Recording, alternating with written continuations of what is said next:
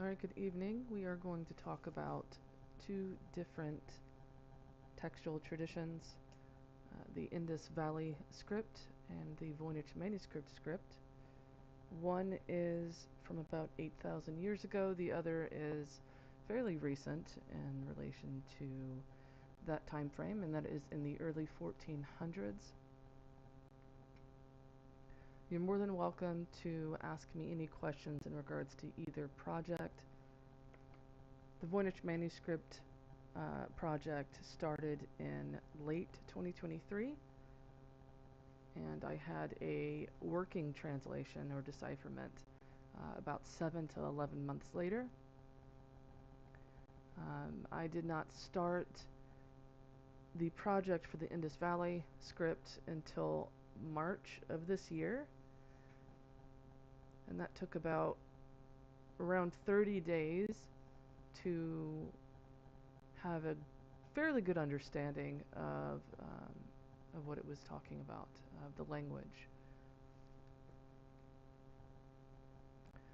We'll go ahead and start with the texts in the Indus script, and this is Mahadevan's work, the foremost scholar on the Indus Valley civilization script. His concordance divides the script signs individually rather than in pairs.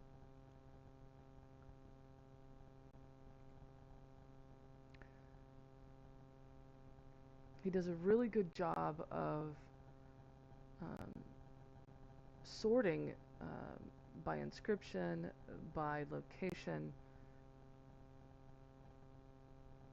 and even variation in sign. He does a very good job of that.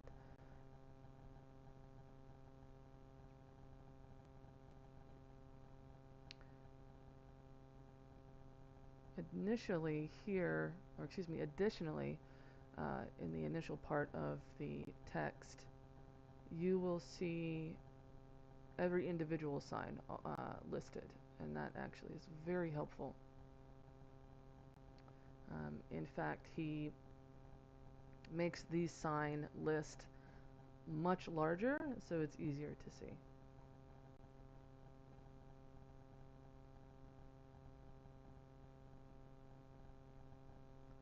The sign list, of course, starts on 32. So let's go to 32. I'm pretty sure it's offset, so we may have to go to 30.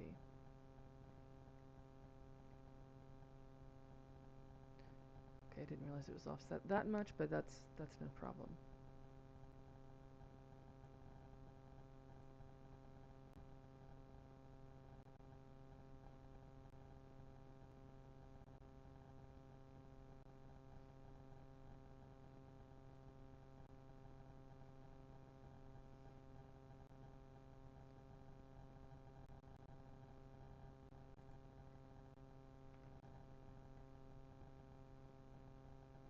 All right, and here we have the sign list. Here we have the, this is the sign for Nara, okay, N-A-R-A, Nara, for man.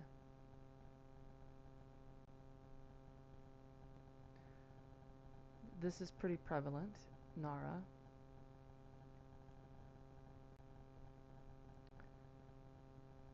Okay, and the language, you're probably wondering, well, what's Nara? Nara is Sanskrit. So the language of the Indus Valley people and the Indus Valley script by proxy is Sanskrit. It's not classical Sanskrit, however.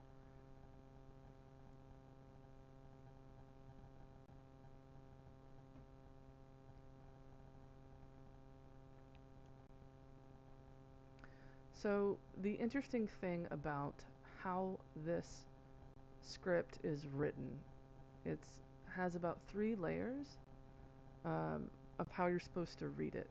And it is an abugida. It does use an inherent A for base signs that have no extra diacritic marks, like for example, sign 59, the fish. Okay. There's no extra diacritic marks in this one. There is here, right? We have the small line on the inside. This is a good example of uh, how you are to read the graphemes, like the inside and then the outside. So you typically start with the meaning of the inside diacritic and then move outward. It's the same thing here and in every other sign, for the most part. For example, in sign 72, we have the TR sign, which is the slash, okay, and then the fish sign. So this would be meter or mitra for friend or ally or companion.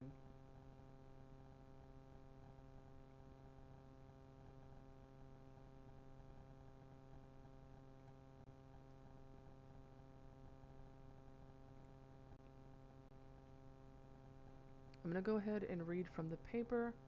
It makes it a little bit easier. Hi, Pedro. How you doing? Sorry, I just now saw this.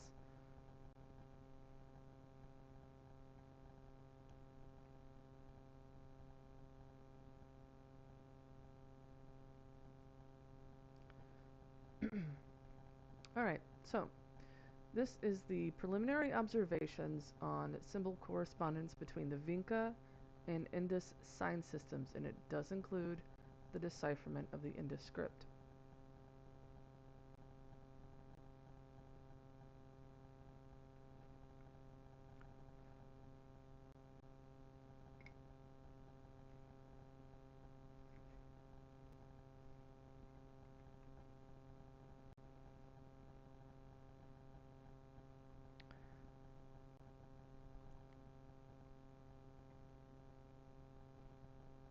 So this is a very detailed explanation of how are you to read the signs.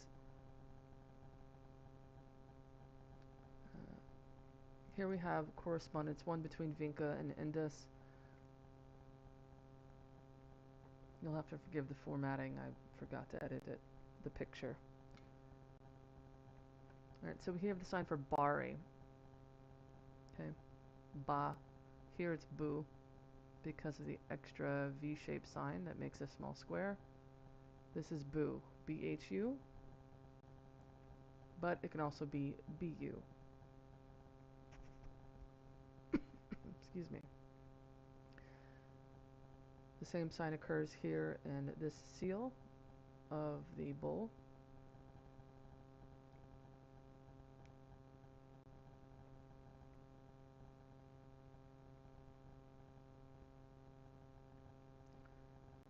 Here we have the two Vinca signs, when they're compounded, create this Indus sign.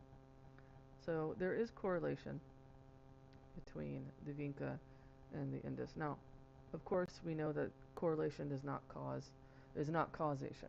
So we have to use a lot of different variables that are related to kind of get an idea of whether or not there is causation.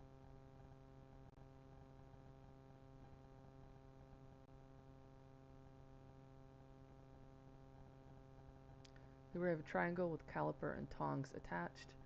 Here we have a water vessel with a caliper or tongs attached. And these are actually gourds used to carry water.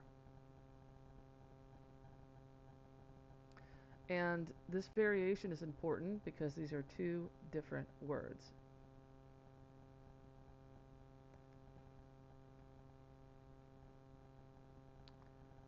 This is extremely important here. These are deer antler headdresses. And you can see that here on the person carrying the water vessels or the water gourds on a yoke.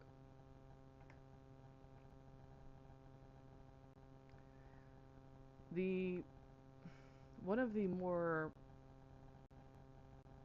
obvious things about the Indus Valley script is that it uses every single sign as diacritic signs or dependent signs. it attaches each one to itself. You could break it down into smaller parts, and each small part will represent the base primary sign that are larger. So it's very intricate. Here we have the Vinca sign for the yoke, and you see it again in the Indus Valley script right there. Same thing with here, correspondence 5, Vinca sign, Indus sign. Vinca, Indus, smaller one there. Vinca, Indus, and so on and so forth between, I think up to I have maybe about 15, 11, something like that. Here we have the comb or the rake. This is a door.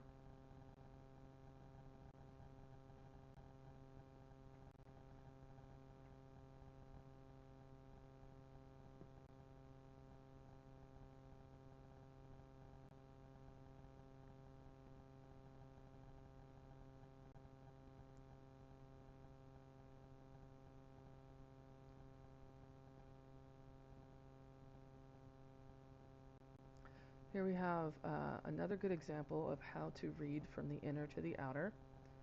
Okay, this is gatha, ga, tha. It can also be gata. It could be either or, either tha or ta.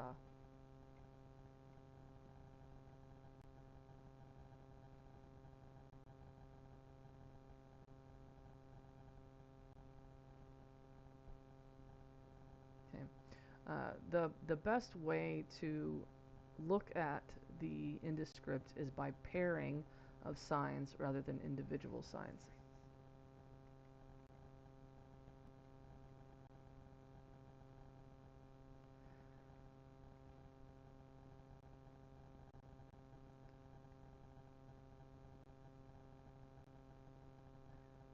The majority of the anthropomorphic signs here represent roles or entities or identities.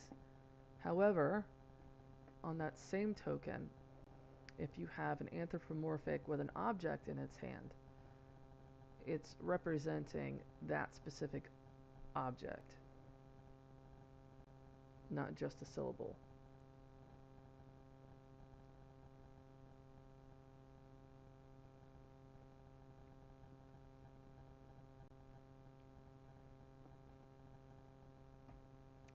This is the Pashupati seal of the Lord of Animals, the Proto-Shiva.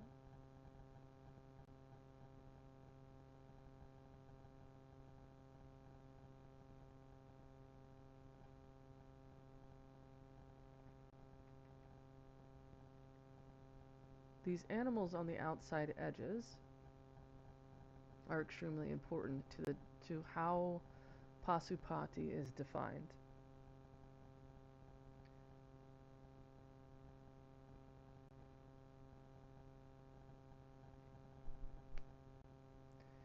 Each of these animals represents the embodiment of Lord Shiva, and vice versa. Lord Shiva embodies the elements of these animals, and they are chosen because of this quality. And that quality is the ability to stand firm. And Lord Shiva his epithet is Sthanu, which means standing firm. Now, Stha is also represents faith, right? Standing firm in faith. But originally, according to my research, it doesn't mean that. It means literally, physically standing firm against attack. And that's where the Stha came from. That the bull embodies Stha, that Lord Shiva embodies Stha, and it's because he is standing firm against the attack of formidable beasts.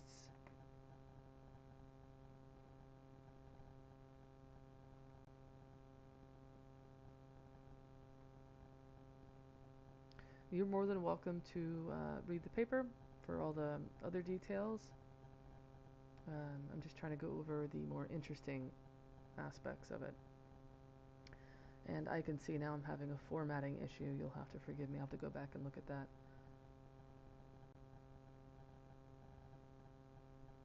So this is an old coin, okay?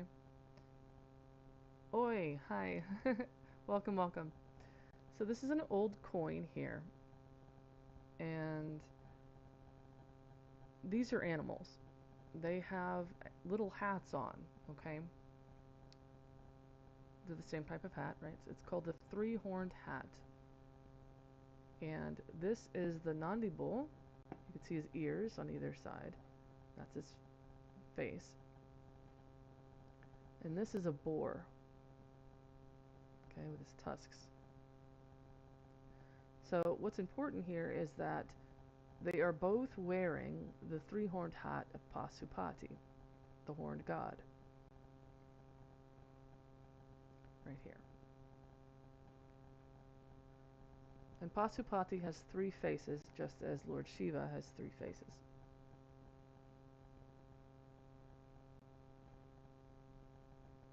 Okay.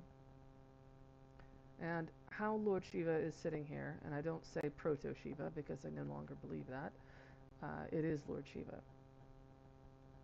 It's not a previous version of, in the sense of the full sense of proto. But his posture here is extremely important, and we'll come to that later.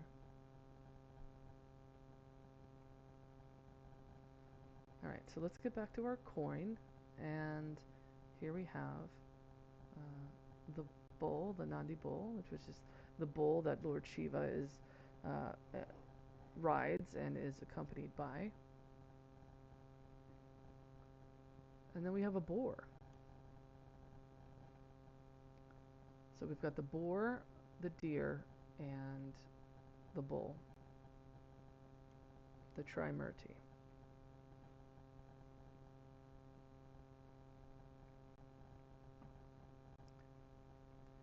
So some of these fish signs are not fish signs.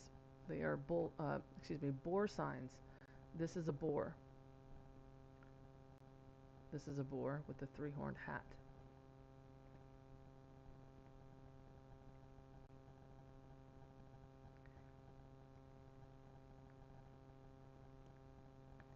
Here we have measuring cubes. The Indus Valley civilization was extremely good at architecture, so of course they had to have different ways to measure weights. All of that is extremely important. And I did notice this extreme similarity between what this looked like and some of the signs. And this is said measuring cube weight on a string, on a plumb line. Excuse me. At first I thought this here, and I'm going to have to change this because later on in the paper I do make that change. You'll see what I mean. Initially I thought this was a scale because of the yoke. You'll see later it's not.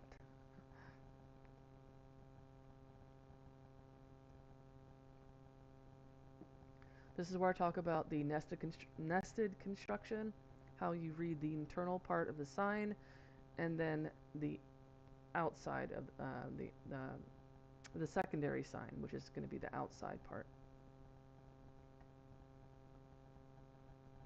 Excuse me. So it's very layered, but once you get the hang of it, it's not terrible. But the Indus Valley script is the original Sanskrit system. So you know how you have Brahmi and Ashoka, there's different type of Brahmic scripts, but Sanskrit has never had its own, and this is it. The original writing system of Sanskrit is the Indus Valley script. I discuss here a little bit how it's structured and how to read it.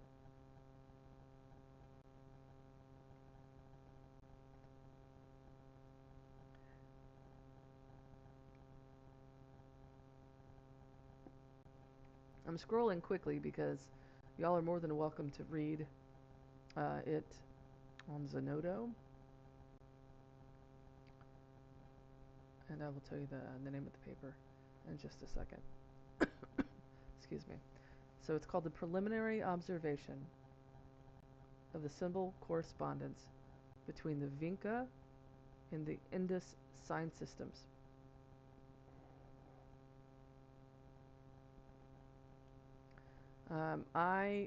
And this paper, you can tell it's a working paper because as the paper progresses, some of the things change.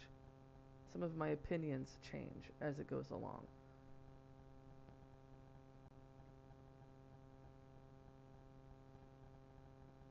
But that's because I worked on it so quickly, one after the other. I originally thought these might be Visargas, but that changed. And that's because this is the symbol for Sta. It is on the Nandi bowl. It represents the Nandi bowl. And that was a huge indicator that that symbol was something extremely important because it's on the shoulder of the bull.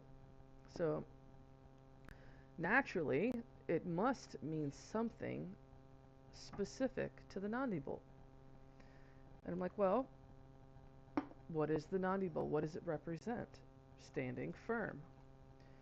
And then it suddenly dawned on me through looking at other Brahmic scripts and everything else what the sign was. I thought it was a star at first, but it's not. It is the symbol for Sa radiating in all directions with the oval of Tha or Ta on the outside. And I had already kind of figured out that you're supposed to read the inside, right? And then the outside. But how do you do that if it's two different signs and it's an abugida wherein you add an A on the end, right? Sa, Tha, to each consonant? How would you pronounce it? Would it be Satha? No, it's Tha. You merge them together in this sign.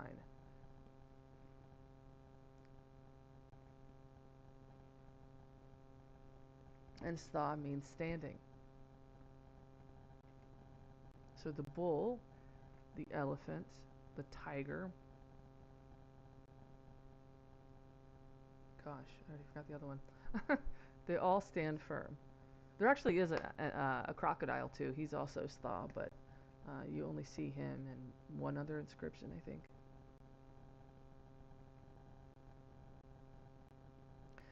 Here we have perfect examples of Sta in these two different seals. What I found interesting is that this is a female. It's a female deity standing firm against attack. Now, this male deity is standing firm against attack. This was always thought to be Proto-Shiva, right? Well, then who is this? If this is supposed to be Stanu, then how is this a female? And here we have the sign above her head, Sta. She is literally standing firm against physical attack. That is the original meaning of Stanu, is Sta. It's not entirely abstract like faith or anything like that. It literally is just meaning you're standing firm against physical attack and you're not yielding. So here we have a deity standing firm against tigers, and I'm pretty sure that these to me look more like boar than they do tigers, but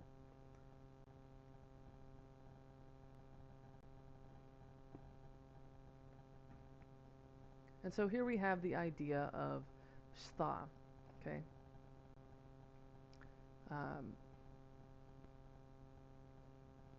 Here, oh, the rhino. That was the other one. Here's the rhino. he also embodies stha, standing firm.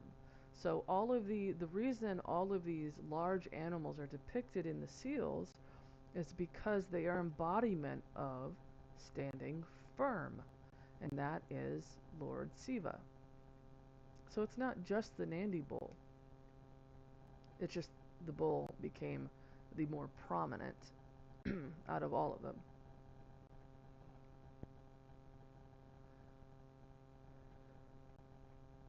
I can only presume, and this is just a thought of mine, is because there's more physical reaction or interaction between cows and humans. You know, humans need the milk of the cow, and so there's that relationship there. So here we have stha here. It's actually drawn more like a circle than it is the oval. Okay, but the oval or the circle represent the yoni. It originally was an oval, and it became a circle over time.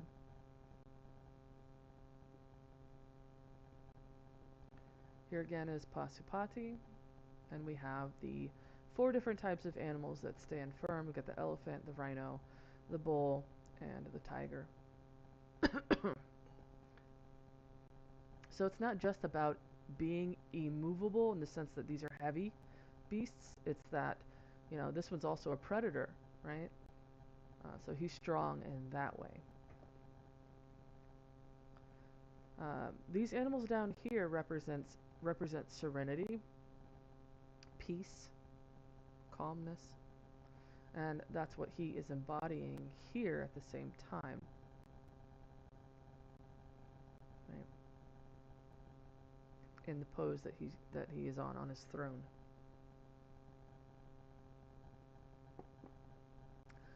So ultimately you see that these animals are no longer trying to attack him. They're just there. So what that represents is that Lord Siva is so at peace and one with himself, right, that he pretty much makes their attacks moot. Like, there is nothing. It ceases to be a force against him. So that's what this represents.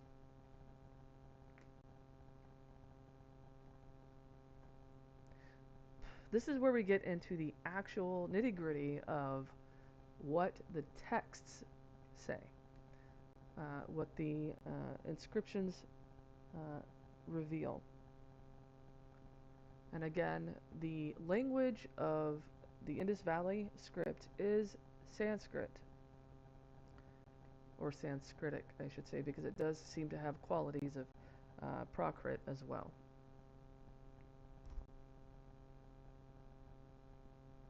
But again, Prakrit might be the vernacular of a more royal religious Sanskrit. They may just very well be the same language. Excuse me.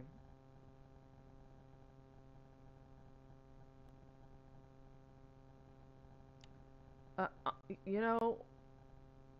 wouldn't be surprised. I know that Hittite and a few others, they're related, and I kind of go into this in my book Eden Remembered. It's a work in progress, but my theory is over thousands and thousands of years, and you can kind of see the genetics in this as well. How people traveled once they left Africa, how they traveled across Europe, through the mountains there, all the way toward the Far East, and end up whipping back around into the Middle East.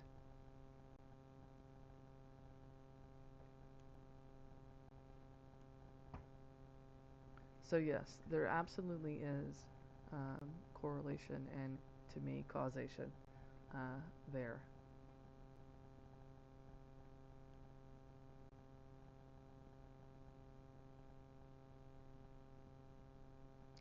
Feel free to share the live. That way the information, can spread out there and people can see what this says. It's pretty neat. You'll have to forgive me. I have a bit of acute pharyngitis, so excuse me. All right, so here we have one of the more interesting tidbits. This is Akia. Okay, this is a dependent A. Two small lines is a small dependent A. Okay, this is Kia. And mind you, I have. When do you do the live? Kind of randomly. I don't really have set schedule.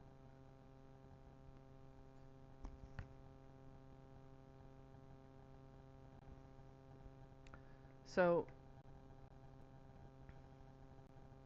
the paper is geared toward, like the audience is geared toward scholars who have an understanding of the evolution of Indic scripts already. But you're more than welcome to study them yourselves. Just type in Indic scripts, INDIC, and you'll be able to kind of see the flow and the evolution of Brahmi all the way down to the modern present time. But I do suggest focusing on Devanagari, or I'm saying that wrong, Devanagari.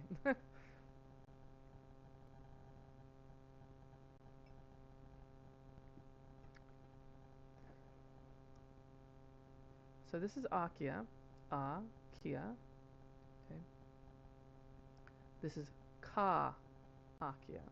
So, and this kind of surprised me, is that they're using a Ka like a K noise, right? Ka for CA. So it's Ka. They melded the Ka sign to the dependent A sign. So we've got Ka, A, Kia. Ka, A, Kia.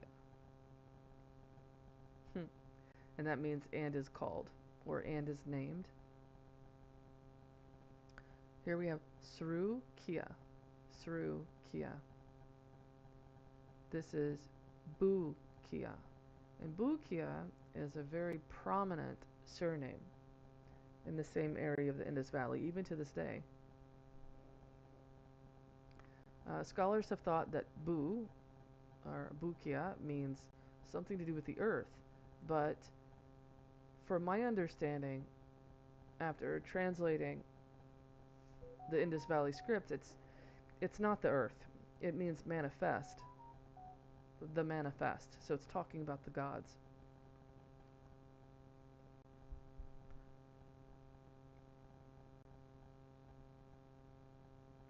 So there's the unmanifest and the manifest. And both represent the gods.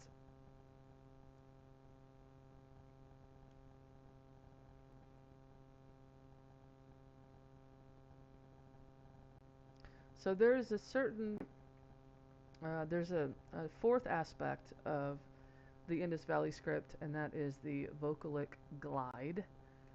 So basically, when you have two different vowels together, you have to have some sort of noise in between them to make it glide smoothly, right? So if you have I, you need a Y or an H in the center. And the same goes for an AA. And you'll see what I mean a little bit later.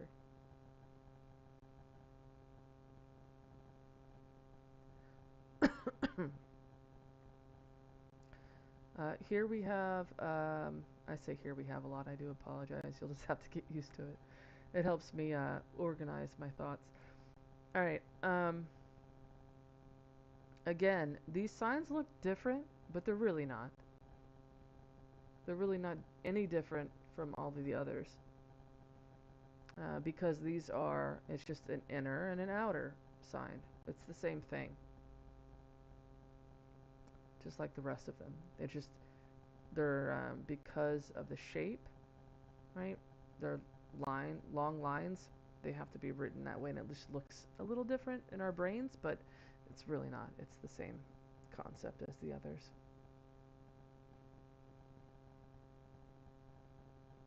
Here we have the vocalate glide applied to this one. Okay, sign 105. This is A, and this you would read top to bottom because it's stacked.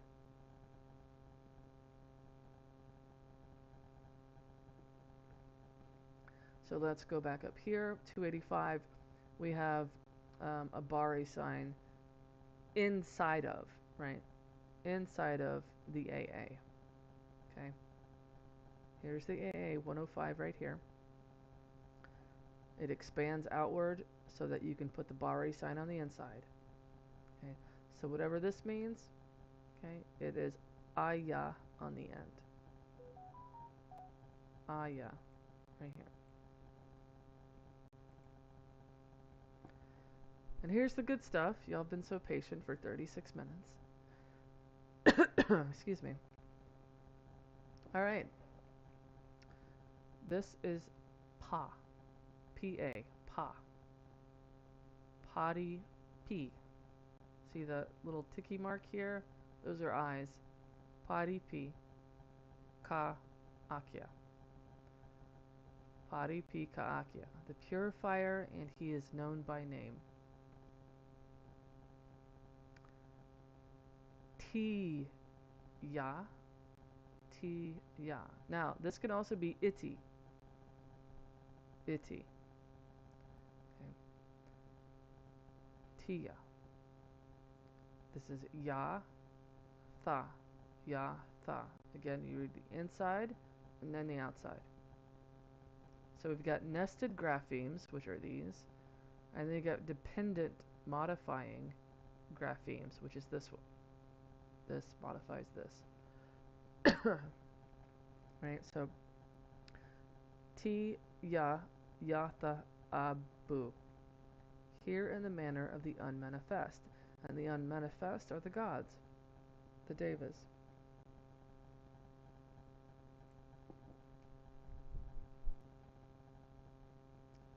This is Ja, Ya, Timitri. I didn't finish it because I'm unsure, but this one, it's kind of hard to see. I'm pretty sure it's a slash.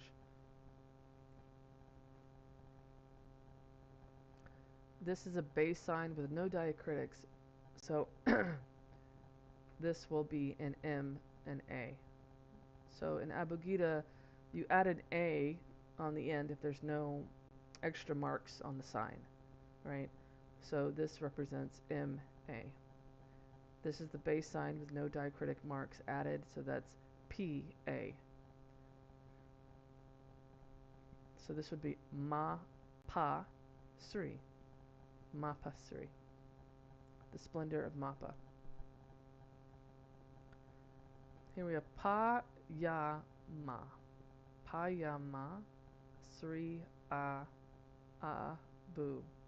The great milk, the joy of the unborn, but it can also be Payama with a space, the mother's milk.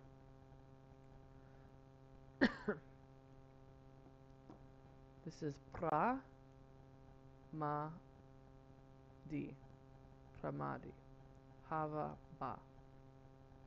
The beginning, the primordial mother, the invocation of water. Pa Kaya. Pakaya Yatha P. The dependent condition aligned precisely. Ja Pa Ta. Japata. The state of one who mutters prayers.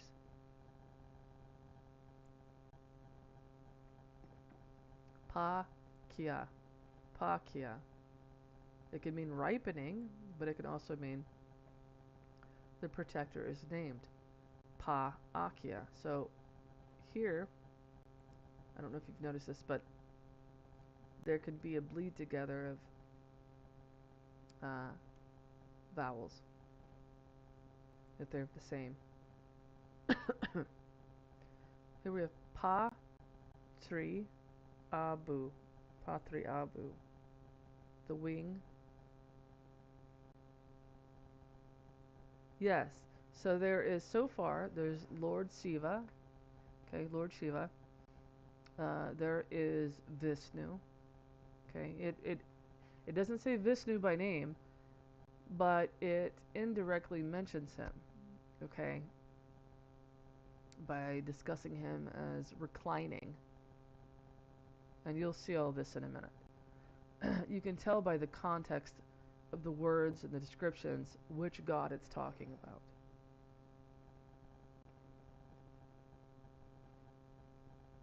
It also talks about the primordial mother.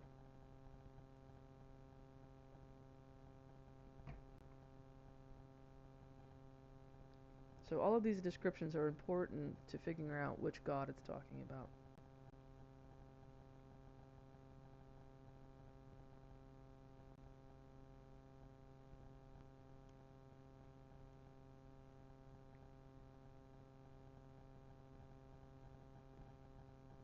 It's a good question.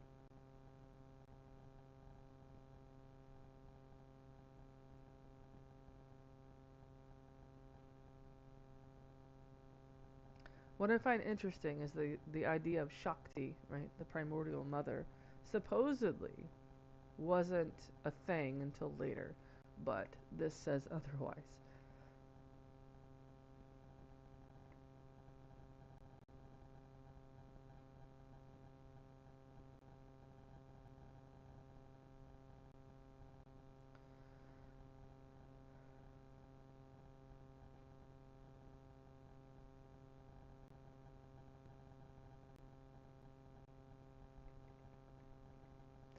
Alright, so here we have, where was I? Excuse me. Okay, so this sign, or this inscription here is interesting because it could mean either of these. It could mean the wing of the unmanifest, the ritual vessel of the unmanifest, or the consort of the unmanifest. I'd like to see what the context was where this inscription came from. Okay, so here we have Nara, like I said earlier, Nara, Narapati, Narapati, Narapati. Okay, Iti, Abu, Narpati iti Abu, the Lord of men, lo, the unmanifest. Itiya, Yatha Abu, approached as the unmanifest. Iti ka, mi, ja, gata, or gatha, vira. Now, I'm going to tell you right now, this sign is not a sign. Okay, Mahadevan used this, he made this himself, to represent a sign that he was unsure of on how to categorize. Okay, through my my method, I determined that it means Vira. That whatever it is, it means Vira, the hero, and that's through context, structure, comparison, all of that. I didn't take it lightly. I you'll see. You'll see. I have it a little bit further down in the paper, and we can talk about that in a little bit. So it's Itika Mija Gata Vira, having the speed of my swift song of the hero. This is Pa, and I still do not know what this is a compound, but I'm not sure what it means yet. This is meter. Okay, TR is the slash, and you'll see that in the other signs as well, that the slash is a TR or a T. So we have me, which is the fish sign, combined with ter, okay? And yes, I know I said initially it's you read it from the outside to the inside, or the inside to the outside. That's not always the case. I know, it's confusing. Pa, something, meter, Gatha. Protector, blank, the friend of the god Mitra's song. Pa, ga, ma, apagama, death or unattachment. I've noticed that the A at the beginning is dropped as well on a lot of words. It's just understood. This is one of the most beautiful. It's short and to the point and very sweet. This is Ja Gata Gatha. Jagatha Gatha, the song of the universe.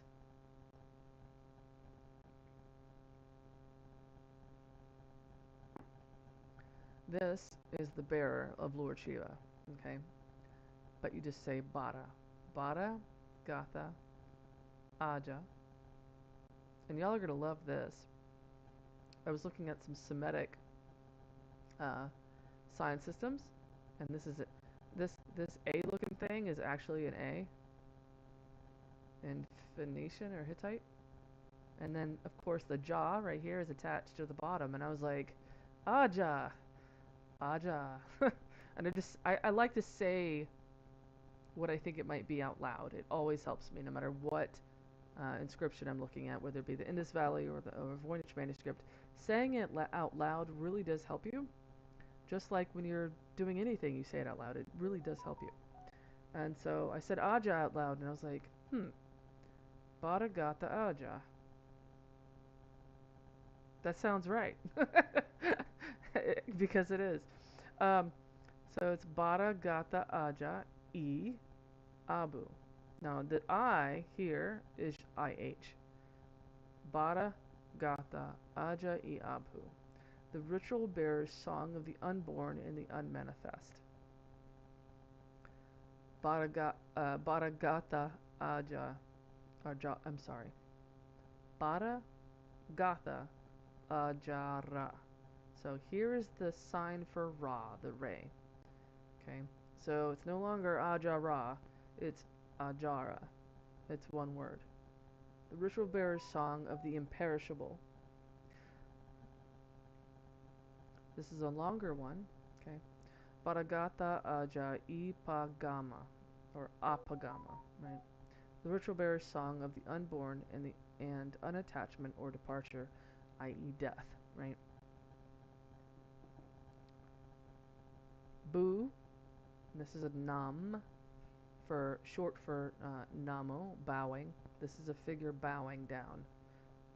He has no head, just like all the other Nara figures, all the anthropomorphic figures. They never have heads. So, Bu na nam ma. Bu nama Sru Shri Sva. Okay. The manifest salutation or name is the transmission of the auspicious self.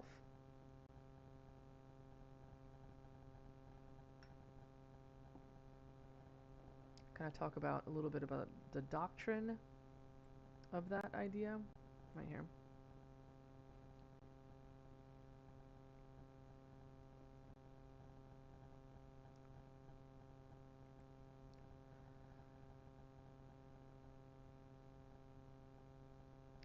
On this next inscription, we have Pa Ri Pi Ka Akya. The fragment is named. And this is a doctrine. You start to see that the inscription sayings in English, they really meld completely with the doctrines of early Hinduism, or just Hinduism in general. On this bottom inscription is Bukia. Okay, very ancient surname. So whoever this person is probably the progenitor of the clan.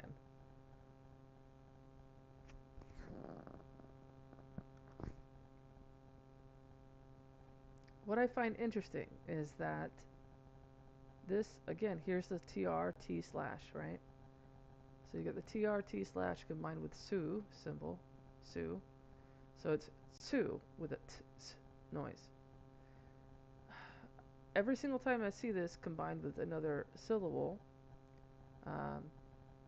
that word ends up translating to just a noise later on in classical Sanskrit, which I thought was just amazing because no matter what I paired it with, right, it always ended up being that exact word just with no T in classical Sanskrit. So here we have su. So originally it must have been s noise, s, with like a T noise added, right? What they call affricated. So it's sukha ajara, the bliss of the undecaying, or the supreme spirit. This is Ga 3 Abu, Ga 3 Abu, the singer of the unmanifest. Here we have another bearer sign, okay? But this is Bar 3. Instead of Bra, it's Bar. Bar 3 Abu, the mother of the unmanifest, or the unmanifest mother.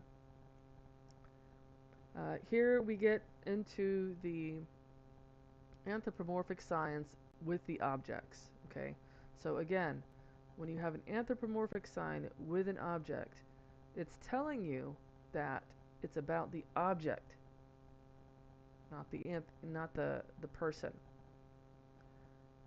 Okay, so this is pa sula, sula being the word for spear. Pa sula 3 abu, pa sula 3 abu, the protector's trident of the unmanifest. So originally it's not 3 sula, but sula 3. So the modifying word is after the noun. Where in modern times, you would call the trident the Trisula. I'm going to take a 5-minute, probably a 2-minute break, and I will be right back. Feel free to ask me questions in the chat. I'm more than happy to answer them, and I will be right back.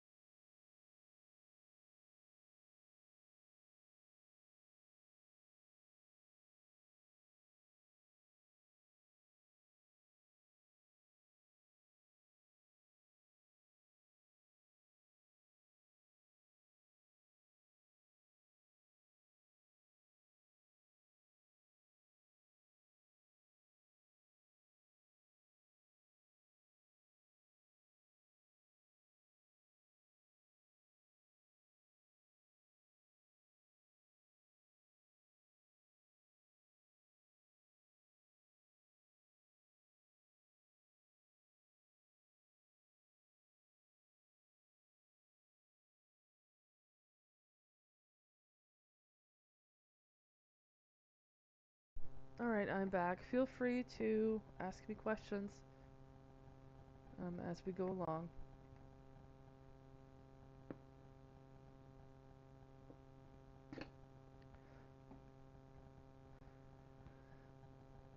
Also, feel free to share the live. It really helps me out. It helps to get the information out there as it deserves to be. I can't wait for any new stuff that they find archaeologically. Super excited about that. That'd be fantastic.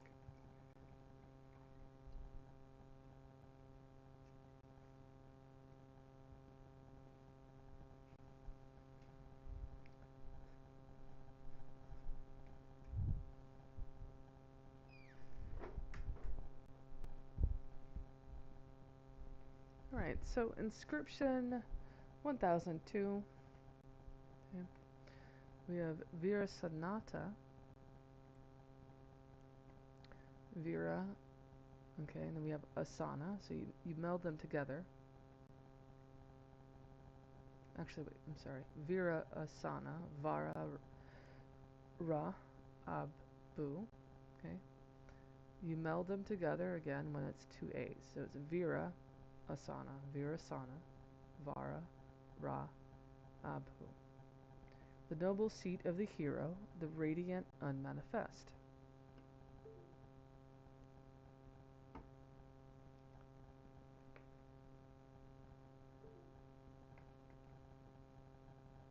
Vira, Virasana, na, Virasana, ta, Virasanata, the prostrated or seated hero.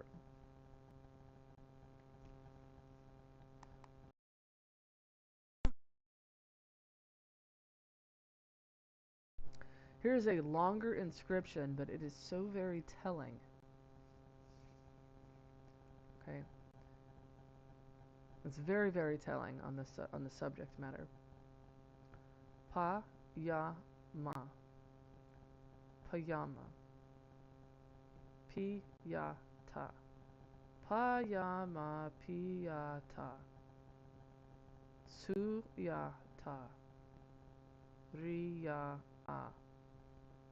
The ritual drink overflows with guided or well-restrained inspiration or divine speech. This is associated with Sarasvati, the goddess of divine speech and art and inspiration and education, writing, all of that.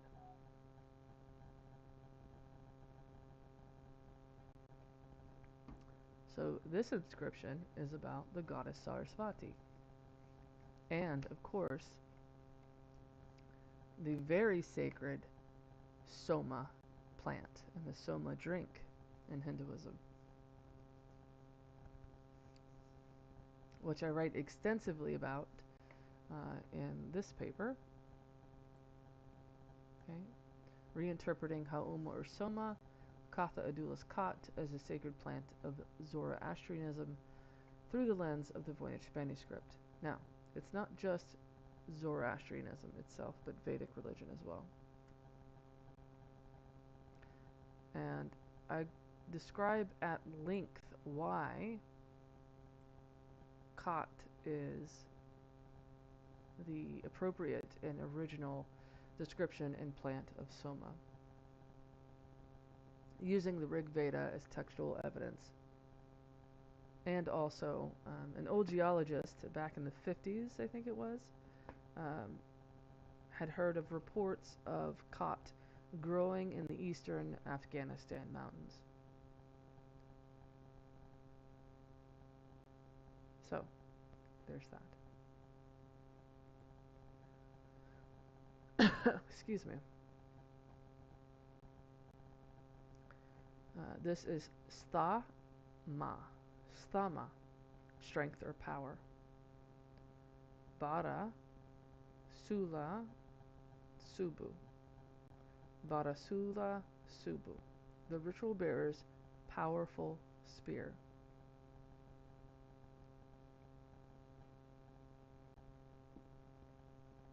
Here we have the unknown grapheme.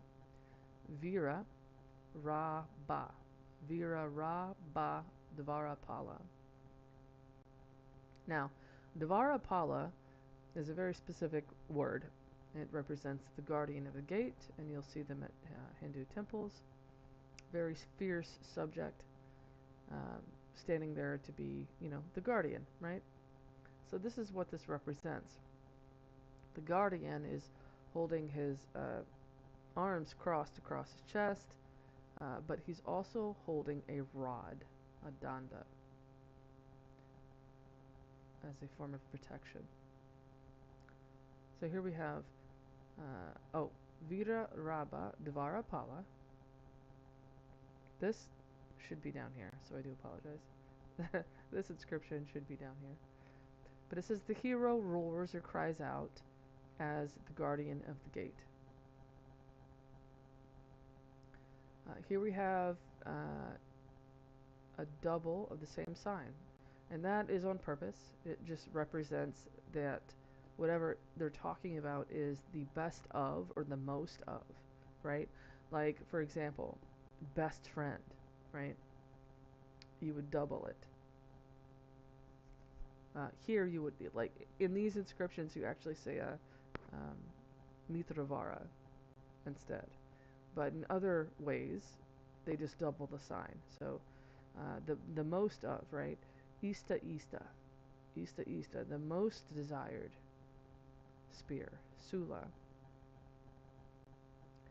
And this is the I, so it'd be Ima. This is Maha. This sign right here is Maha. Imha. And then this is where the vocalic glide comes in, okay? Remember how I said you have to, if you have two vowels stuck together, you have to put a Y or an H in between. So this would be I-ya. I, and then insert the Y, and then A. I-ya, ksu. This is ksu, because this is the ka sign with the su sign added on the edge.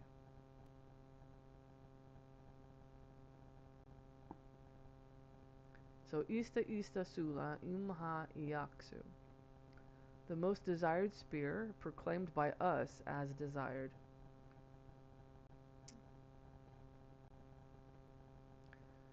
Here we have again Ista Ista Sula Itz. This is Itsu Bu. Ista Ista Sula Itsu Bu. The most desired spear. And then Pa Meter Misu.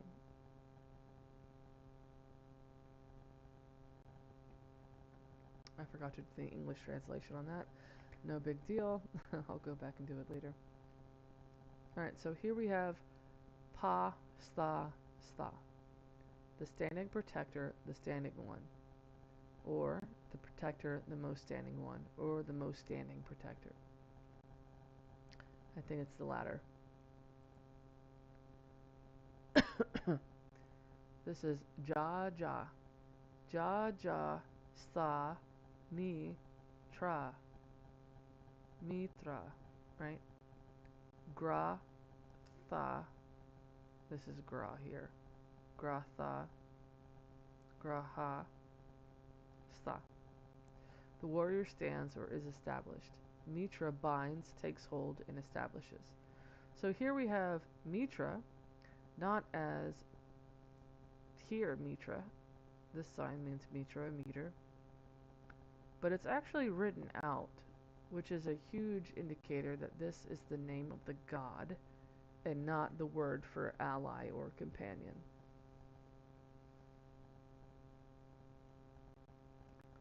So, Mitra, that's the god's name right here. And Mitra is known for taking oaths. So the fact that it says Mitra binds, takes hold, and establishes is indicative that he's talking about binding oaths.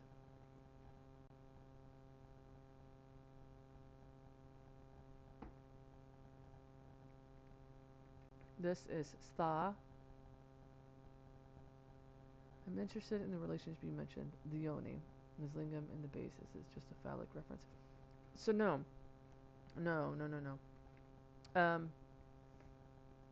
It's not a phallic reference. Although yes, the sign does originally mean that. It's syllabic. So basically you have a word for a sign, but you reduce that word to its very first syllable, and that is how you get the sound that you're trying to make.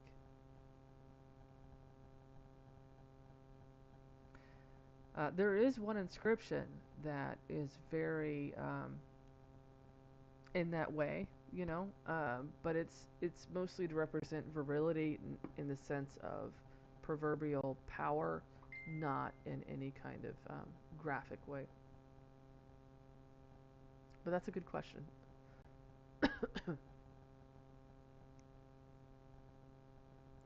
So this is Sta, and then of course Nam, right, for bowing. Sta Nam Bu. Sta Nam Bu, the place or home of the earth, or the place or the home of the manifest. It can be either the earth or the manifest.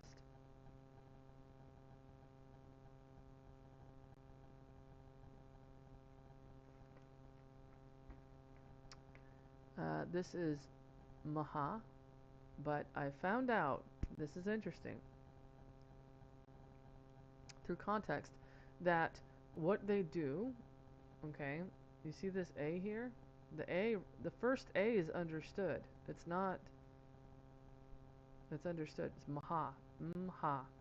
So they just say Maha, right? Mha, Maha. That's not done in classical, in some respects. At least not with this. Other words, yes, like DVA for Deva. So it's Maha, Sta, Sivaja. Maha, Sta, Sivaja. Excuse me. Maha, Sta, Sivaja, Pi, Havaba. Na, Mo, Maha, Sta, Asta. Homage to the Great One who stands firm in faith. Ja, Ja, Tra, Vira. The protecting warrior's hero, or it can mean go to the place of the hero. Vira, Vara, which is short for, remember, this is an abugida, so you shorten every word for a sign down to its smallest part. Vira, Vara, Abu. Vira, Vara, Abu. The excellent hero, the unmanifest. Oh, now I will say that not every sign is reduced to its smallest part. There are some that retain the whole word. For example, Vira, Asana, just to name two at least.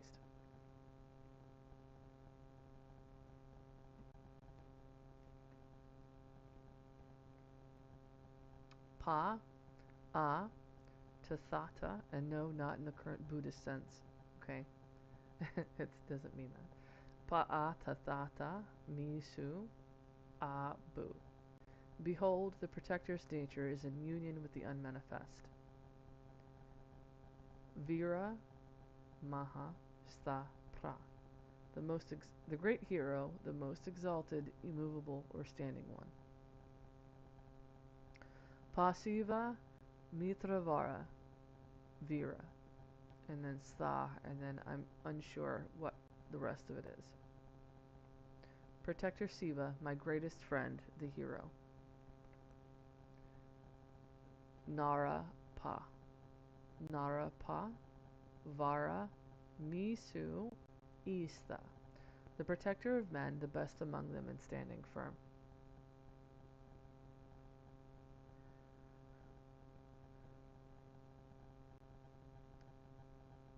Sta, Ya, Ma, the moon.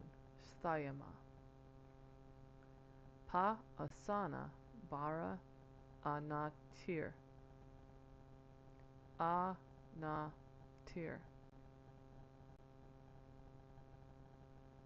Yes, so all of the deities are called Vira, the hero. All the gods are heroes. It's all of them.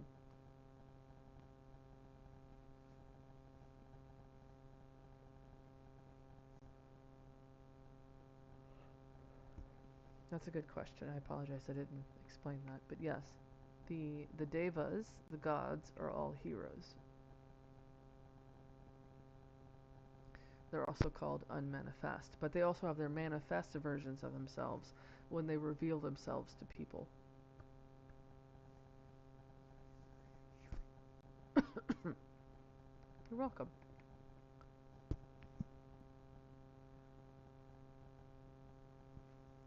So we have the dependent A, and then the yoke is Na, and the cross is Tir. These are all reduced. This is Tirtha, crossing of a special place. like a temple or waterway. Here we have natir instead of anatir. So whenever you have an a in front, for the most part it represents not something. The a represents no, not, against, sometimes before. So we have na, tir, meter or mitra, vara. Natir, mitra, vara. Yata, vira. The reclined best friend, just as is the hero. Remember how earlier I said, or you had asked me, if there's a pantheon or the gods named, is there a list? This is indicating Vishnu, okay, the reclined hero, the best friend. Okay, that is Vishnu. He's reclined under the ocean. Can you say how the hero manifests? Yes, he's manifesting physically. So he goes from being unmanifest, non-physical to physical. So usually from spirit to avatar. So the idea of avatar is actually already apparent in the Indus Valley. They've already understood what avatar is.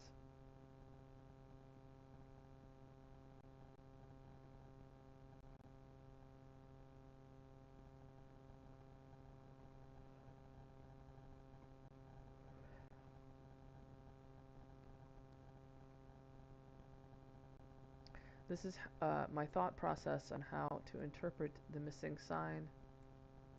Is basically I just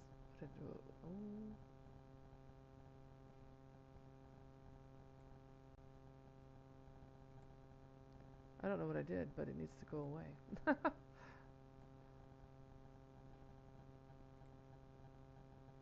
Huh.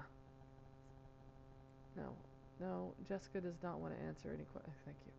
All right. Yes, in the flesh, absolutely. So this is the distributional analysis of how I determined what the unknown sign was. Okay.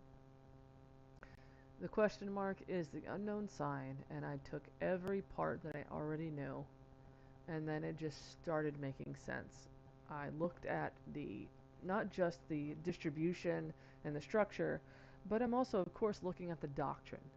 Does the doctrine make sense if I use this word or the syllable?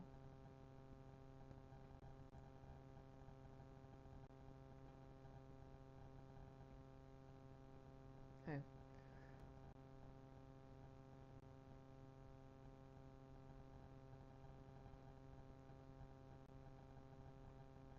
And I go on and continue on with that. You're more than welcome to read that in the paper. But this is the actual rendering of how I determined Vira. I applied everything I just discussed to the inscriptions. So here we have Vira Yama. Vira Yama Ab. Now I still do not know what this one means, so that's why I have this here. And then this is Vira Abu, the hero, the unmanifest. Vira Akya, Vira Kia, Pragata Abu, the one called hero going forth from the unmanifest, or as the unmanifest. Vira Bu, Ru Mira, Vira Mia. I have not translated these fully, but I just wrote down the Sanskrit as much as I could.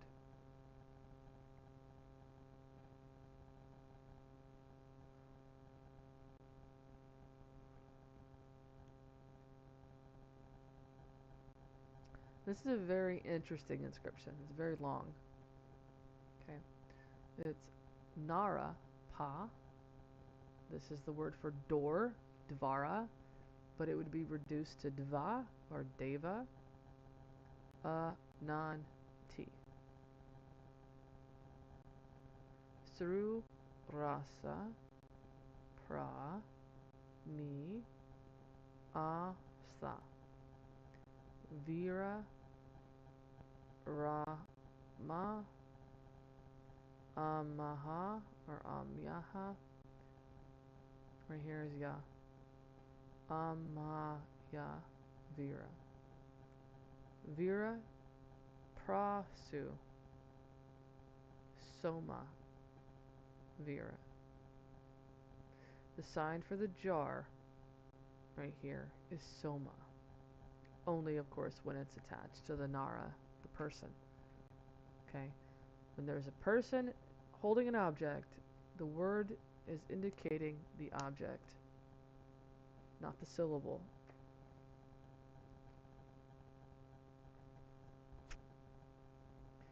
So, Narapa Deva Ananti Surasa Pramyasta Vira Rama Amhayati Vira Via Prasu Soma Vira. This also makes sense doctrinally too, and I'll explain it in a minute. It says the protector of men, the eternal Deva, flowing juice forth as water like a torrent. The hero Rama presses together the hero Soma, and the hero presses the hero Soma. Okay, again, Soma is the sacred plant. Soma is also a god. Soma is also the drink. It is all three things. So keep that in mind in this inscription. Okay. Remember, means not, right? So typically, when someone wanted to say something against something else, like sta means standing firm, right? It's immovable. So if you want to say something like a torrent, you would say sta, not standing firm. So the opposite of standing immovable completely is a torrent, right? And what does juice do when it's pressed out of a plant? It flows forth like a torrent, especially when soma is being made.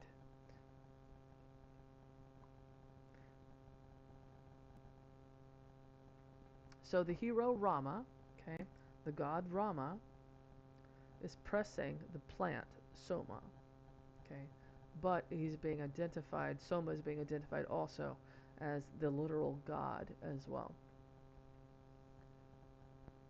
So here's another reason why I know that my inscriptions, my translations are correct, because the doctrine is lining up. Not just the text, the sounds and everything, but the doctrine itself is lining up.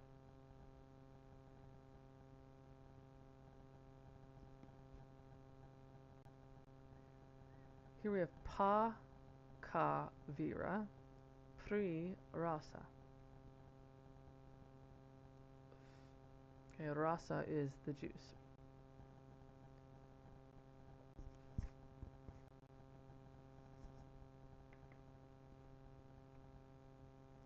I'm going to skip this one. This is work in progress.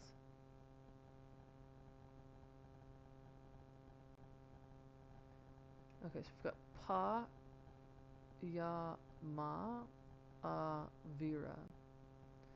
Yama, the protector of the childless or the widow, or Yama, the protector, the hero. Okay, I think this might be referring to yati ascetics, so those that basically renounce family in the pursuit of religion.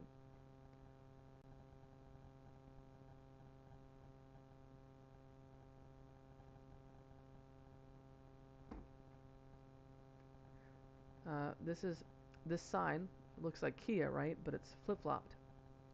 So instead of Kia, it's Thea, because the opposing arc represents TH or T. So this is Vira Thea.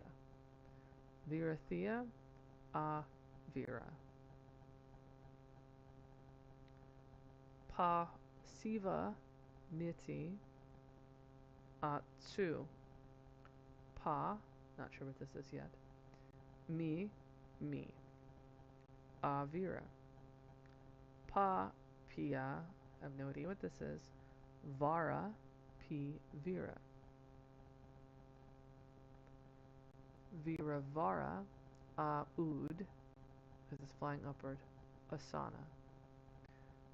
Vira Ya, Danu Sana, Vira. Vira Aja. Different type of Aja, not the same as the other one.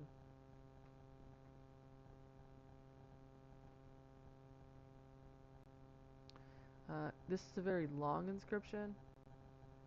Narapa Deva I think this is Ananti Iti. Sru Rasa Prami Asa Vira Rama I'm sorry. Vira Rama Ama Ya Vira. Vira Prasu Soma Vira. So you begin to see over repetition what the signs are. This is where we get into this should not see that should not be an M on the end. So in other Indic scripts, a little dot represents an M, but I realized he was using it as an unsure sign. So it's Viragraha Ravu.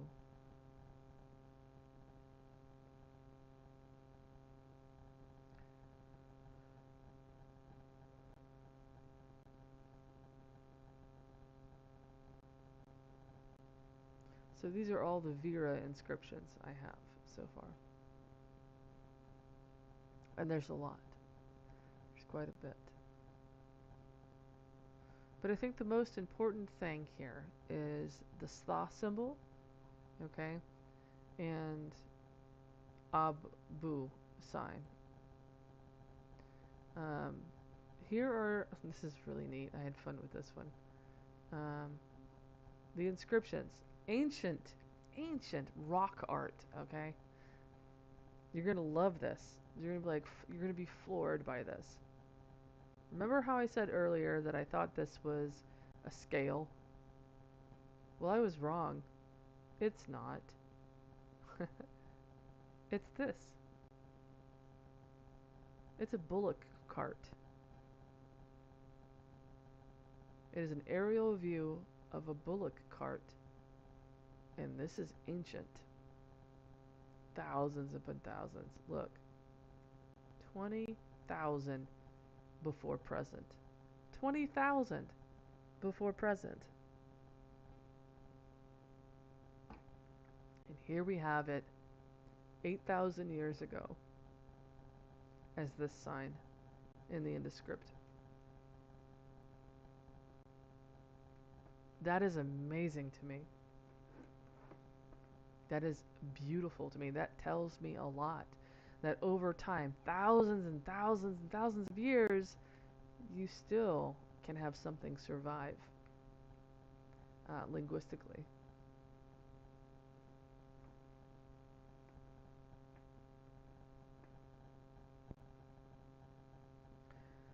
This, I believe, is the sign for the horse.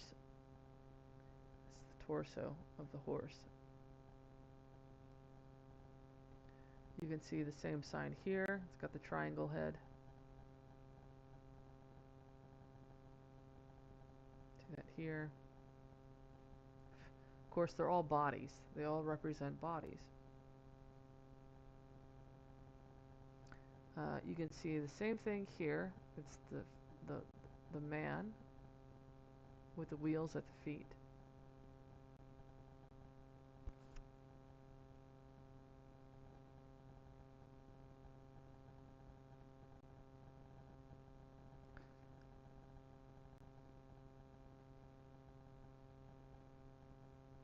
Oh, and I wanted to tell you. So, sorry, I said sva, I misspoke. It's va. This represents va. short for Vahana.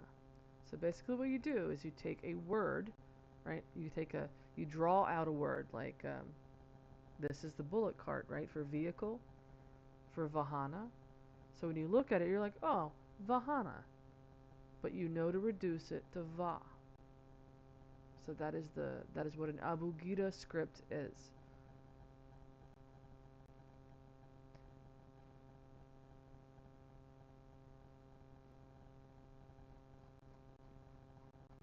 Lots of explanation. Here's a conclusion. And these are, this is the appendix where you can see the interpretation of the signs. Okay, we've got Ka, Ja, Di, De, Ti, Te, Da for Danum, for bow.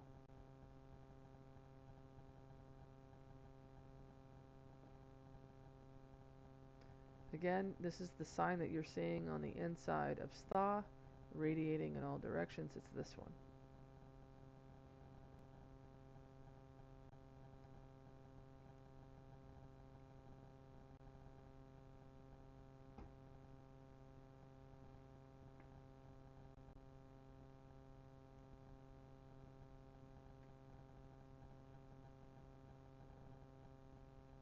This is Ka, Ta. Ka, Ta. See the arc? It's a Ka arc. This is a Ka arc. The opposite direction is a Ta arc or Tha arc. Ka. Dependent A, and then Bu. Bu, the B noise is the square, the big square, and then the Hu or U is actually a V. It's not meant to actually be a small square, but it just looks that way in our brain.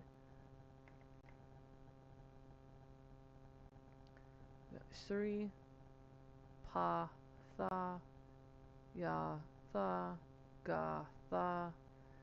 This is Sri, Tha, or Srita. This is Tha or Ta. Boo-hoo, or boo-hoo. Boo or boo. Pa, Pia for rope. Ba, Bara. It also occurs as Yala or Yara in other texts. Pi, Pa, Ti, Pu, Sya, Pra, Bu, Ta. This is a Pra. I haven't figured out which one yet. Ja, Baga, Bhuti, Tara or Tala. Ma, Jara, Maya, Mara. Opa, Upa, Aupa. Bupa, Sva, Pa, Ka, Pa, Bara. Tapa, Maka, Asana. And the reason why it's Asana is because this is a mat. This is a rug. That's what this is. A symbol of a rug or a mat. It's what you would sit on. Tara. And this is interesting because this is two gourds on a raft. It's a raft with a plumb line for fishing. You can read about it in Monier's dictionary. That's how I figured out what that was. That was interesting. I stumbled upon that on accident. This is Nam, I. This is Tirtha, and if you reduce it, because you can use both, you can use it as the full word or the syllable. Pretty much the same with everything else, but the context is what is key. Tirtha or Tir. Da, Yao, Su, Va, Ao, Su, Ja, Ya, I'm probably butchering it because I would like to learn actual Sanskrit, but so I apologize if I'm butchering it, but I can at least understand the concept here, right? And that's the important part. All the other pronunciation I can learn later. All right, so this is Baga. Okay, we've got the boo and then the ga. Boo, ga. Bu, ya. Bu, ra. And then you have bu, ta. Remember the ta sign is, yeah. And then bu, ja, cha, thi, the, nra. So basically you have na and then a ra inserted on the other side. This is thea or tia. This is ria, ja, pia. Okay. Ki. Remember the small little line is an I. This is dvara for door, reduced to dva or deva. This is a, b. So you have bu and then an extra little tiny line which means an I. This is meter or mitra. Mi for mina and then tr slash. This is sula because it's the object with the nara sign. This is the jar with the nara sign, soma or amrita.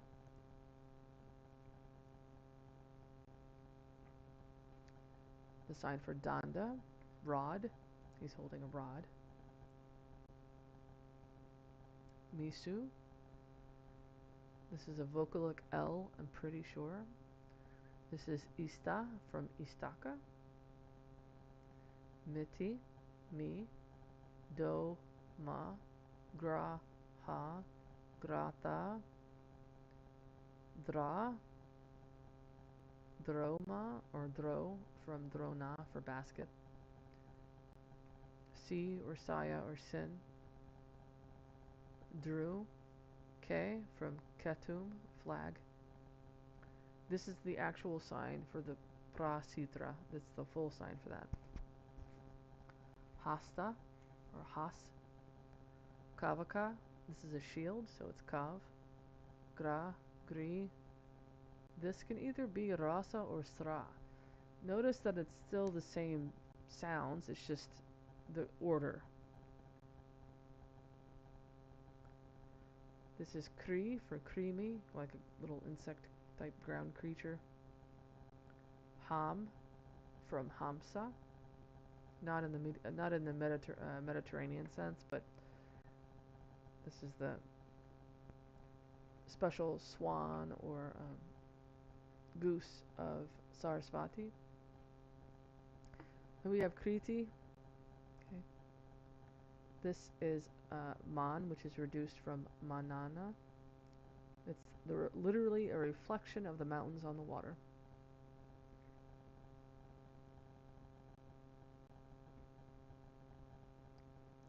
These are the mountains with no reflection. It's Par from Parvata. Here we have another sign that has not been put into Mahadeva's corpus, probably because it was found later. This is Giri, Gir, right?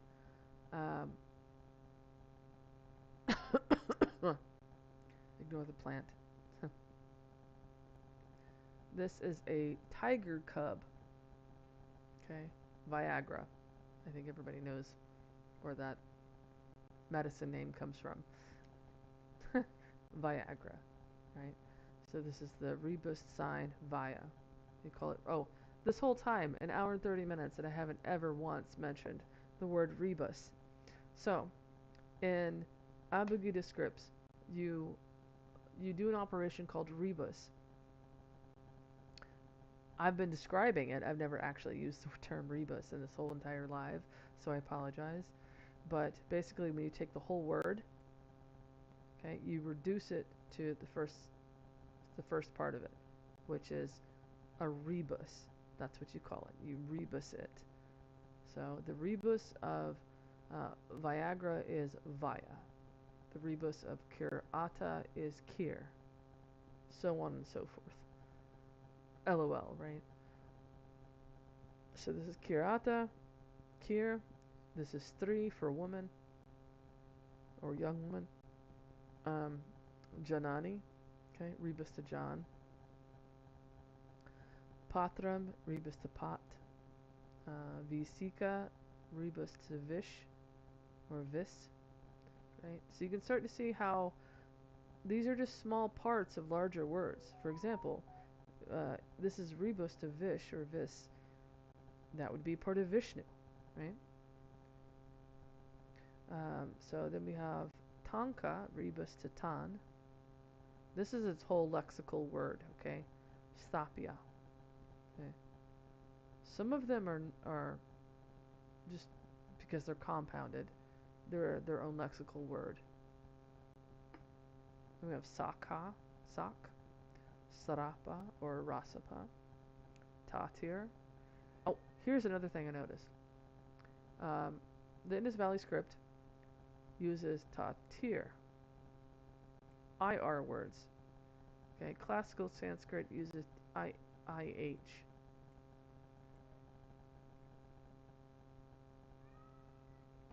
It still means the same thing. Okay, this was interesting. The only reason I could figure out what this Nara sign was because I was looking at some old inscriptions of, or seals of Pasupati, and his hair flows straight upward in the seals. And I was like, that's weird. So I'm thinking that's how they draw their hair, right? So I was like, this must be a beard then. This must be a beard. So I interpret it as san from sana. This is a slave or a servant because he's got the yoke for dasa. This is sra or rasa with a su sign. So it can either be srasu or surasa. I'm very interested to know how they're going to start using this because it's confusing me. But this is why I'm having to go sraj, or rasaga, or rasaka. I have to do or because I'm not sure about the context yet. So remember the sideways, the slash is tra, tr noise, right? So this is atra, atra, aya. This is, I put sara or rasa. I am not sure yet. I don't know for certain. Here we apply the vocalic glide again for I, which is ihi, and this is as.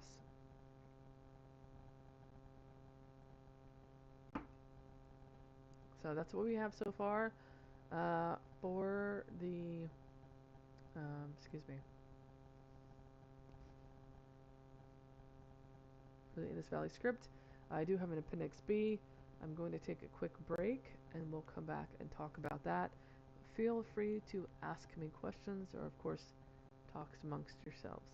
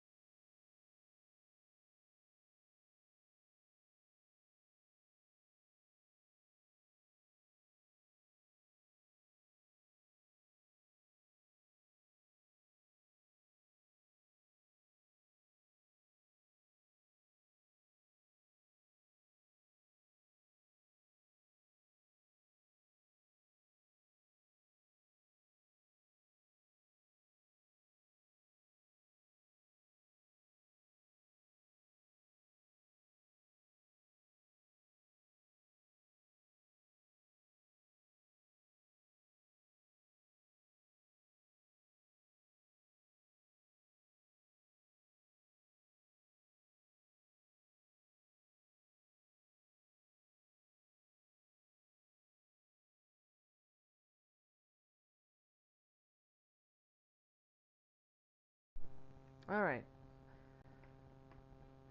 Thank you, Evan, for trying to get the conversation going. All right, so Appendix B are additional translations. I didn't want to bog down my paper, so I added as an appendix.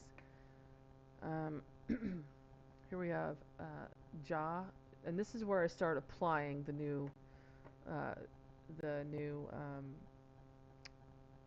sign translations, okay? And this is how I know I was on the right track. Ja, Ja. Hi, Humboldt. I love the name Humboldt, honey. That's cute. Yes, cat. I didn't know you were in here. Get out of here, Simba. Alright. So here we have Ja, Ja, Kavis, Viskia. The prudent warrior, Viskia. So it's literally naming someone, or Vishkia. Again, anytime you see Kia on the end of a syllable, it is someone's name, Vishkia. Because that's actually a naming convention even to this day. That is last names. Vishkia, Bukia, Surukia. Oh, I'm translating the Indus Valley script of the Harappan civilization.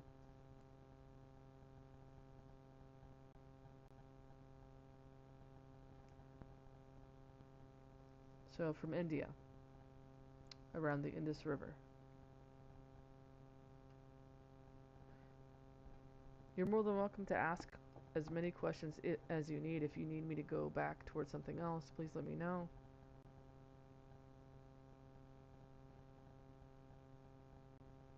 So here we have Kirvis, Vis Nama Aki Rasa. Pouring forth homage towards here, the juice or the essence. Now it's referencing Soma. Thank you.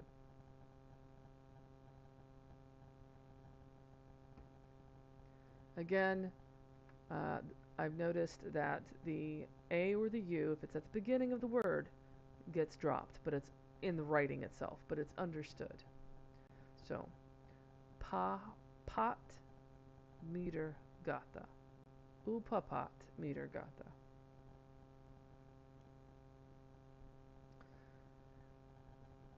Pra maha dra pra dvara pala. Now this one blew my mind, okay? Mind you, I had been already into this for quite a while, right? Since March. And I did not realize how redacted, I guess I should say, reduced that the text went until I saw this. Because I was like, why the heck does it say drapra? Drapra is not a word. And then I realized, oh wait, it's missing the vowels. Because there are other instances in which pra is pura. And I was like, maybe hold on a minute. Maha dra pra. Mahadura para. Dura para dvara pala. It's like, great. Of great might, the broad-shouldered dvara pala. And the dvara palas are broad-shouldered. So that made sense. This is Tsuya Ganpri. Here we go again. Ganpri is short for Ganapriya, the sacrificial offering or libation to the one fond of song, or the lover of song. And if you go to the doctrine, because I love doing that, right? Okay, it's talking about Agni, the god Agni, possibly referencing ritual offering of ghee, clarified butter, to Agni, as Agni is associated with chanting and song, and ritual offerings of clarified butter. So, the sacrificial offering or libation is the clarified butter to the god Agni, the one who is fond of song. Amazing, right? Woo. Here's another one, okay? This inscription is also chock full of amazingness, okay? Ready? Panka, Panka, Gatha, Pri, Sapra. The 5 hymns of the beloved 7. Okay? Right? Okay, I thought this one, I was like, oh wow, okay. This is amazing. I'm sorry, I skipped this one. We'll go back to this one in a minute. Because it's related. Um, I didn't think I could get any better than this one, right? No, that's wrong. Alright, so in early Vedic cosmology, the phrase, the 5 hymns of the beloved 7, refers to a doctrinal pairing between 2 primordial sets. The 5 foundational cosmological hymns, which are found in the Rig Veda, and the 7 seers, or the Saptarsi, who guard, transmit, and Yes, the 7 sages. Yes. They're the custodians of the sacred knowledge and are traditionally linked to the earliest hymns of the Rig Veda. The 5 hymns invoked here correspond to the core cosmological suktas: creation, the golden embryo, the cosmic person, fire, and the waters, which the 7 seers are said to favor or beloved as the primordial revelations entrusted to them. Thus, the inscription formula situates the hymns within the oldest Vedic framework of 7-fold guardianship and 5-fold hymnal. Additionally, the Rig Veda commentator Sayana has Sapta written as Sapra. Both mean 7. Right? So it's very important that when you are looking at information to make sure you don't miss anything. Okay? Because I know that this said pre-Sapra, and I was like, Sapra, Sapra. I was like, you know what? Trust your gut. Trust your instinct. And I looked at the commentator Sayana's comments, okay? And he has Sapra as Sapta. Okay? They both mean 7.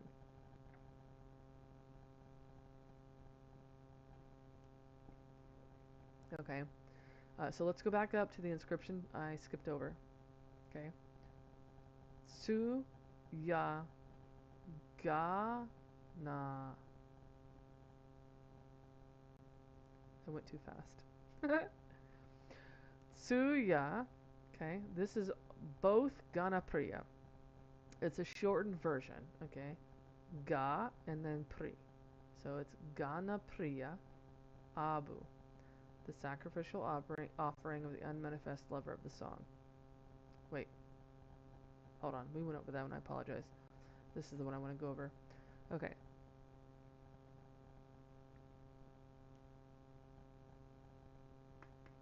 Why do I have... Oh, what am I talking about? Forgive me. The only difference is one has unmanifest and the other one doesn't. Alright, moving along. Alright, that's the end of that. If you have any questions, please let me know. These are all of the other works that I have, okay?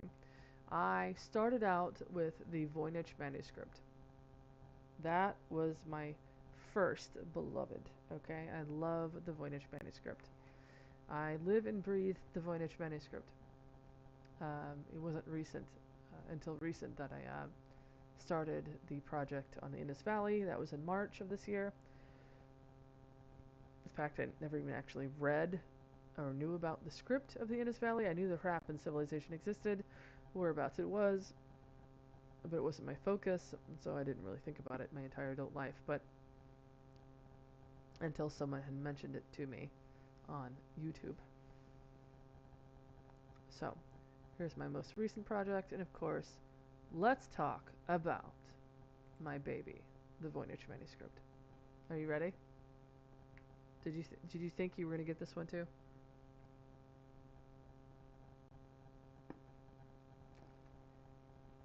Because this is way more whoa. You're welcome, Evan. All right, so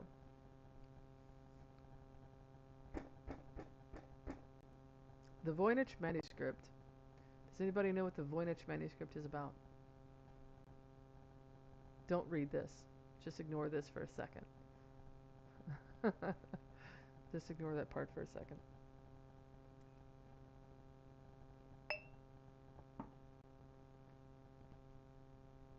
Feel free to like and live the share. Live the share? Share the live? I'm so autistic, I swear. Alright. Share the live, please.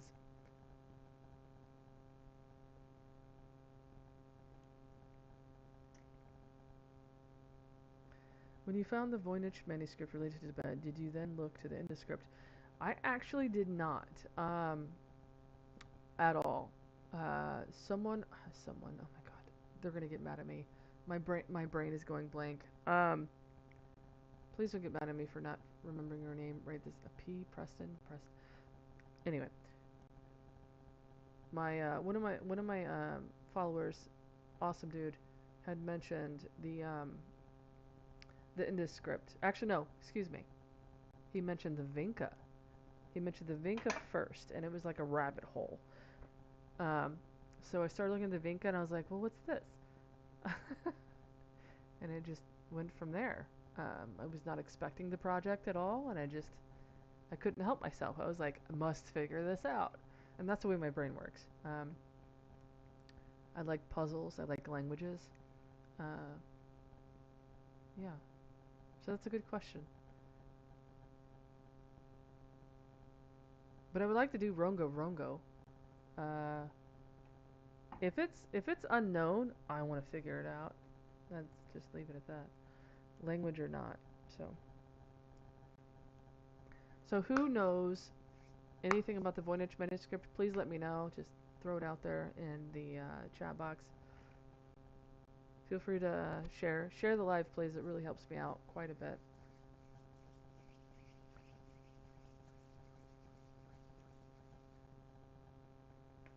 All right, so the Voynich manuscript was written in the early 15th century.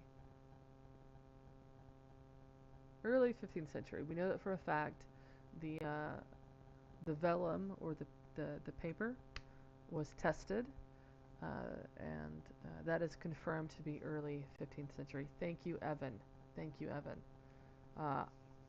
Go crazy with it. Share it wherever you can. Instagram, Facebook groups, like, just, spam it. That'd be great. LinkedIn, I don't care. So the Voynich manuscript, okay, early 15th century. I took that as fact, right? Obviously. And so I was only interested in facts. The way my brain works, I want to deal with facts. What do we currently actually know as fact? Everything else is rubbish. So I started from scratch. I knew it was early 15th century. It had weird plants in it. Disrobed figures, weird tubes, and some other things, star charts and stuff, right? When I looked at it, I saw European writing. Wasn't sure which kind, but I knew it was European paleography. That much was true. So I had very little to work off of, but it was just enough. So, excuse me. So, this is the Voynich manuscript. That's a mango, by the way. You're like, wait, a mango? What? Yes, a mango.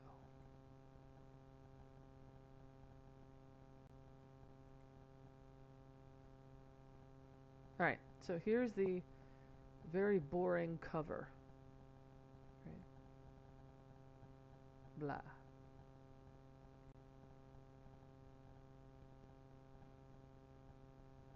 Yale University has the Voynich manuscript in possession. In fact, I've written them at least 2 or 3 different open letters, but we'll talk about that later.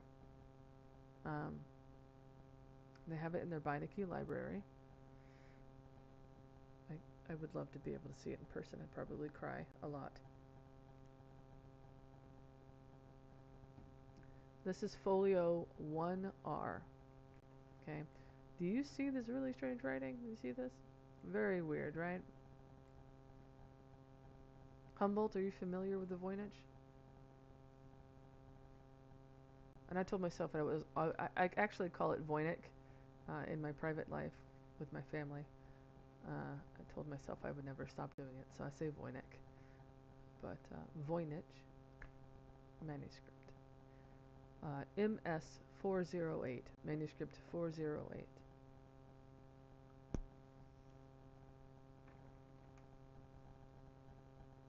And it has nothing to do with Roger Bacon, so don't think that. Alright, so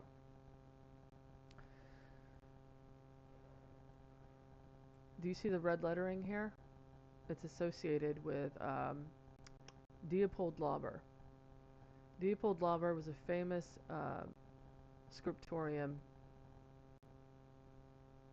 You've been following its story? Yeah. Yeah. Leopold Lauber, before printing was printing, he had his scribes, his monks, set up in shop to copy books.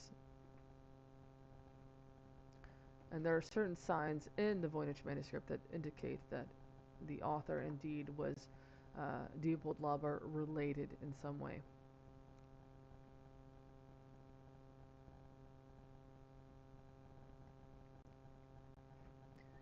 Alright, so I have my book pulled up.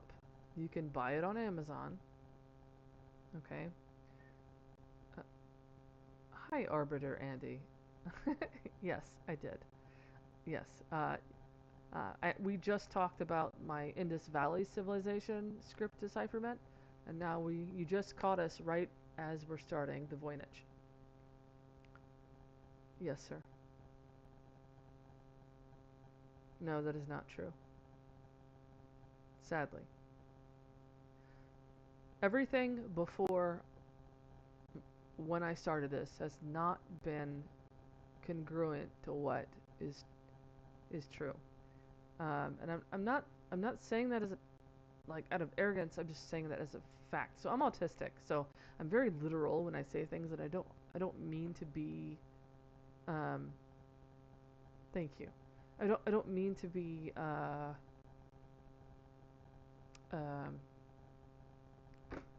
like I don't mean to be arrogant. I'm just trying to be very literal and like on facts. That's just the way my brain is. So if I sound arrogant, I'm not trying to be. I do apologize. Okay. And by the way, I am stimming right now. I stim a lot when I'm talking about things I'm very excited about. Um, so anyway, where was it? Okay. So I've got my book pulled up. This is it here. Okay. You're only as powerful as the tools you wield. Okay. You have to have a tool bag of tools. Okay. In so many different ways of your life. I mean, all the way across your life, you have to have those things because if you don't, you have no power. Right?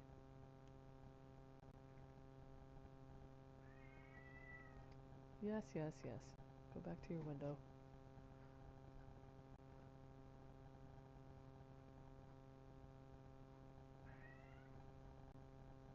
Um, are we going to load? Okay, there. I was about to panic. So this is basically a compilation. My book is a compilation of all of my papers from 2024 onward.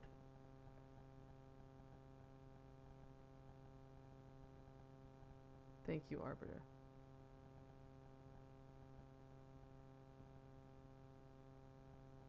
That's a good question, Evan. It's a good question. Oh, thank you, Arbiter. Yeah, so I'm working on getting my work as a collection in Springer Nature. Um, that's in the works. I'm not going to give a date. I'm not going to nothing. I don't know yet.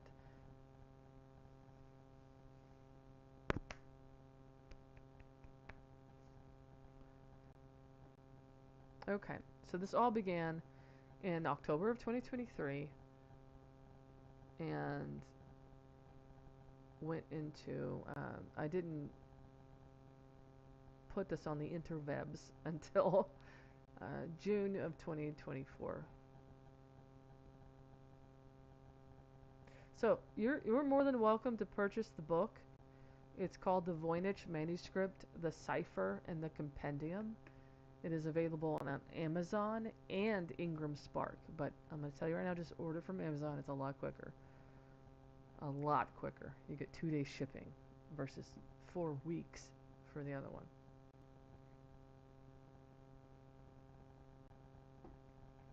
All right, so I could talk at length about who I think the author is.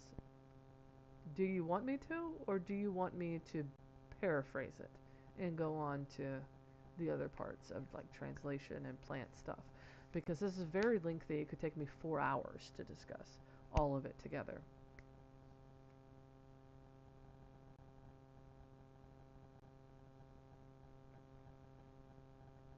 I I can do either. You just let me know what you want. Yes? Yes. Okay. Just yes. Got it. All right. So,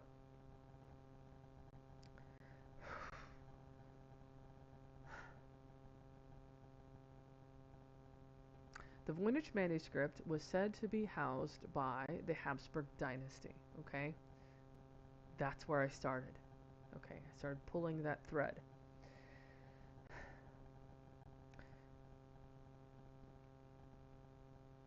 Yes, paraphrase. So, uh, oh my God, I'm going blank. Starts with an A. Albrecht? Whatever, I don't care right now. Mr. Emperor guy, right? Uh, interested in the occult. Okay. Oh, Rudolph the Second. Oh my God, Rudolph the Second, not Spaniards. Rudolph the Second. Okay, love the occult. So much so he would collect everything occult, anything weird.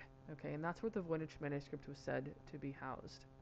Okay, so I already knew. Oh, there's a connection with the Habsburgs, the most inbred dynasty of all.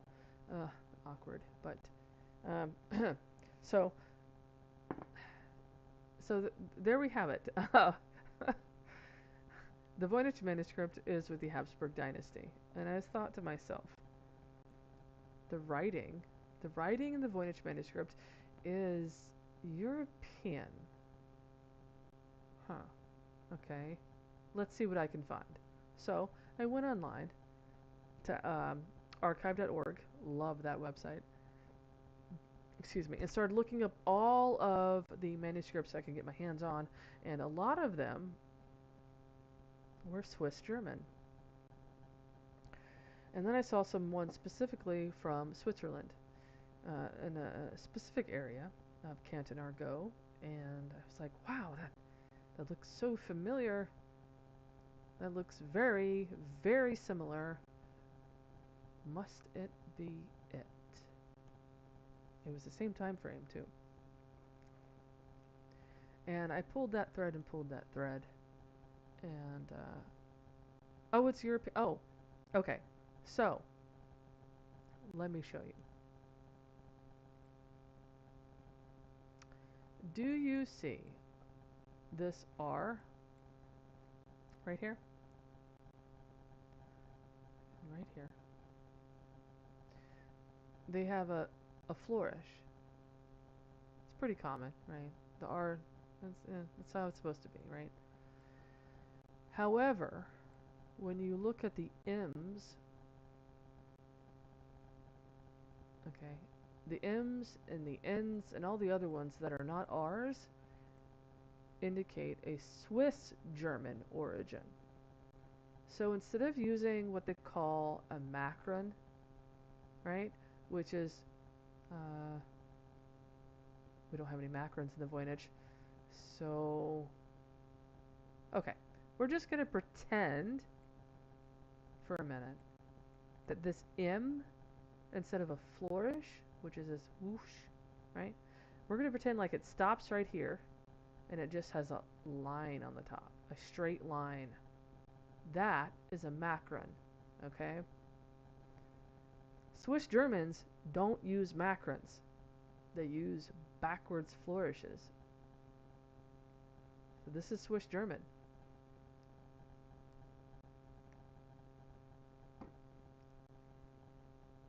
Okay?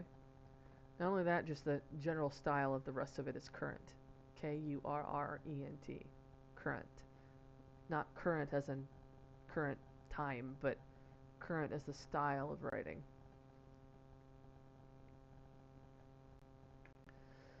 Okay. Whew. Okay, now that we got that out of the way, this is Swiss German, so we know it's written by a Swiss German monk, right? It had to have been a dude because women, well, yes, European women did write, like, you know, Bingen, right? Hildegard of Bingen,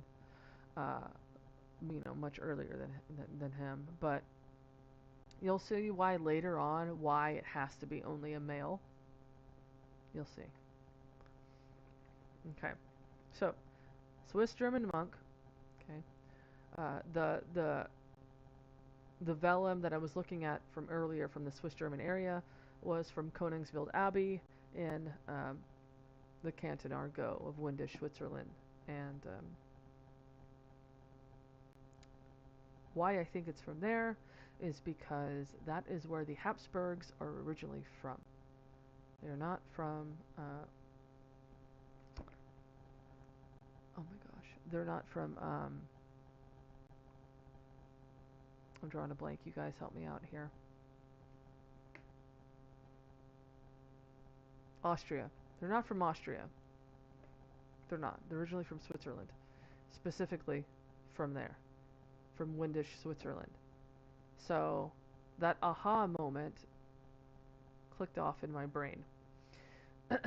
And they have a castle, literally right there, and the abbey where that writing was from that I found is actually the abbey that the queen of the Habsburgs created in honor of her dead husband.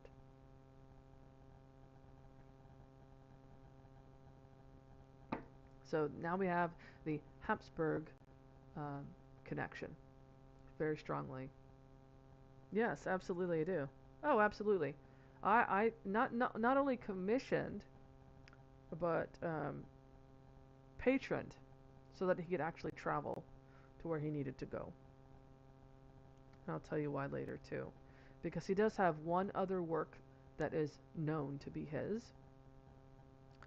but it's his only work known to be his, which is odd, considering what it is.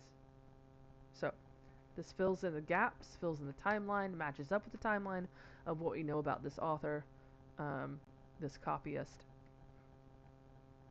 very beautifully, actually. Okay, so let's get to the important stuff. I reached out personally to the nuns of the Poor Clares, okay, which are associated with that abbey, right? You got Poor Clares all over the place, all over the world, right? But this abbey was a dual abbey, okay? It had the Poor Clare nuns on one side and the Franciscan monks on the other, okay? Excuse me, but it was run by a royal abbess, okay, called a princess abbess.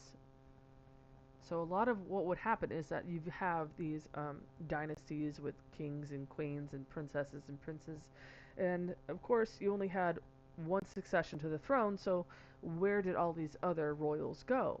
These princesses would be sent to be abbesses at monasteries, and that would be their life.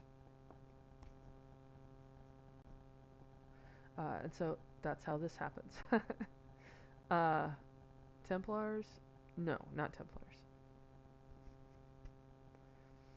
Okay, so I contacted the Poor Clares because I read a book, all right, called The History of the Great Reformation, of the 16th century in Germany and Switzerland, etc., written in 1846.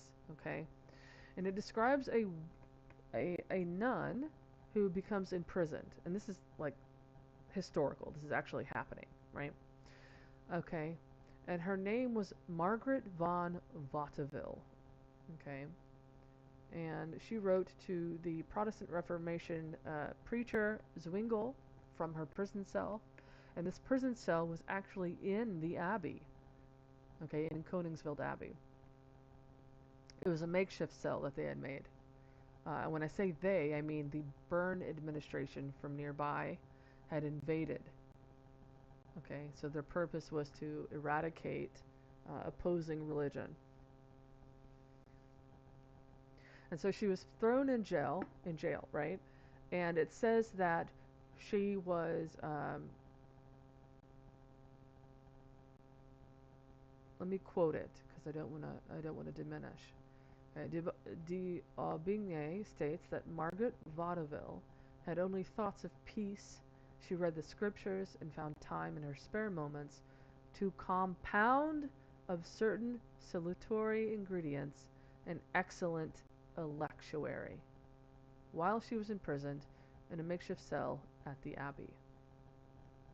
Okay.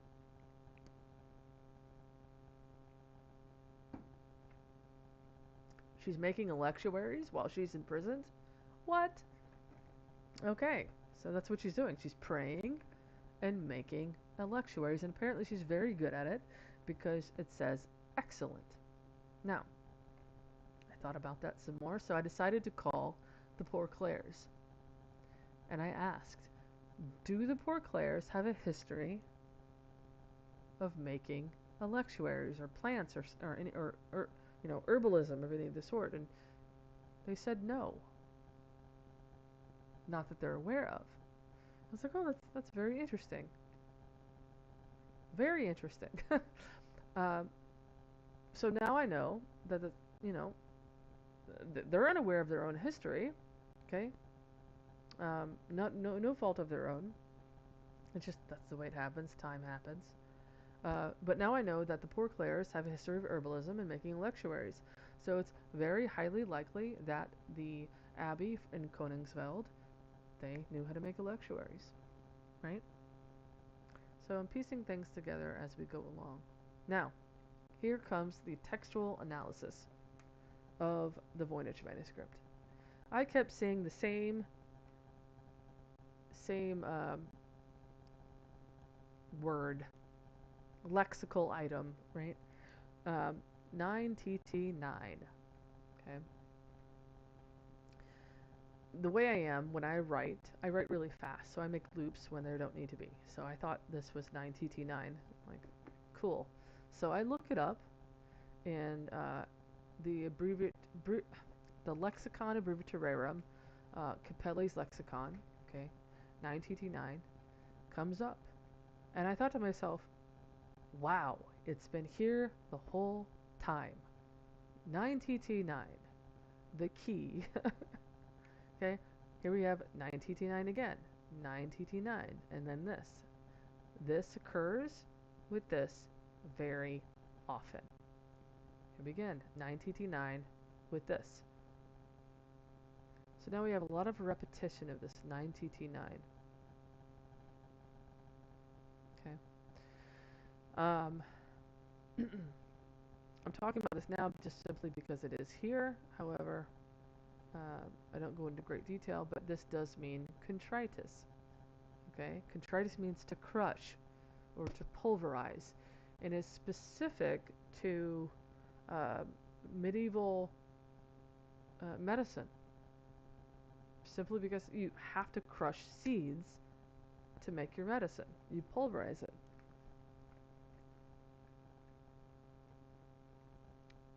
All right. Here is a Swiss building, the only one I could find that matches this crenulation. No. That doesn't sound right. Whatever. Okay. The edge of this castle is the same edge as this building right here. And unfortunately, I do not have a better picture. Feel free to look up the Convent of St. John Mouster in Valmouster, Switzerland. It's the same, okay? Swiss German architecture. I drew it by hand here. Here, this is a specific painting of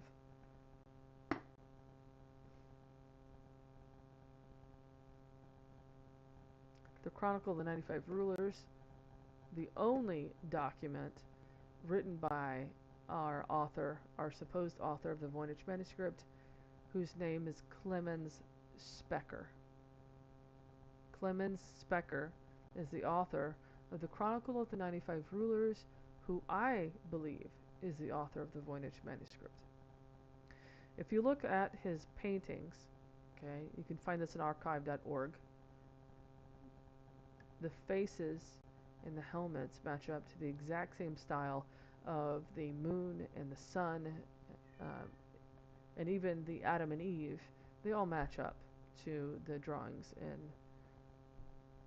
the Voynich Manuscript.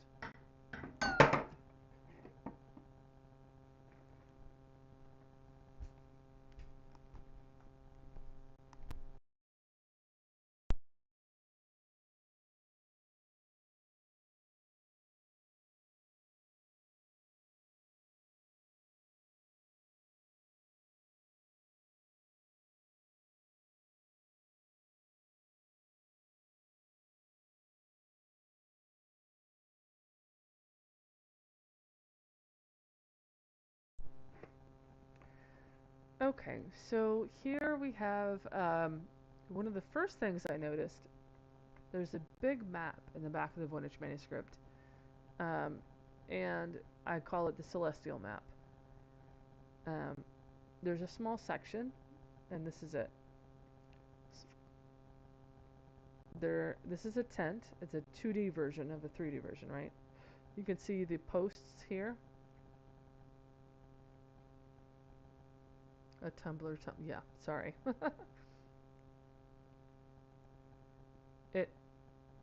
It's a matter of time. It's a matter of time.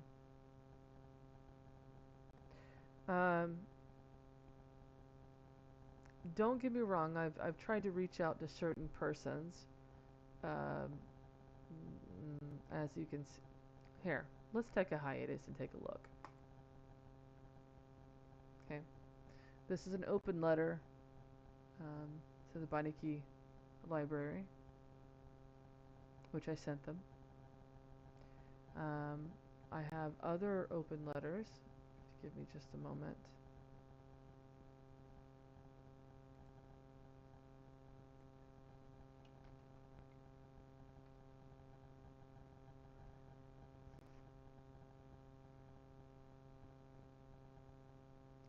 Yeah, I don't want premium. It's too much. Premium is so expensive.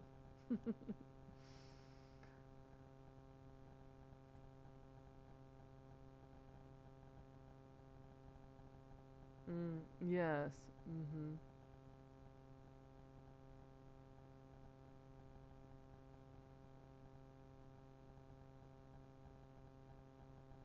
Mm-hmm. Indeed.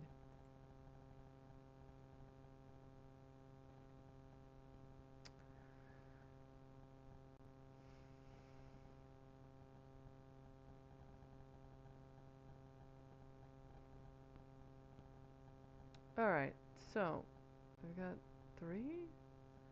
I've got three open letters, both to the curators and scholars of Yale, Voynich Library, and Getty Museum.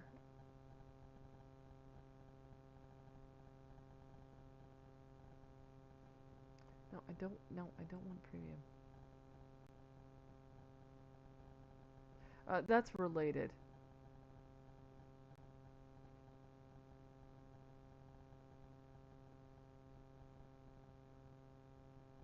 You're fine, Arbiter. Alright, so this is my open letter directly to Voynich.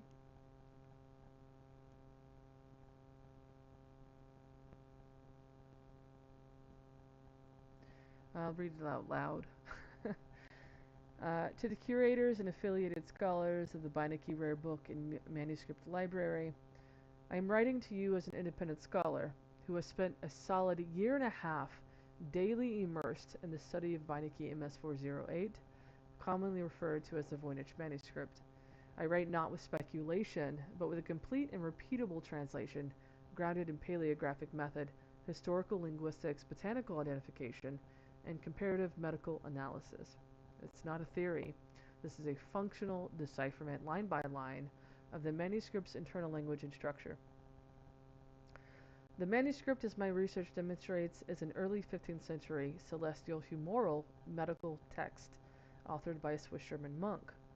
It contains systematic instruction on oil-based electuary preparation tied to the patient's humor and celestial timing, including the star-fixed elixir production governed by the Pleiades. The plants it contains have been identified with reference to Sour Rigpa, Ayurveda, and East African to Asian trade routes. The research not only restores meaning to the manuscript, it reframes it as sophisticated integration of monastic healing, astronomical tradition, and botanical intelligence.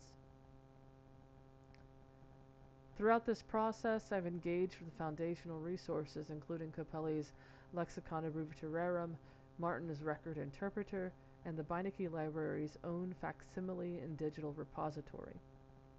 I have also reached out multiple times to the Voynich Library, seeking academic dialogue and the opportunity to share findings that I believe are of significant importance not only to Voynich studies but to the broader fields of manuscript history, ethnomedicine, and medieval Latin scholarship. To date, I have received no response of acknowledgement. I understand the need for caution, especially in a field so heavily shaped by speculation, but this work is not speculative. It is transparent, consistent, and verifiable. I would welcome serious critique, but that must begin with serious engagement. The Voynich manuscript is no longer undeciphered, and it is time for this discovery to be read, reviewed, and responded to, not because of who I am, but because of the manuscript itself and what it finally reveals. I ask that you read the linked research at your convenience. I am available for presentation, discussion, or written Q&A should your team wish to review the work in detail. I believe we are at the threshold of a long-awaited chapter in Voynich scholarship, one I would be honored to walk through together at your choice. Sincerely, Jessica Scott.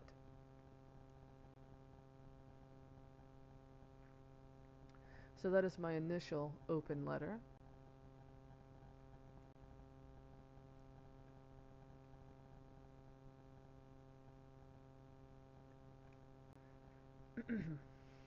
Here's another open letter. I hope, I do hope that their opinion changes, but I was invited to a webinar hosted by the Getty Museum with Lisa Fagan Davis as a guest speaker. Lisa Fagan Davis and I, we've had discussions between ourselves. Yes. More of my attempts to reach her than anything. And so let's preface with that. I was invited to the webinar from someone from Harvard, good Lord, Harvard. I'm not going to name her outright, just out of respect. And so I did attend this webinar, super excited. I was so excited.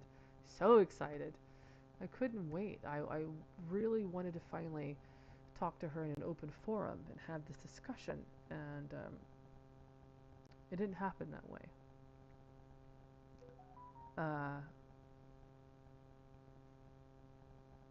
It didn't happen that way. I was so very disappointed. It seems like everyone else was allowed to chat in the chat box and talk about their own views. Unfortunately, as soon as I introduced myself, which she already knew who I was. As soon as I introduced myself, there was a palpable change in the atmosphere. And, you know, she started talking about her interpretation, and I decided to share my interpretation, and that was not well received. So, this is my open letter as a follow-up.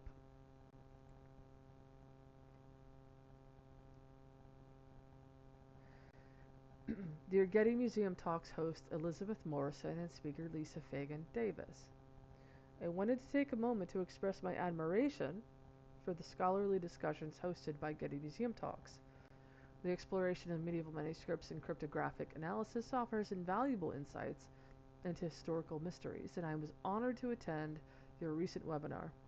However, I was surprised and disappointed when I was abruptly removed from the discussion shortly after introducing myself and expressing my interest in contributing to the conversation. While I respect the need for moderation in academic forums, I also believe that rigorous and respectful dialogue is essential for scholarship to thrive, particularly when new perspectives challenge prevailing interpretations. My research into the Voynich manuscript is not an alternative theory. It is deeply grounded in medieval Latin scholarship. It presents a textual and botanical analysis that aligns with established manuscript traditions while introducing interdisciplinary perspectives from ethnobotany and cryptography. My research results have garnered interest from cryptographers, anthropologists, and historians alike. Scholars across fields have expressed enthusiasm about the connections I've explored, and I had hoped to engage in an exchange of ideas that could enrich ongoing discourse. I write this letter not as a complaint, but as an invitation to reconsider how academic spaces can encourage and support diverse contributions, particularly from researchers whose perspectives push beyond traditional narratives. Genuine engagement with new hypotheses, even when they challenge established interpretations, strengthens scholarship and expands collective understanding.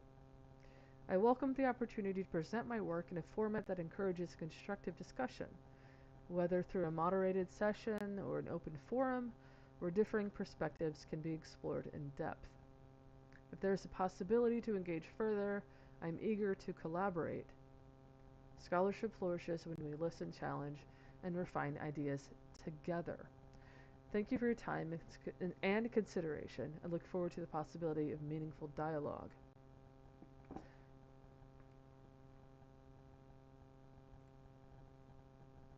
I appreciate that, Humboldt. Thank you. And my last open letter was the most important.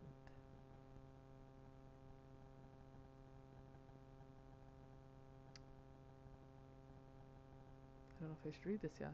If I read it, you'll know what it means. All right, so let's move forward.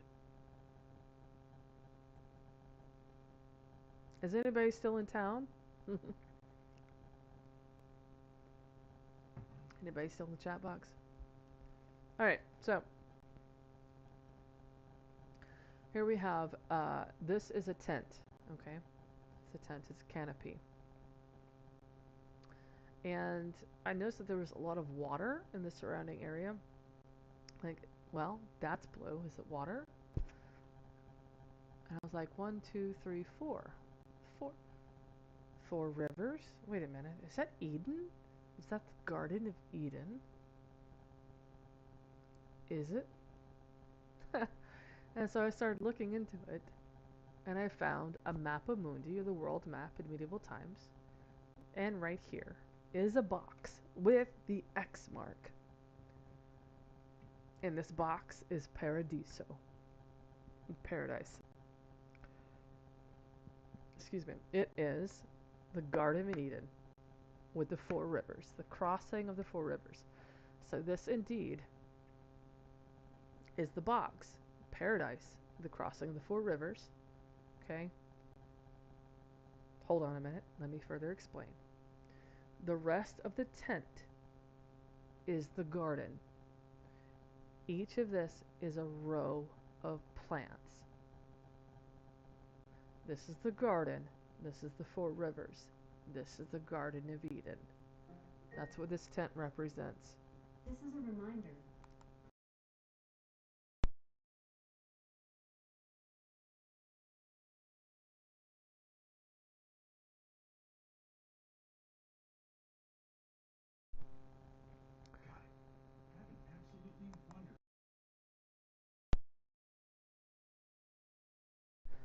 So this tent represents the Garden of Eden.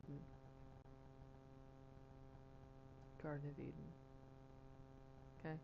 All of these little weird etched marks are terraced trees on the edge of ramparts of castle walls. You'll see what I mean if you don't know what I mean. Because I'm not going to show it yet. We'll go back to it later. Alright, so this is an excerpt from Capelli's lexicon. Okay? This is the sign for qua. Qua. Qua, qua, qua, qua. The number 4. Okay? Here we have that again. Qua. So it's not just an R with a cut slash through, right? It also means qua.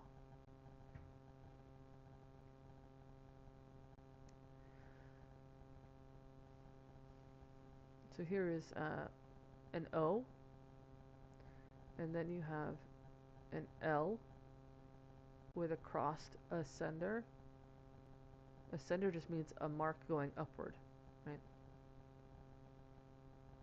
So the crossed ascender means that there is a vowel that is missing from either side of the consonant. That's all that means. So I figured, since everything, like all of the text seemed to look the same over and over again, I figured he was probably doubling up on meanings of things. And that is indeed what he is doing. So this isn't just a TT, but an LL, so with a missing vowel in between. And you can do that also for the TT. That's also an F. I know, it gets very confusing.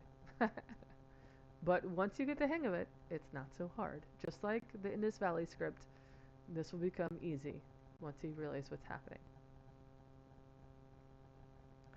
So, here is a close-up of our Garden of Eden tent, right, in between the little banister things. This is the word ortus.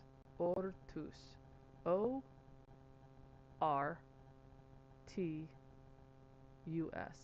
So a 9, a 9, like this written 9, represents A-S-U-S-I-S-E-S-O-S.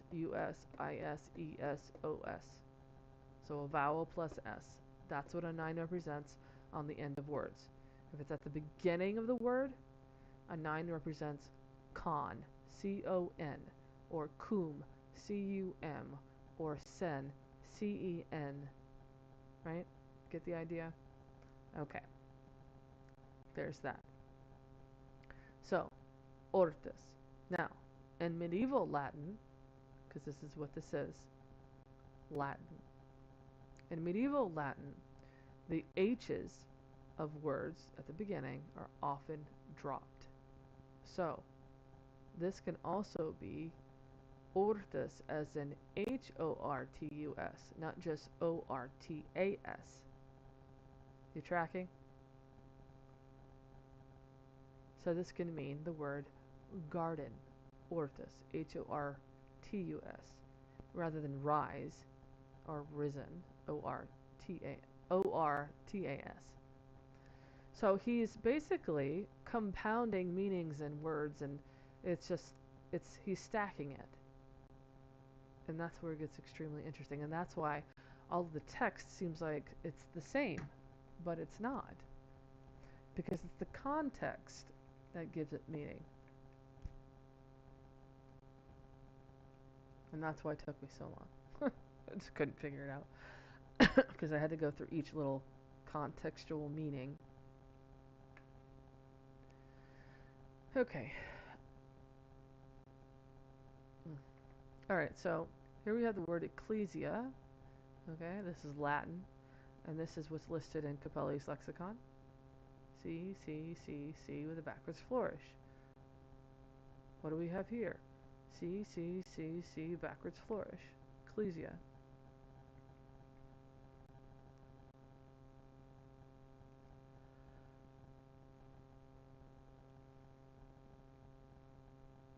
Okay, these are all the Chronicles of the 95 Rulers, which is what Clemens Specker is confirmed to have written.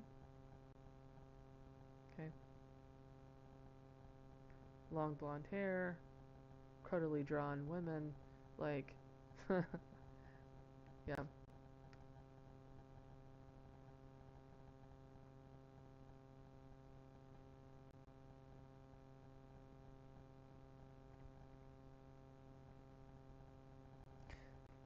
So I do believe that the Voynich manuscript is his first work.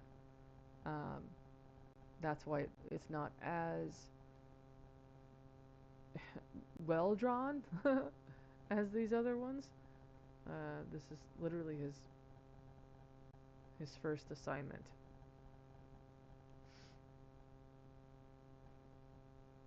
But he does the same loop-de-loops. All of it is the same. Here, the same boxes and squares. Here. Here.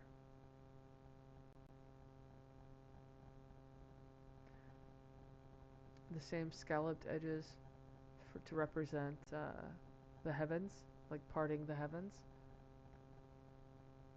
He does them all here, smoothly here, there. Scroll work here, right?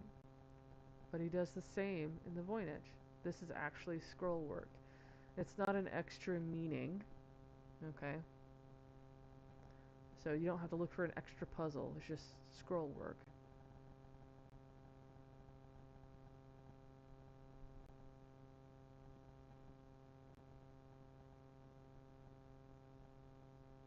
Yes, it did travel with him, and actually I've asked myself that very question. He would have had to run out of pigments.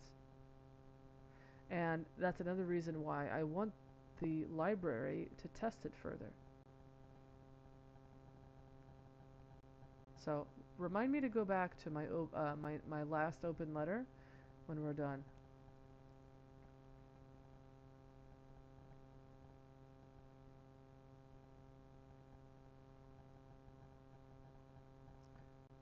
It's There we go. There's so much information it takes a bit to load. Here you can see the same script from the Voynich as in this one.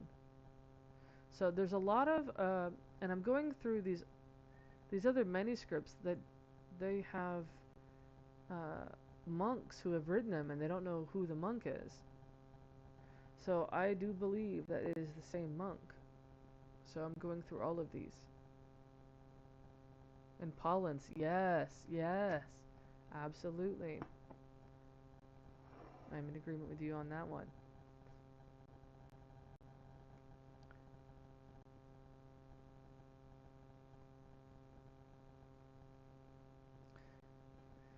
So here's another sample handwriting Codex Y120. And these are all from the same area of Thurgo Canton, which is where he was born.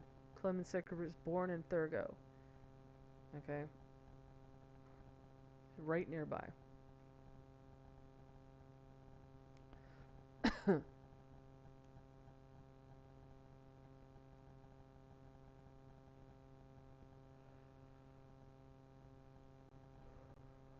Oh, and here's a kicker. This is a grape leaf. Okay? Grape leaf, grape leaf. This is the zoomed in version. Remember the little box line thing with the dots that we saw earlier on the outside edges? This is what this is. It literally is a they're drawing grape leaves. That's what it is. It's grape leaves.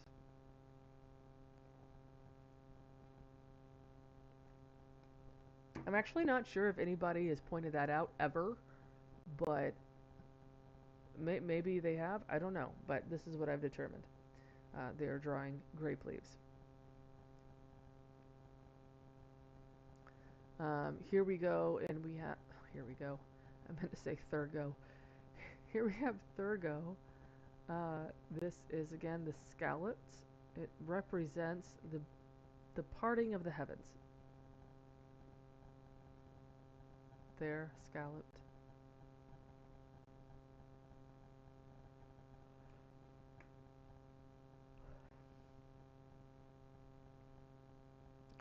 This is just confirming that he is indeed a Diablo scribe, so it further narrows down the time frame in which this would have been written.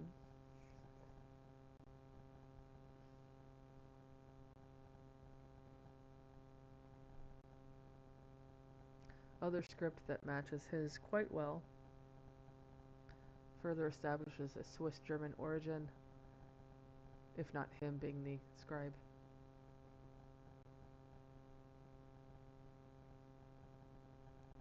Now, this would have been done when he was in his old age, so the Voynich Manuscript would have been his initial.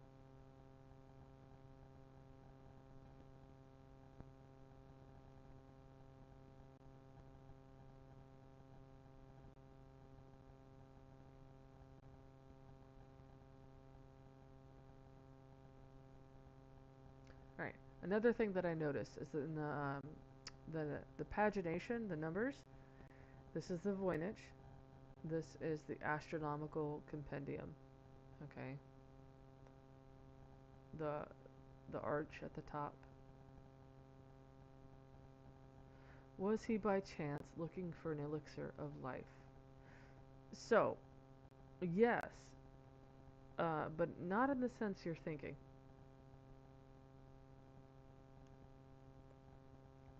The Voynich manuscript is about how to make elixirs and electuaries, but it's more than that. I haven't even gotten to the meat, the meat of it yet. Your mind's gonna be blown. Um,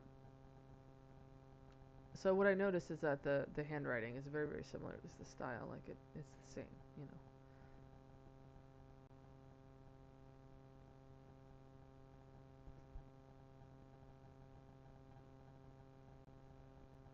There's another contender named Henricus de Bacharach who lived nearby in Germany. Okay, that possibly could be either a co-author or the author, or what I think may have happened. This is also possible. That one was the artist and one was the writer, for the most part. If you look at this, do you see this? Perfect freaking match. Like it just swooshes over perfectly. So I started noticing that. And he was also using the same exact abbreviations for the same words. Aster. A-R. Aster. And then this is Erba. E-R-B-A. He drops the H. Here, we have the exact same ligature. The whole thing. Okay? Same exact ligature. Word. Aqua. See? Look. Creo. Creo.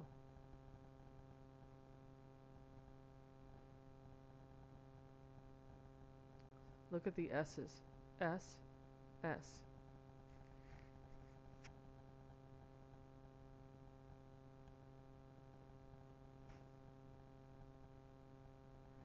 Aspius and the Ramayana, Hanuman had to fly north all night to find a plant to heal Rama. Yeah, the plant is Soma. And I write extensively about the original identity of Soma and Haoma of both Zoroastrianism and Vedic religion. And it is, wait, they were looking for an ancient remedy. Really? Oh, interesting. So one of the plants in the Voynich manuscript is Khat. Katha adulis, which unfortunately has a bad rap. And it was never meant to be used recreationally. It's supposed to be used ritually. And so, of course, abuse of it has turned into what it's turned into. But if you look at the Rig Veda, it describes it beautifully, physically, and the results of taking it. And that is Khat. That is Katha adulis. And This one geographer, when he visited the area of Ethiopia, was told that it grows in eastern Afghanistan as well, which is the original homeland of Zoroastrians. Uh, that's verified um, by scholars. Um, not Datura. However, Datura is actually, yes, Datura is one of the plants in the Voynich manuscript. But we'll get there. All right. So, all right. So here's the end of the first paper. Yes, it will make sense. It will make lots of sense. Um, oh, here's another. Just here's another word right here. Another word. Okay, but you'll get what I mean. All right. Okay, you ready? I'm just going to skip this. We're just going to go straight to the other one because it's the whole page instead of just the one paragraph. I'm actually excited. I'm more excited because I don't like being formal. I mean, I can be formal and articulate and da-da-da-da-da and professional, but I much prefer to be autistically informal. I like that so much better. It's less stress on myself. Okay, so all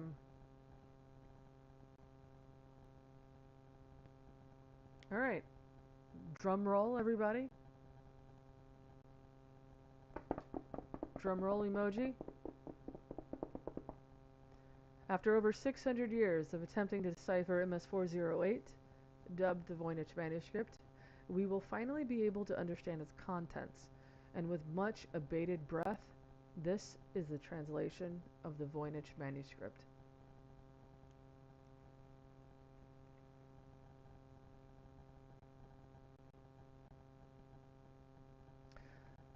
Sola cuius codex constellarium aster, constructa amene curatorium, rectae oras electo esse cum flores curatorium sed, enim oras erb aster. Oras folios annuus, cui laboro amene curae aster annuus electuarae sancti et cetera et autem terra flores ordinat, constituta amene curos electuarae, cum electuarae enim sedera amene, et cetera solum oletius, hoc laboro eodem et enim, orum oleatus, electuaris samen hoc stellarum, ordinat ort aliter, enim annuus cum creati aster, electuarium celestia et celsia mene, cum sedera advertis. Solely through the Codex Constellarium Aster, the curatorium constructed at dawn, let the correct hours be chosen, indeed those of the flowering curatorium, also the hours of the herbal. The calendar page's hours are also those which work to heal, moreover, the electuaries. The holy electuaries and the rest, also the arranged earthly flowers, are determined from a greater electuary healing, since the electuary is indeed from the morning star. I have Venus down, but it's actually not Venus, it's just the morning, the dawn star. The star as it's the sun as it's rising. Furthermore, only the olive tree, and because these oleated electuary seeds arise in the garden in the same manner, yet with the greater healing, the electuary is heavenly and very potent when you turn towards the stars. So that is passage 1. Paragraph 1 of folio 1R, 1 recto. What do you guys think?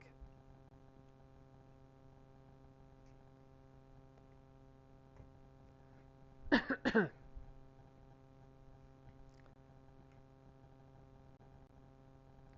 then we have Vero Sedera Erus Rectorum Celestios, Actus Sedera Rectae Laborae Celestiorum, Curatio Sedera cum hoc Curatius curatio, sed hoc folio creo cum oleae curiorum creo lectuarius, omnis cuius sanitas curatiore flore enim semen curatiore celsiorum curatios samen, Ordinaras laboro eodem sed.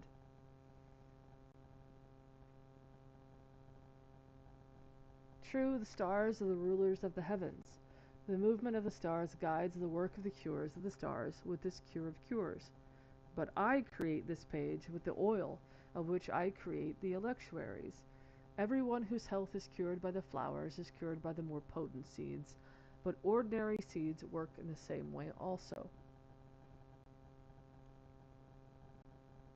Vera sanitas celeste causam oram enam celestias completamini curatio. Curatios celestio sumerum essentia ors curatio. Folio curatio cum oleae ab veram. Oleae eodem cort, cum folio aliter, curatio sanam enim herbias semen, curatio cum herbias, flores, semen celestias, celestio sanarum enim electuarias, curatio oram sanitas sed, sanitas omnes cuorium hoc semen, creo sanitas cui sed, ort ani sedera, electuarias, flores sunt semen curae, herbias herbae, curare curatias florum cuiorum. Cuiorum flores et gratias curo, cuiorum rectae hoc sancti, filius Deus. Folios cuius sunt ordinaras, creatio semen creatio. Facere asteres cum creatio laboro creatias. Creatio folio ani creatio est creatorium sed sunt electuares sancti. Electuares constitutio, curatiorum curae flor, sunt curatias, curatios, celestiorum cum sedera ani. Sanam erbas sunt enim secutara curati electuarium. Oretavimus, creas curae, cuius est domino laborum, electuarum enim summa hoc electuario curatio. Filios cui ordinat creatias sanam herbias oliorum samen. Woof! Alright. True health is the heavenly cause of these things, for the healing is completed by heavenly powers. The highest heavenly healing is the source of all healing, and the healing of the pages with the oil of truth. Their birth year is the healing of their health because of the herbal seeds.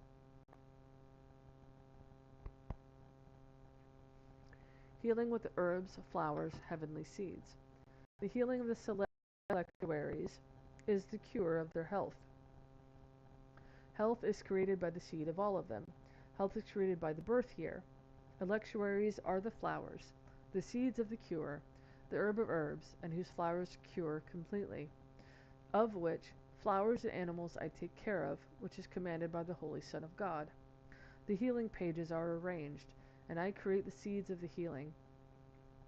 When you have created the work of creation, of whom the Son is also, the healing is of the healers, but they are sacred electuaries.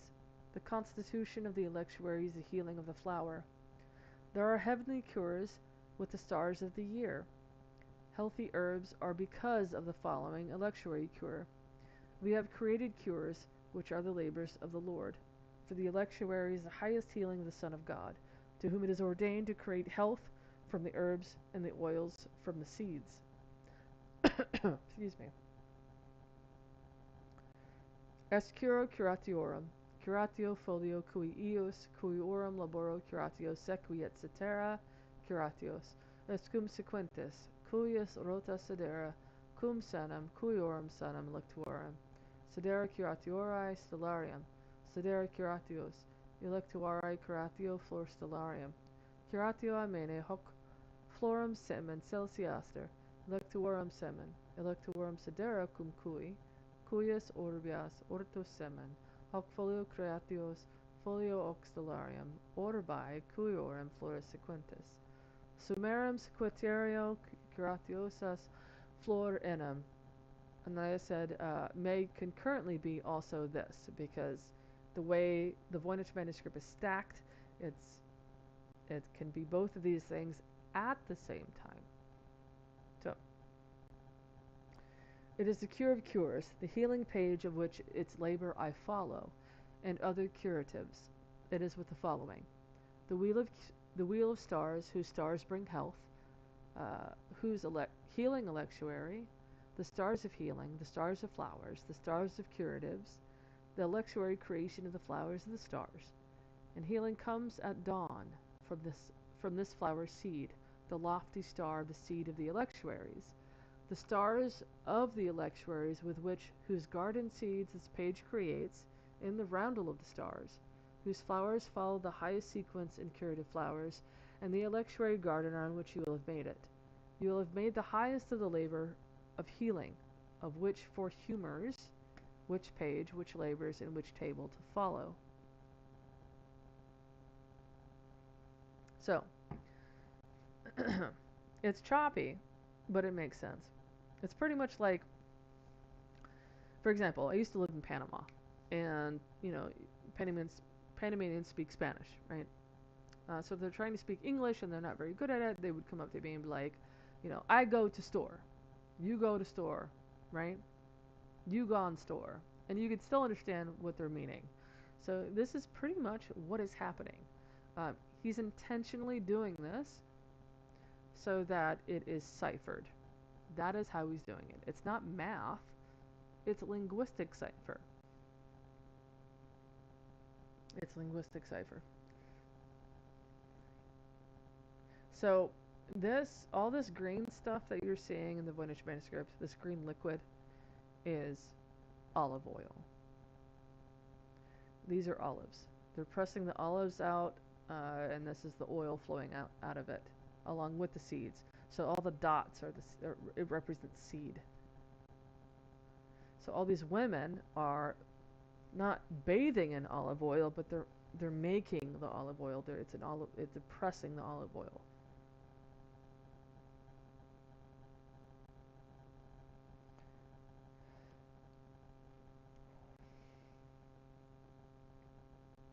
Okay, here we have the first tree, the first plant is the olive tree.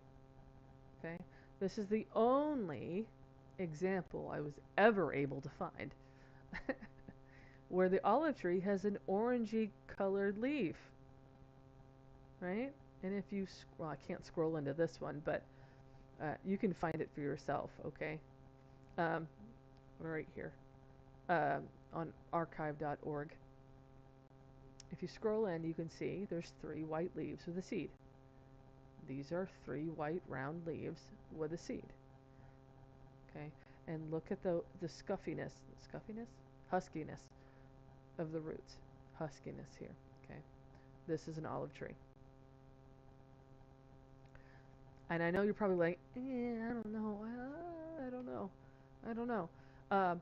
You'll see what I mean as far as the interpretation of the plants as we go along. There's hundreds of them, right? You'll start to understand how the author is describing them. All right. So, we're already almost 3 hours in. I was discussing the Indus Valley script earlier, and now we're on the Voynich manuscript. It's gonna be a lot. I'll do my best to get through it quickly, while still, having it to where it's a digestible format. All right. So I'm gonna take a break for 2 minutes, and I'll be right back. Talks amongst yourself, ask me questions, and I'll be more than happy to answer them.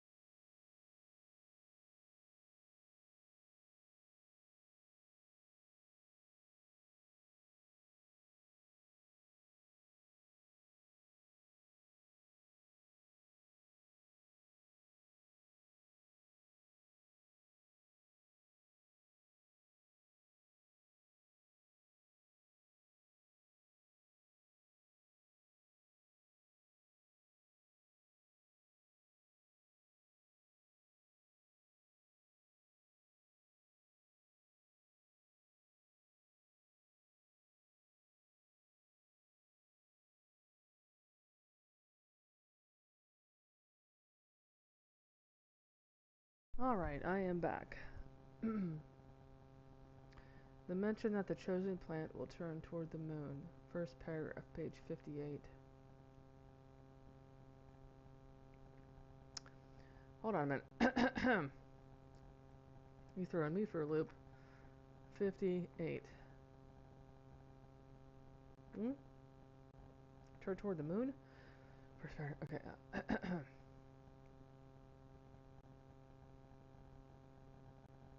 It's in the order of his travels. For the most part.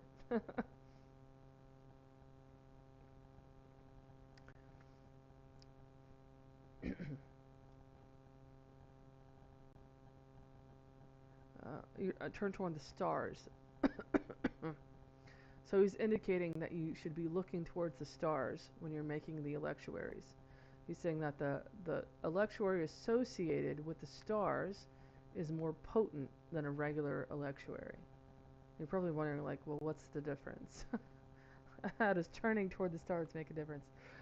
But you'll see.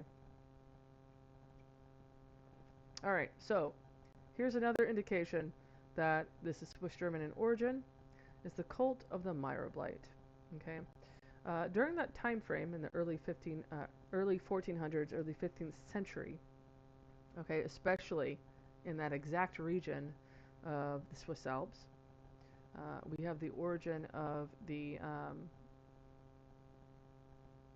Protestant Reformation. Protestant Reformation? Yes. The Great Reformation, okay, um,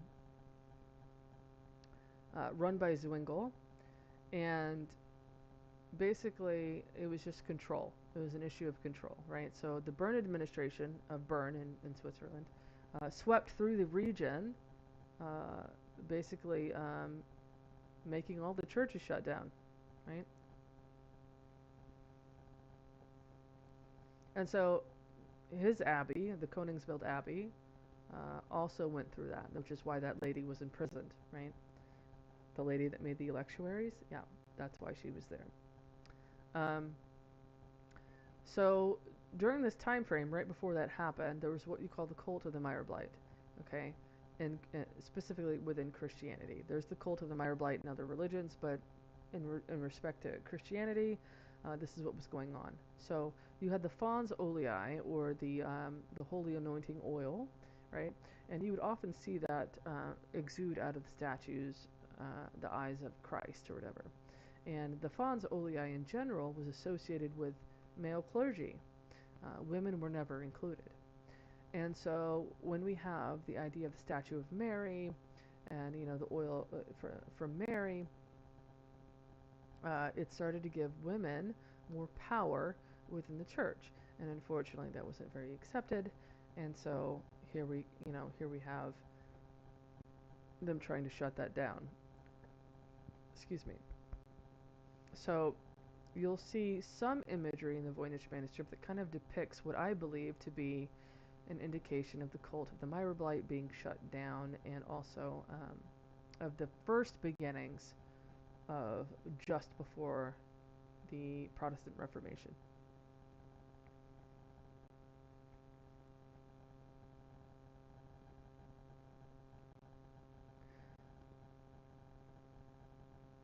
Okay, so here we have a breakdown of the letters. Okay, we have E is here, only on this word. I'm going to tell you this is also a C. Okay, this is a C, and this is an E. Confusing, I know. This is a B. It just doesn't connect. That's intentional. This is a B. It does not connect. But it can also be an L and an R, a T and an R, or an E or an I. You really have to go through it all one by one. It's a pain. This is an R. Thank God. E-R. Okay. Here's the cross descender L. This is electuarum. Okay, this is me trying to further describe it, the direction in which you read it.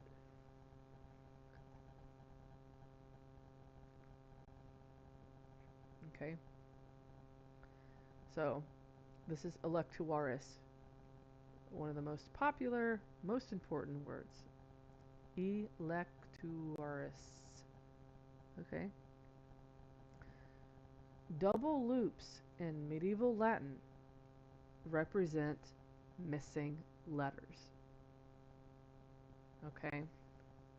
But also, he's using it to represent regular crossed ascenders. The crossed ascender is in red. So the red does not include a loop, does it? So just ignore this part, just erase it in your brain. Okay? So this is a crossed ascender, a line that goes up that's being crossed. And whenever a letter is crossed, it represents a missing vowel on either side of the consonant. Okay? We already have an E here. So then it's E, L, E. The E is understood because the crossed ascender indicates there's a missing vowel. So ele, right? And you're like, wait a minute, do we not say alele? We don't say alele, right? Sounds silly, right? Because it is. We don't say elele. This end loop is not only an L crossed ascender, but it represents the full missing group of letters. This loop. Does that make sense? Electuaris, electuarius, electuaris, electuaris. This is an R. Ris. Because the 9 represents I-S. Electuaris. It's highly redacted Latin. Here we have contritus samen.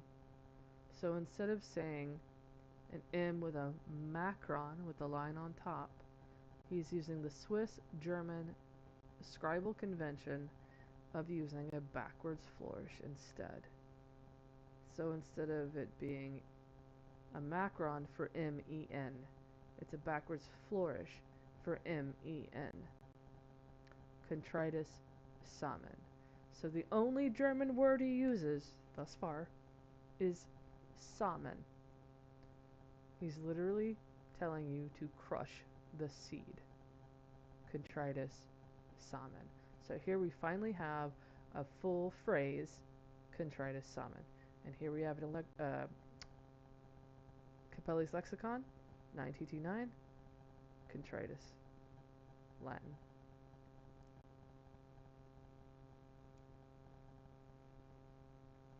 This is where you start to see the overlap in meaning, and it gets a little complicated. So this is an F, but it also is an ST and RT.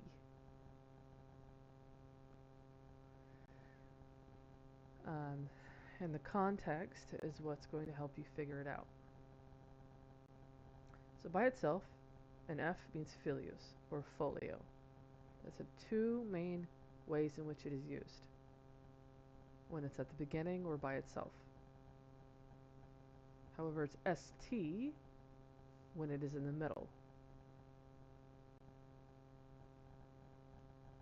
And it does follow these rules strictly. So I know it may seem like it's just willy-nilly. Oh, I can just pick whatever. You can't. You still have to follow the rule. And there are rules to it. This was beautiful. This is on the last page. Quatuor. And I was so happy because I was like, oh my god, I'm right.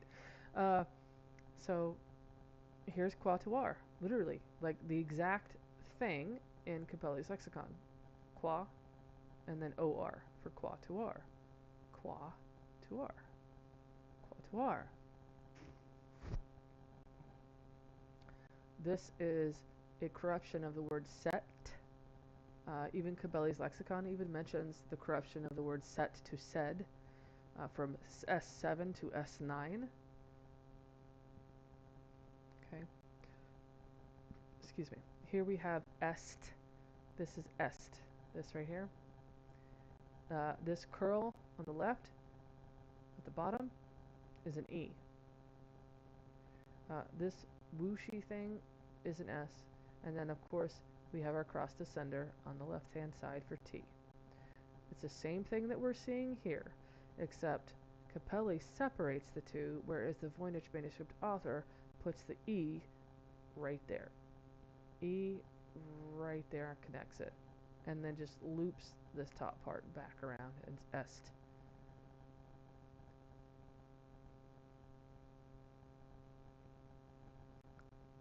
This is where we get to the Tyronian notes. I'm going to go ahead and pull up the page for the Tyronian notes, in which he heavily writes all of these. Okay. Actually, no, I'm not. I'm gonna wait till later because I have a whole section devoted to this.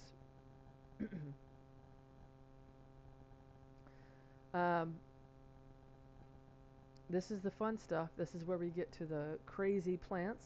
Okay, super crazy plants. Don't feel treated because I'm gonna go over this anyway. Okay. So this is the curatorium. It literally is called the curatorium. Okay. Remember the first paragraph of Folio 1R? We revealed the two names. I don't know if you caught that because I went through it pretty quickly. Okay.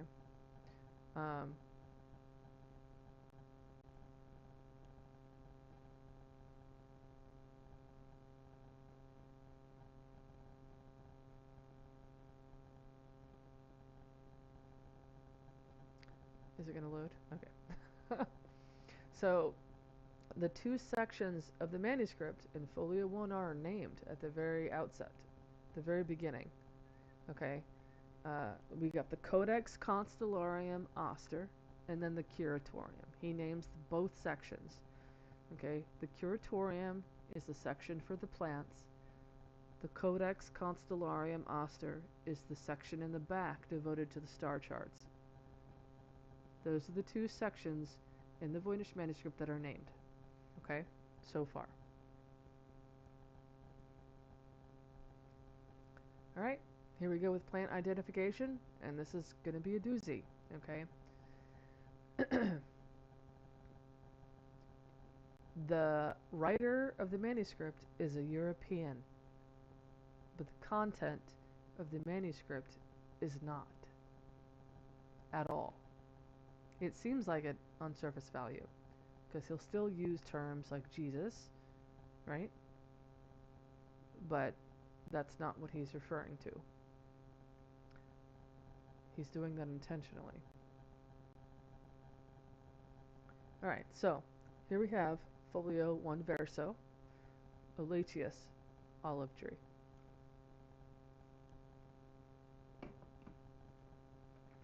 Are y'all still with me? I see 5 viewers, but I see nothing in chat. Let me know if you're there. This is Centaurea orientalis.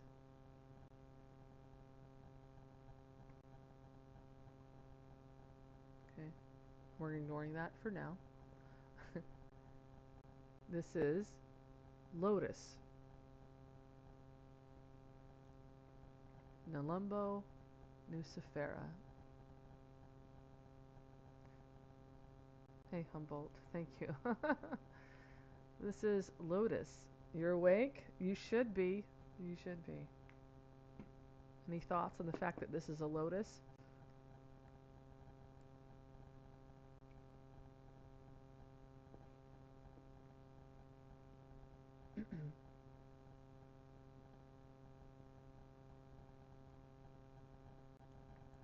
This is probably my favorite. This is Copt. This is Bushman's tea. Um, this is the original Haoma and Soma of Zoroastrianism and Vedic religion. It's not a Phaedra. This is it right here. That's lotus.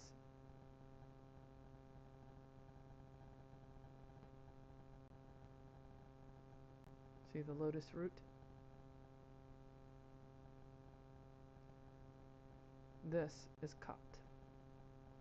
This is the original Haoma and Soma.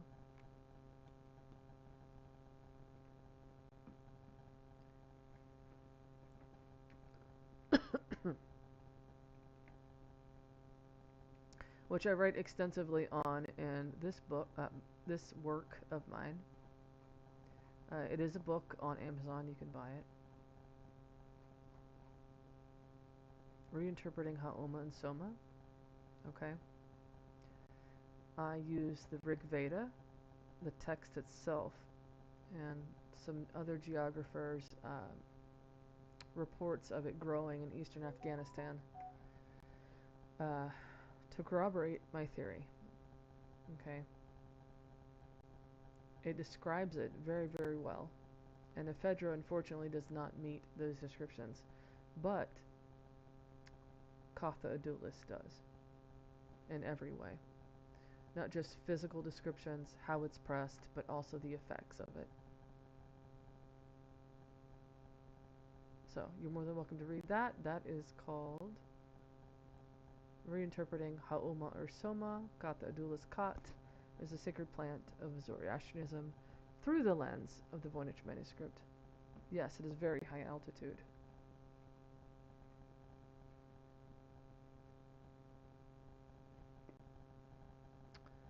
All right. This is a Pleione orchid. I'm going to have to go through these quick. This is Selene vulgaris, or bladder campion.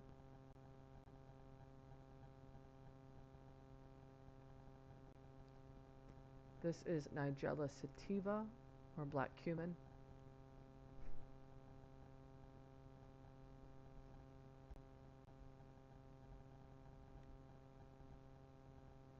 This is a mango.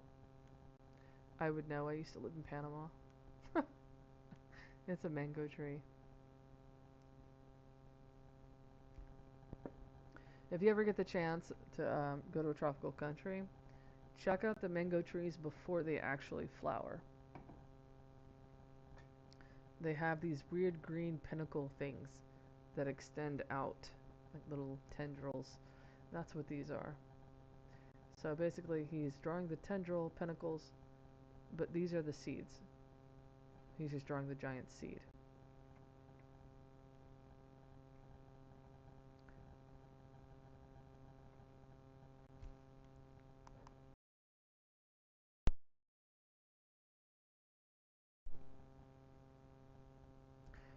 You mean Soma? Both Soma and Home are the same plant, and so they do grow higher up, yes, in the mountains, in snowy mountains.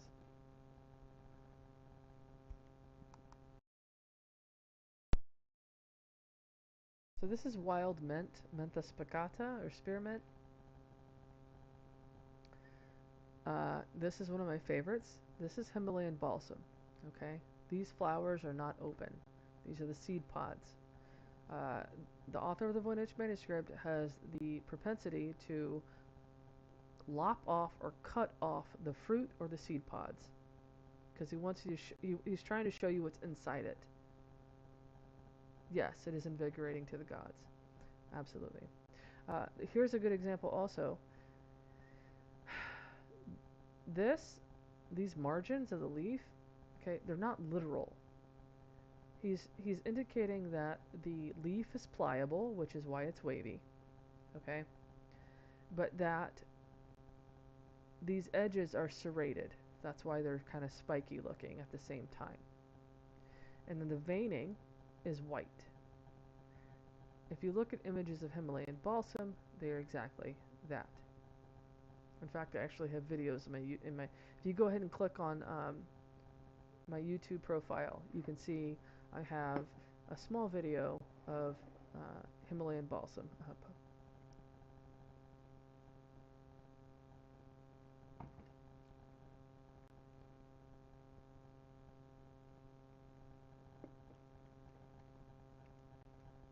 This is Echinops rytro, or globe thistle. Another favorite of mine, this is Cordyline fruticosa. This is an aerial view of it. Okay, Cordyline fruticosa has varying shades. Okay, this one has a green base of leaves. So we're literally looking at the top crown of the plant of the tree, the mid, and then the outside is the bottom leaves that are green.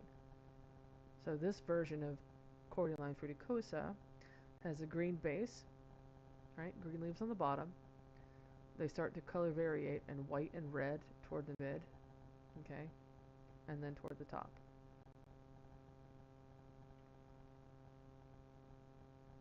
This is Gaultheria trichophylla, wintergreen shrub. This is Hedera nepalensis, okay.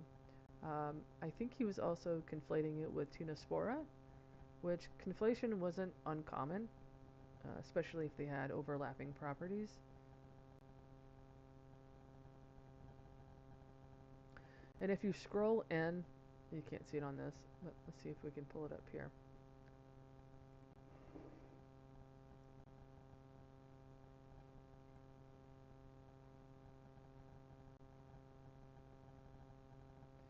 You can see, excuse me, you can see the word Sophia, but with an F, right here, which means wisdom. And historically, both Hedera and Tinospora were used for the clarity of mind.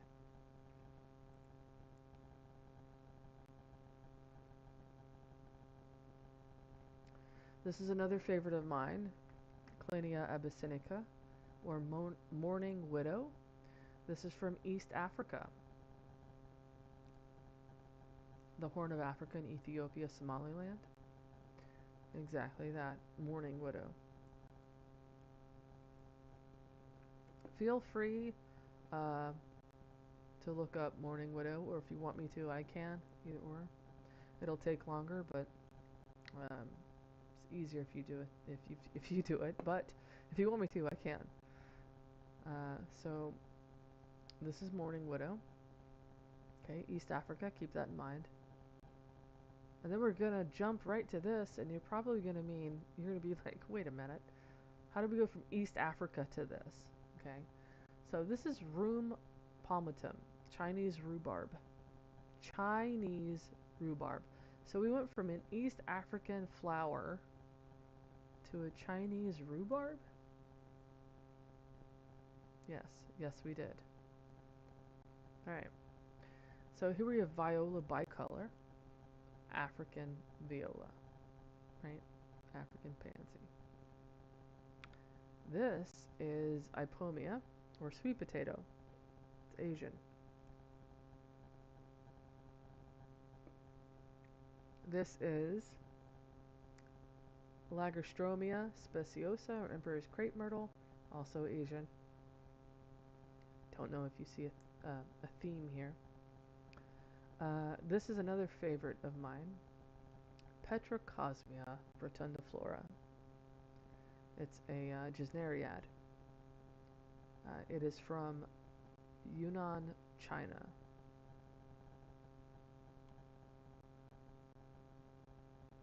And 80% come from Yunnan. So, I wrote a whole nother paper on this, Petrocosmia.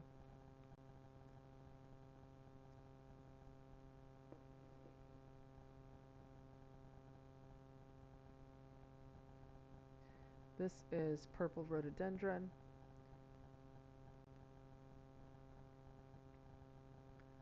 Laquala peltata, variation Sumawangai fan palm.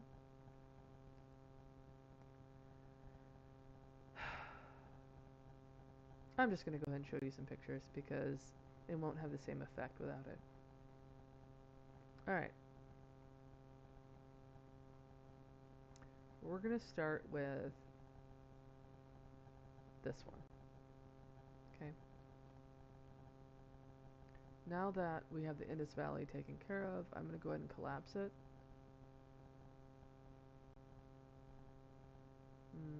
Yeah, I'm just going to collapse it.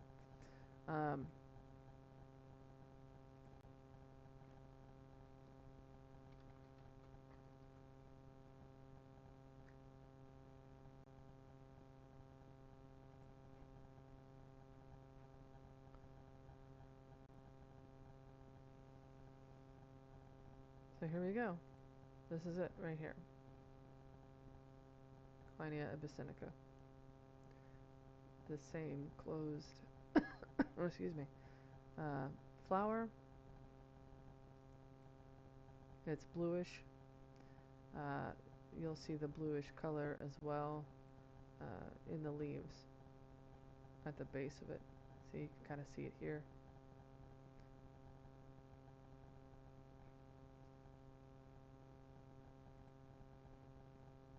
So basically, these are not opened yet. So you can also tell at what time he was there.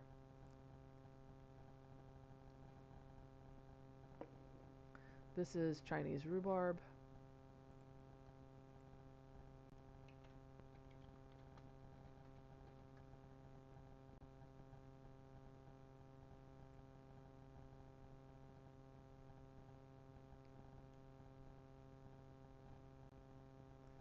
See, Chinese rhubarb.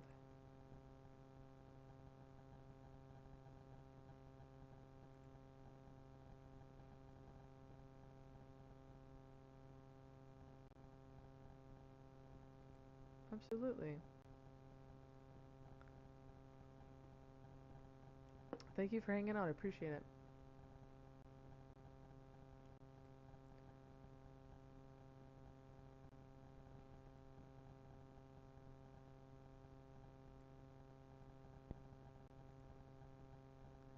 Okay.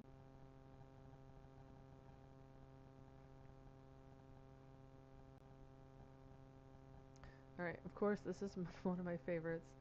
So we're gonna go with Gesneriad petrocosmia. So Gesneriad rhizome.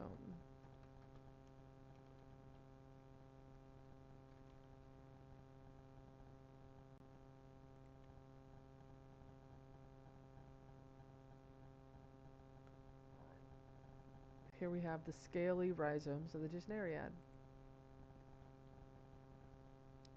You can see the same thing here.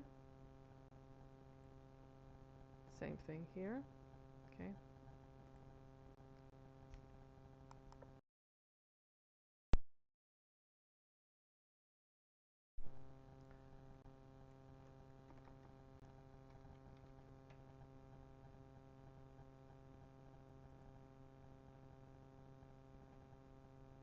And here is the Petrocosmia rotundiflora.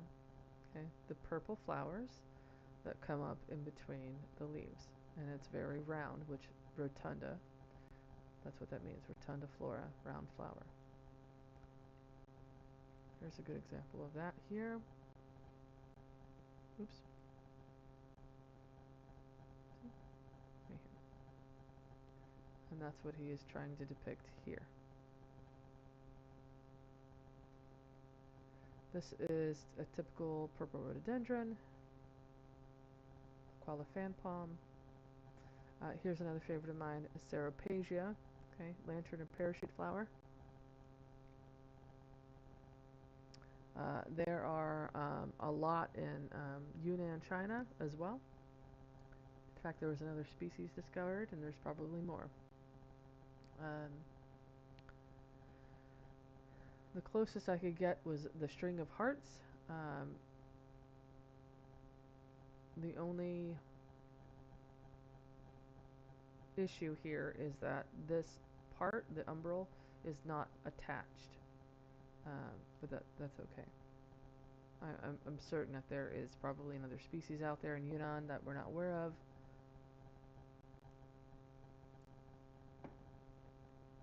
but I'll show you the match in the roots and everything else. So.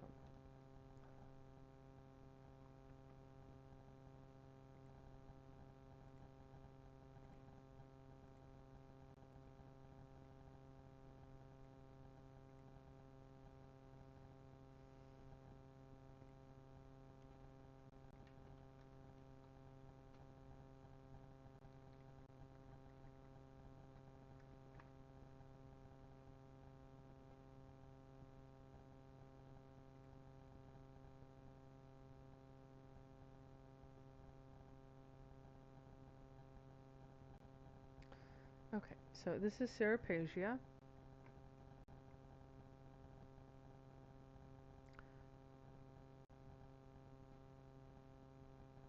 And there's different types around the world. I'll try to show you a few flowers so that you understand the difference.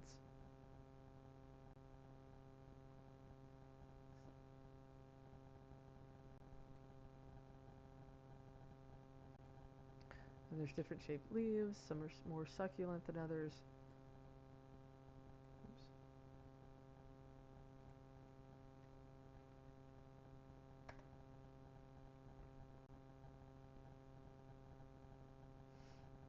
You see the wide range of how they look.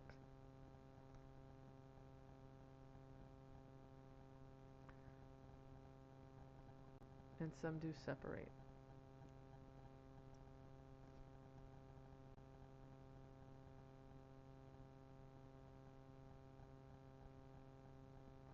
But what's interesting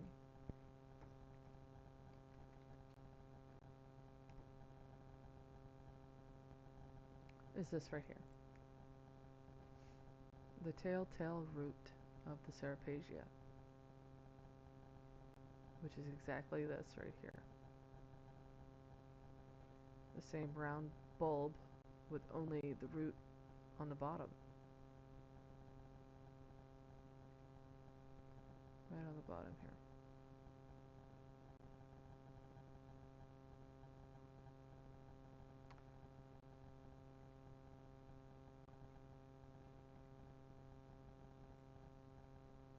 Alright, so this is Chinese artichoke. This is Lea macrophylla. Himalayan fig. This is an extremely important fig, the Bodhi tree, or the Ficus religiosa. This is the fig here, but the syconium are flowing out of it.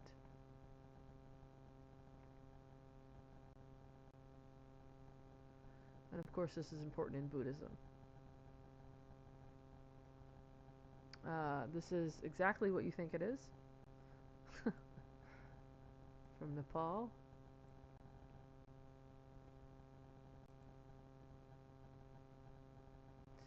This is Ricinus communis sanguinis, or red castor bean.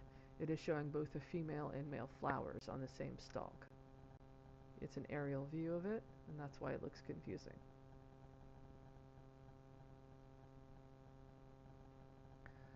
This is Indian sarsaparilla, and the roots are cut open so you can see the layer of red.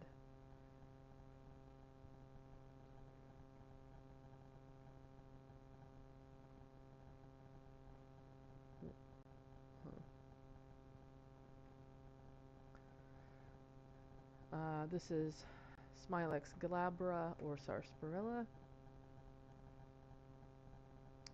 Osteospermum fruticosa. Darmera peltata, or umbrella plant. This is another favorite of mine. Darmera.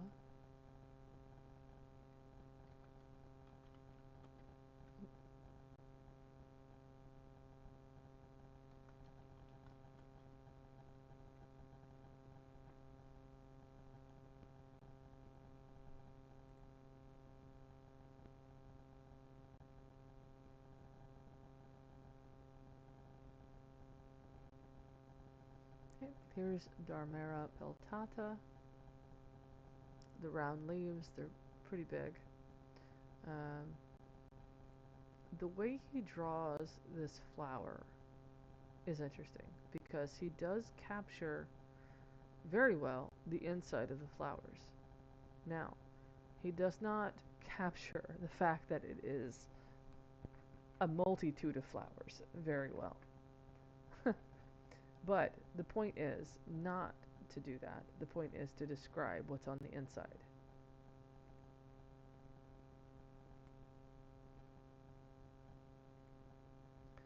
And as you can see, the very thick stamens of the flower. Let's see if I can find a better one.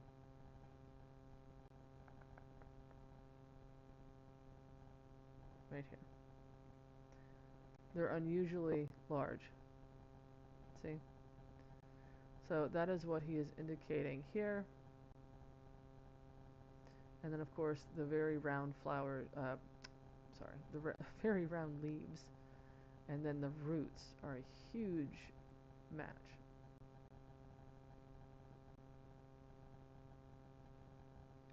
Okay, got the round, see the lobed, perfectly round lobed leaves. Now, let's look at the rhizome. And here we go. Here's the kicker. These are the rhizomes of Darmel platata. It is the same thing here. That is what he's drawing. And these weird squiggly bits are the green pieces that grow out the edges. Let's see. Here we have them growing out this way. But these green little knobs will grow out the very edges all the way across. So that is what he's trying to indicate there. So that is Darmel platata.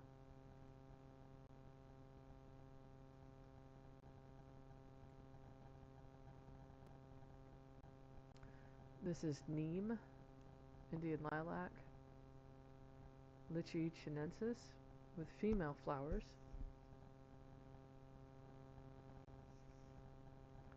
This is Phyllanthus, Indian gooseberry, Centaurea diffusa or diffuse knapweed, Euphorbia urta or asthma plant, Aucuba japonica or spotted laurel, Japanese spotted laurel. Now, he decided to depict the variegation via stripes rather than spots. That was his choice, but this is variegated Japanese spotted laurel. This is Terminalia, one of the most important plants in Ayurveda and Tibetan Buddhism. Saurigpa. The Indian almond tree, no, it's not actually an almond tree, it's just called that. This is a perfect example of how the taxonomy is depicted. We have roots, trunk, leaves, flowers, seeds.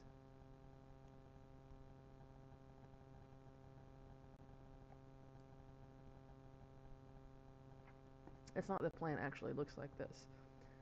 He's sectioning everything off to devote to each part of the plant. Here's Rum nobilis, another favorite of mine. You guys are going to love this. Okay, I don't know if you've ever been to Tibet, but this is a Tibetan plant.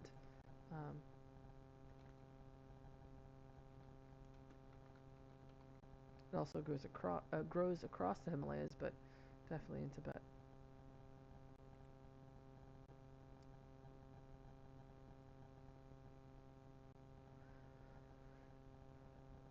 So here we have Rum nobilis.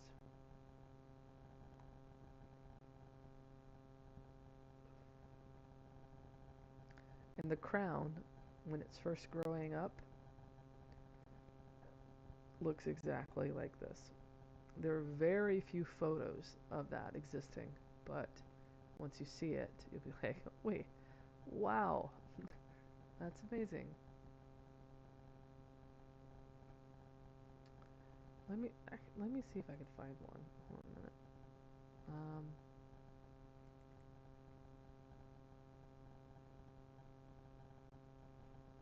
projects. Let's see.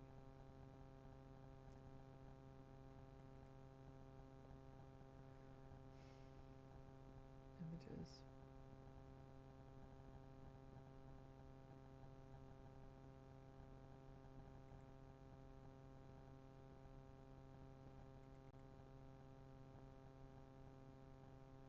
Oh, perfect.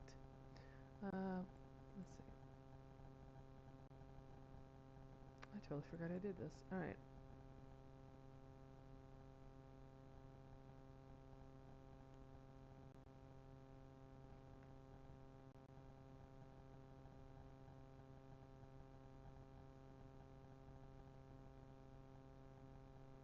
All right.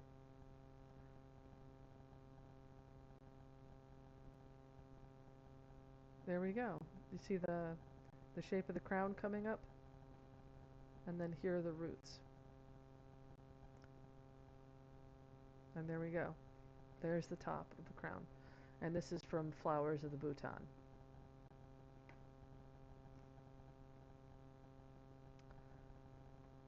He would have this knowledge because he was there in person.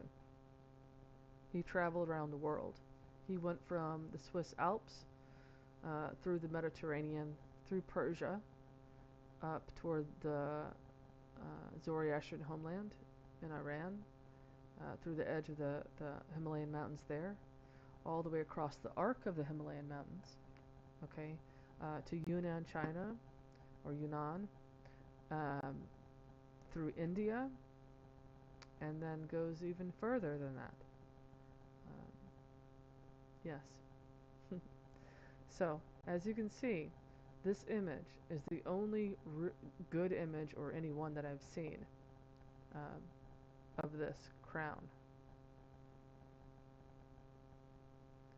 So this is Rum nobilis, or noble rhubarb.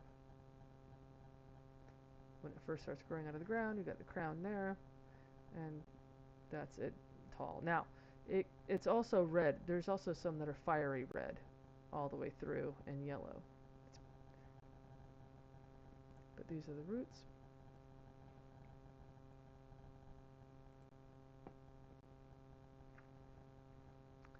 I forgot I had made PDFs of pictures, so.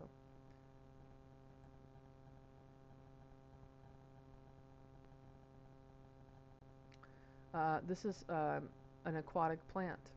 I was looking at this for a long time going, this does not look like a cactus. I've seen this before, and it's because I have. It's a aquatic plant. So when these aquatic plants grow, they don't grow flowers until this part reaches above the water.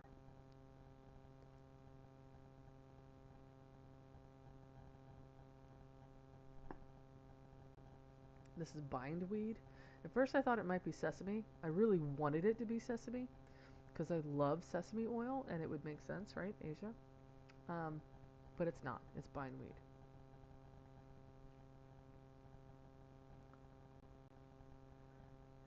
This right here, you guys, is phenomenal. Okay. This has the leaves of a begonia plant, and this would threw me off for such a long time. It has the leaves of a begonia. Okay. Does everybody know what a begonia is? If not, that's fine. I'll pull up some pictures. Oh, let's see. Oops. We don't need this one anymore. Okay, the begonia, their telltale thing is these weird leaves.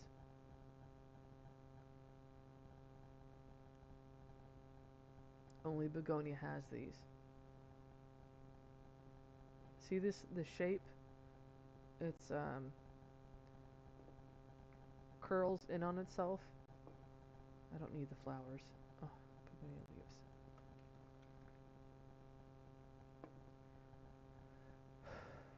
Okay, here we go.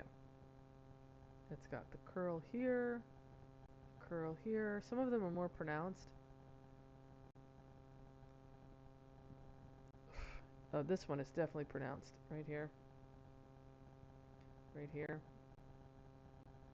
So that is the begonia sign, right?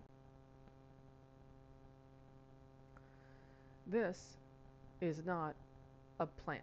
It is a tree. And that's what was throwing me off because I knew from everything I had looked at that he was indicating that this was a tree. It's woody. This is thick. It is a tree. Um, until I stumbled upon Begonia giganticalis. And where is it? None other than the same place we've been looking, Yunnan, China. Everywhere that these other plants are, this one exists as well. And it was recently found. I think it was 2023. So it's not 2026, but I was writing this. It was 2024.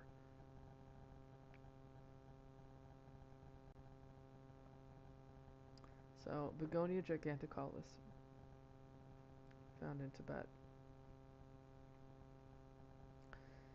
And this is coffee. This is the coffee plant. This is all this is. So every single time you drink coffee in the morning, you are drinking a Voynich plant.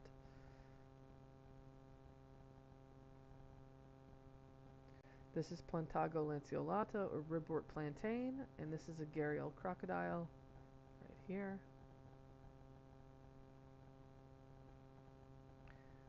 This is the Tectona grandis, or the teak tree, which I'm sure you guys are aware. When you go to the store, you smell some candles. It smells like teak, right? That's the teak tree. This is the Dubai, not Dubai, but Dubai. Okay.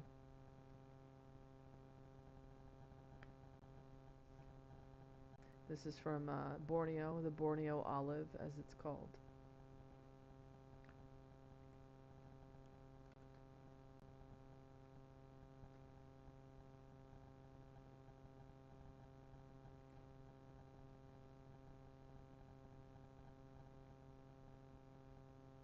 And this is Dubai.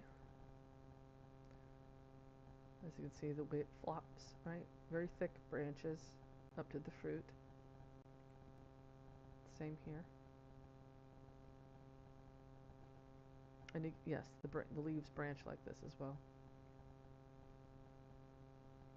This is ginger lily. Ginger lily is the only one that does not have bulbs. Just regular roots. Here's an extremely important one, okay? I have not explained that so far what we're seeing as far as the route, right? Um, there is a famous Venetian explorer by the name of Nicola da Conti, okay? Lived during the same time frame as our Voynich guy, okay? And he is factually known to have traveled to the Far East. He's a Venetian, right? So he's from Venice, Italy. That's really close to the Alps, the Swiss Alps, right?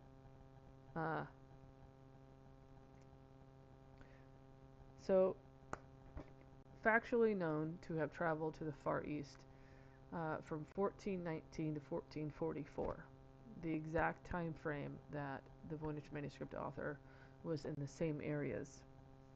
Okay.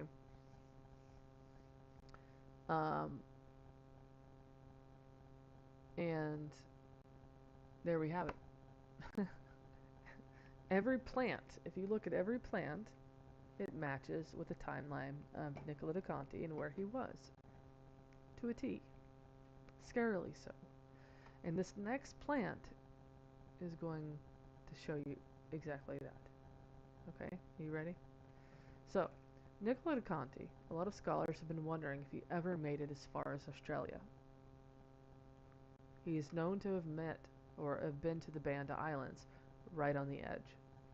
In fact, some of them even think he went to Papua New Guinea because they talk about beheaded birds, right? That's one of their trading commodities. And anyway, so the next tree is going to confirm that the Voynich manuscript author went to the Australian coast.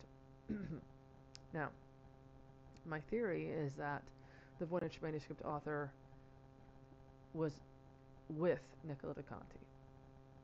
Like he was on the same ship. He went with him everywhere he went.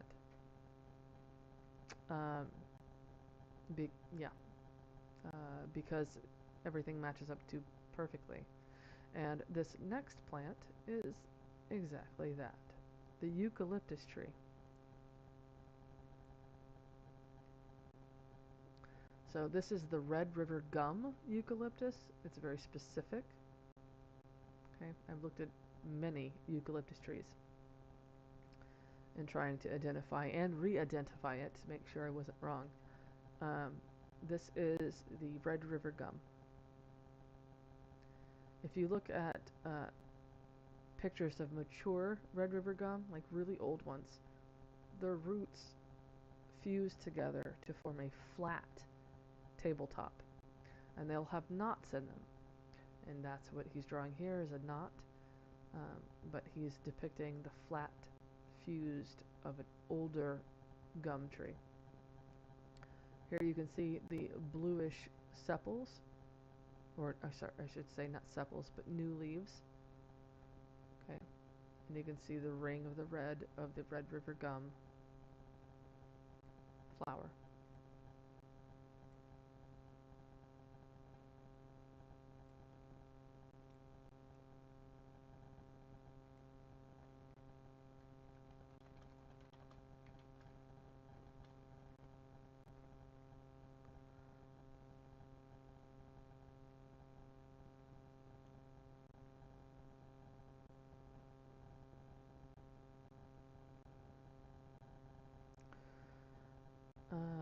Okay, so there's different gum trees, so ignore these. These are different types. We want the Red River gum.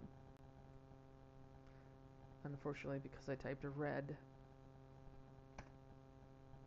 he wants to show me the other ones.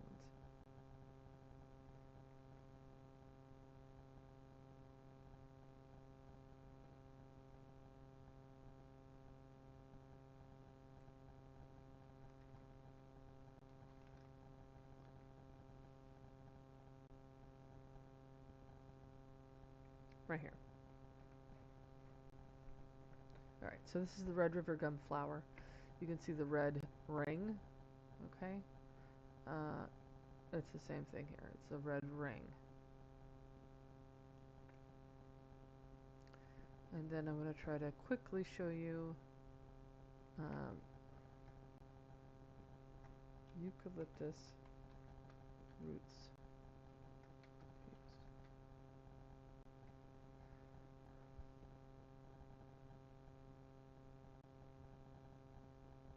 It's going to be hard to find this one probably because I only ever saw one of it.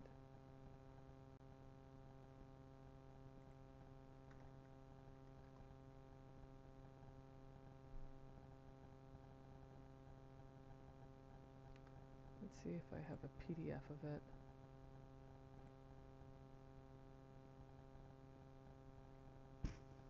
Oh, I don't see it. Okay. Shoot.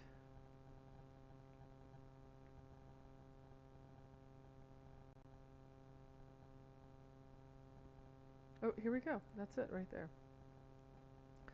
So do you see how flat it gets all the way across? This is what he's trying to depict. And look, it's also wavy back and forth. So that's what he's showing here. That right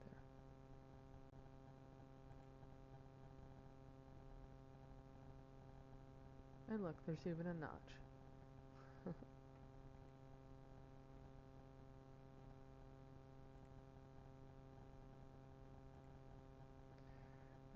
So this is a crepe ginger.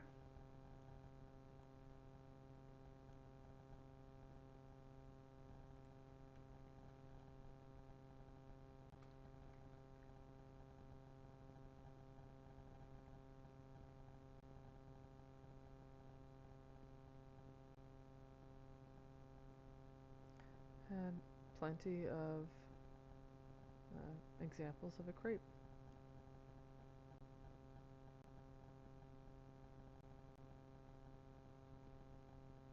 And that's what you're saying with the whorl. The whorl.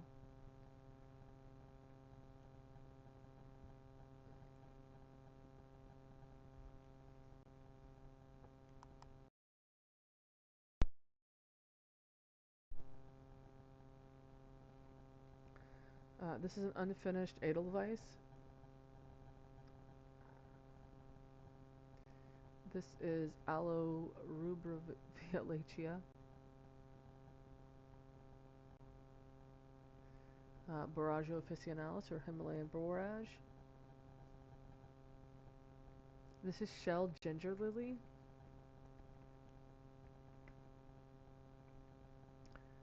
Artemisia vulgaris, or common mugwort.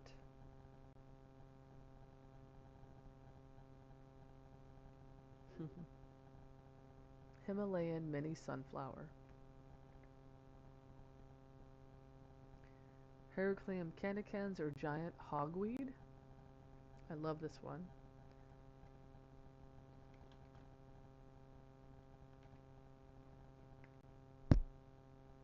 See? Look at that. See this? That's what he's depicting on the side here.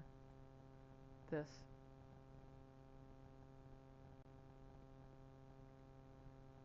And that, of course, is the crown, and then he's depicting the leaves on the side. Right here.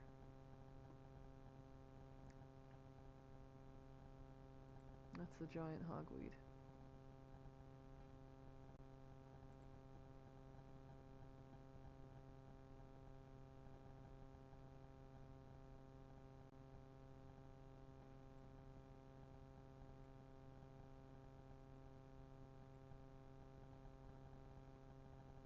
This is Oya,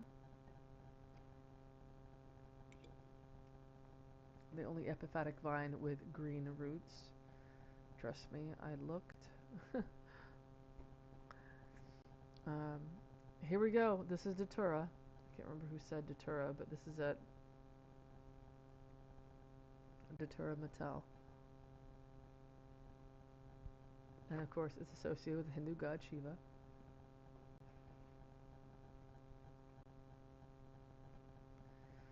This is Indian mulberry, or locally called noni.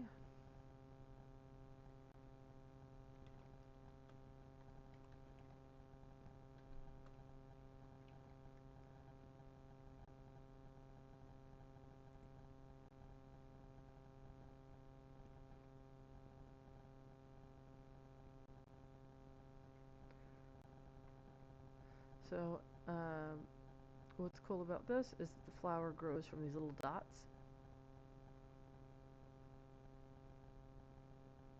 And of course, I can't see one right now. Come on, really?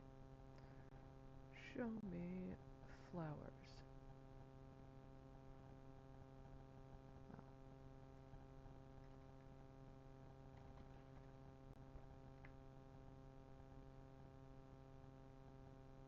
Here we go. And typically they grow on the end first. So here, here, here.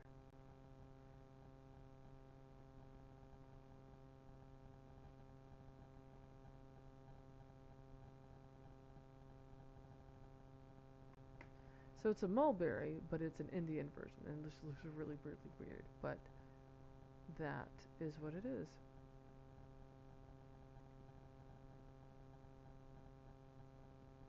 That's all he's doing, is drawing what he sees. This is Chinese peony, which is a antispasmodic for seizures. very well known, and even in uh, Hildegard de Bingen's time in the 1200s.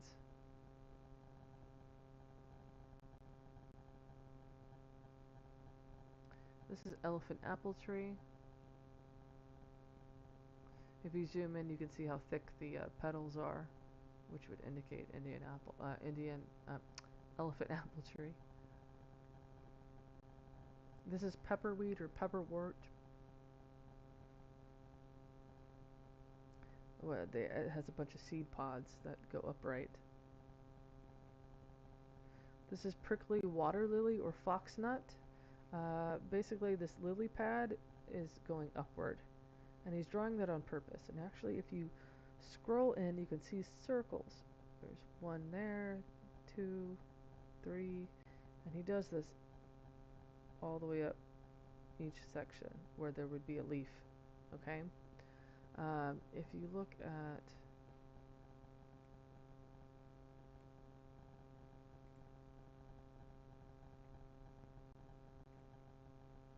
you can see how the lily pad grows upward. Okay. And we're going to find one.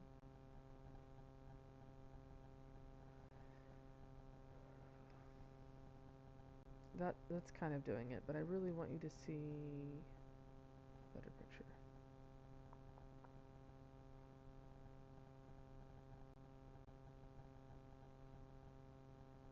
You kind of see it here. You just don't see the dark color yet.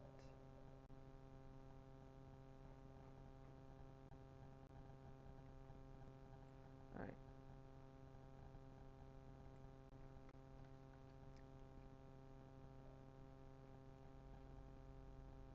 You see the dots?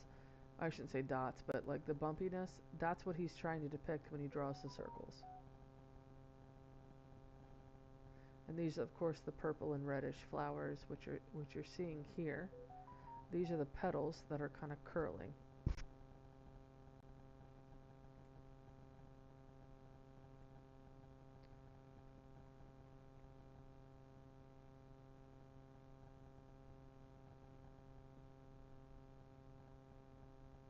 Right here, you can kind of see it curling.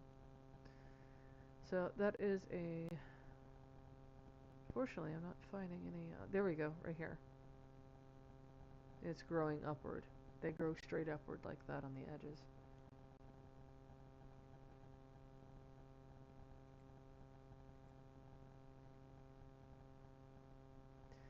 This is a simple grapevine. Nothing unique about that one. This is another favorite of mine, Tetrapanax papyriferum, or rice paper plant. This is what I believe that Nicola de Conti's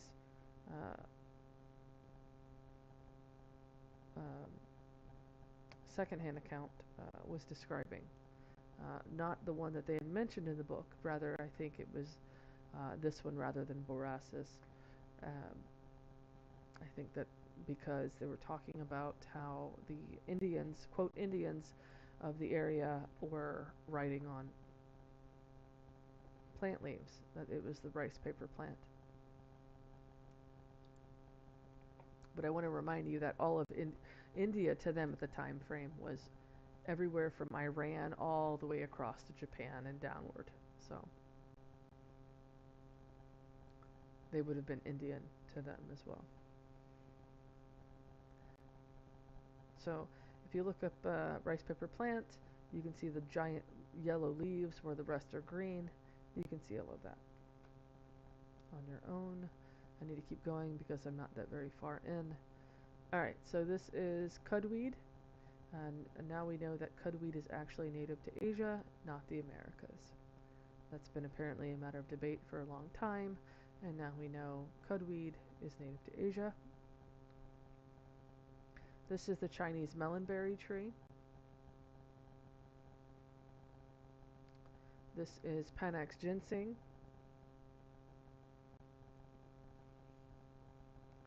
This is black cardamom. And yes, this is the yang symbol.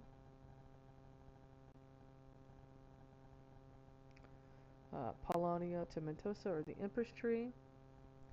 These are a pain in the buttski. My grandfather put these down on our farm, and they grow so fast that they don't have any denseness to them, so they break apart and just go everywhere. So this is false pickerel weed.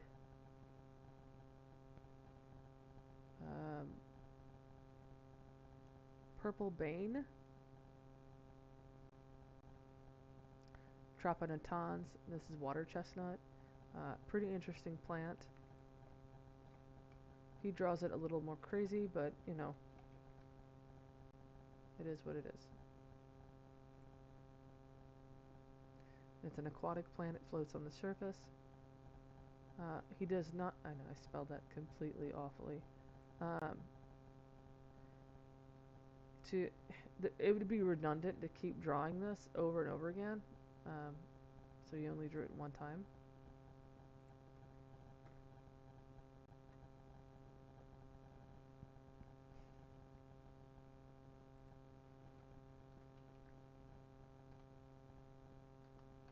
But this is it. This is the plant. So it's more jagged here, we can see, but the it has a buoyancy to it because of the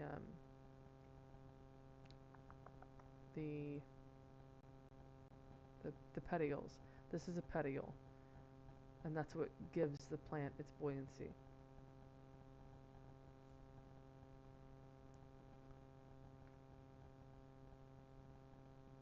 This is Cirsium veritum.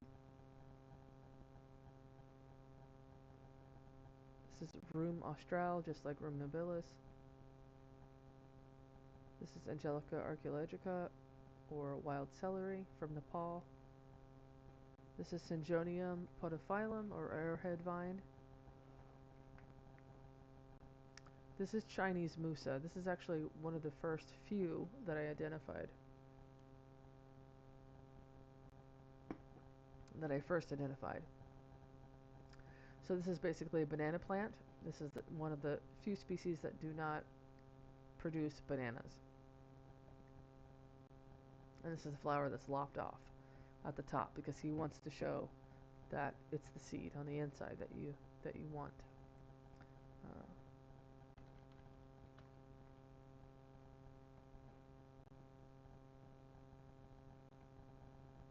And here it is, Chinese musa.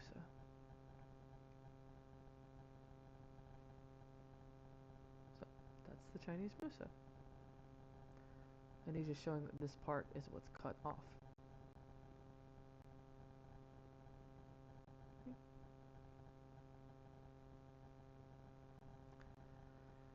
This is Himalayan marsh pennywort. This right here on the left is Indian snake root, which is why the snake, or the root, looks like a snake. And this is just valerian. I'm sure everybody knows what valerian is. You go into the store, you're tired, you want to be able to sleep, you take valerian root. So that's valerian root. This is nymphoid cristata, variegated, similar to the other lily or lotus. This is giant elephant ear, or taro.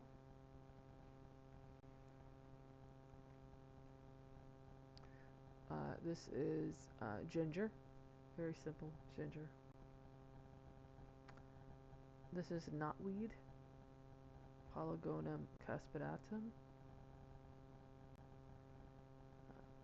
This is chameleon plant.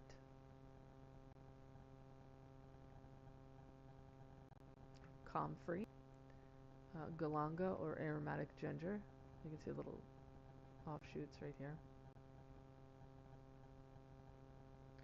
This is Indian elecampane, or giant fleabane.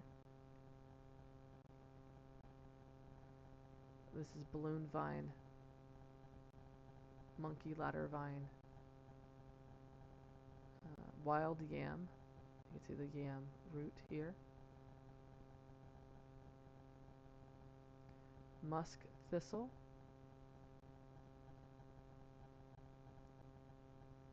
alpine sawwort,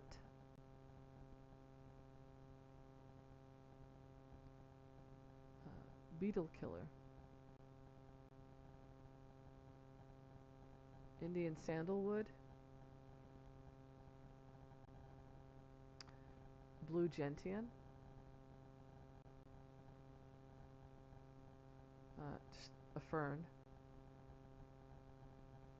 This is stinging nettle.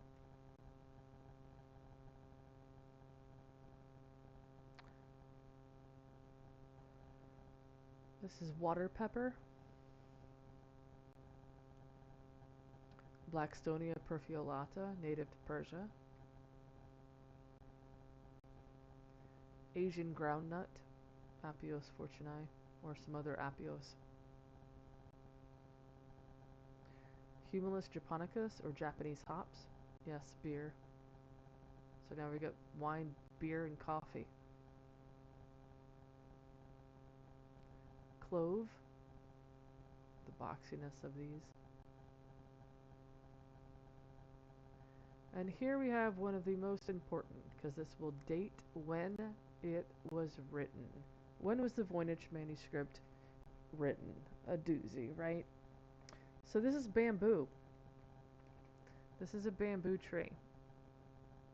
Specifically, Melicana bambusoides bassifera. It flowers every 48 years. This bamboo tree is flowering, right? Right. So that means we need to check for every flowering species of bamboo that occurs between 1400 and 1450, because we already know when the Voynich manuscript was dated to. Okay? There's only one species, and that is this one, Melicana bambusoides bassifera. And it falls exactly in between one time in 1423. So that's around the exact year that he was in Dali, Yunnan, China, 1423.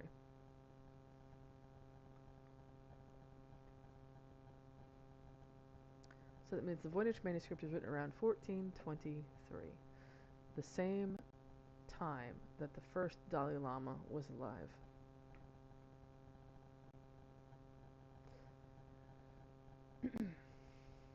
Alright, so this is okra.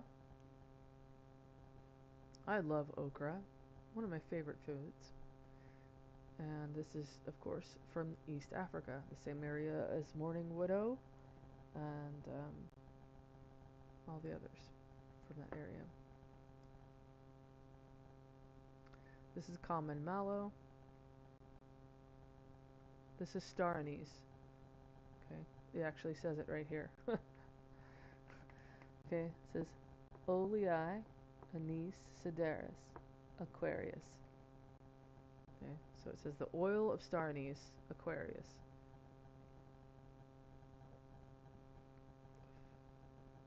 This is Himalayan fleabane.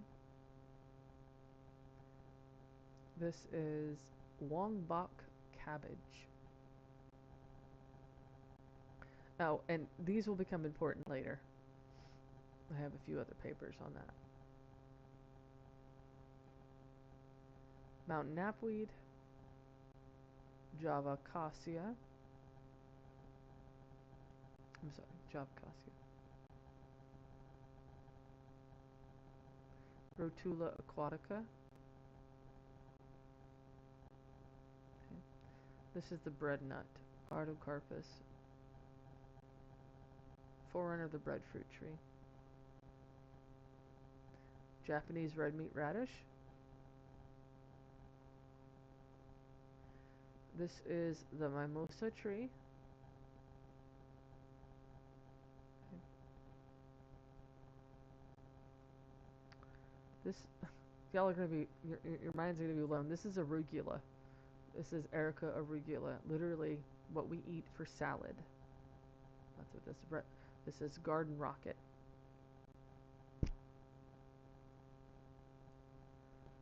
This is hydrangea.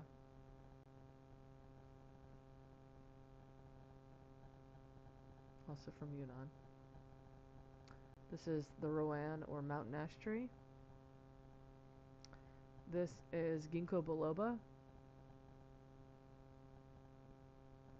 And you can actually see the, I'll show you the,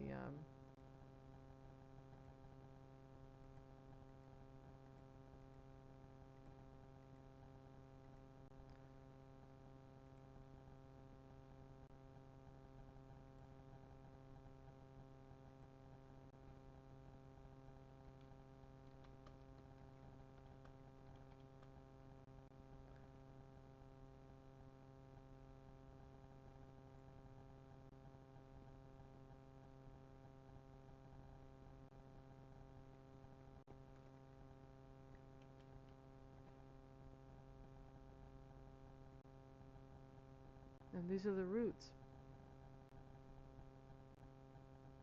See how they're spiny? And that's what he's trying to show here, the spines. And this is a tree. I didn't realize ginkgo biloba even grew massively. I had no clue, but this is the tree. Cool, right?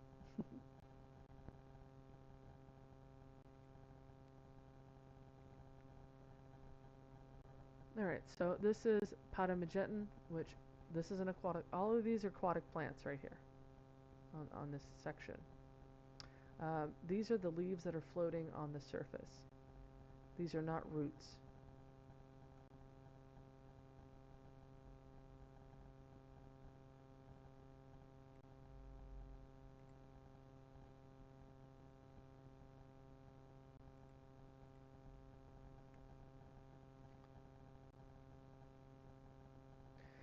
Okay, so here we have Potamogeton, and you can actually see the thick stalk.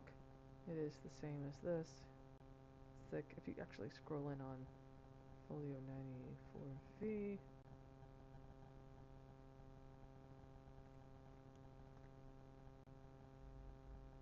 Oops. Yeah.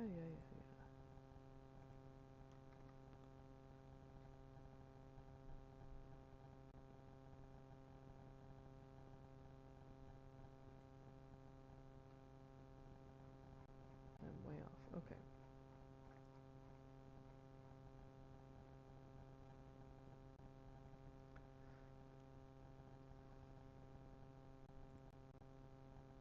But you can see how thick it is compared to what he typically draws. So,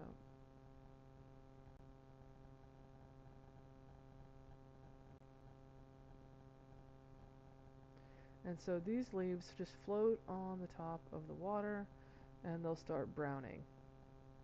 See?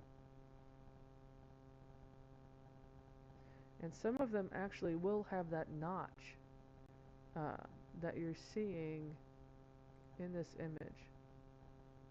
Okay? They'll have this notch that he keeps drawing. Let's see if I can find one.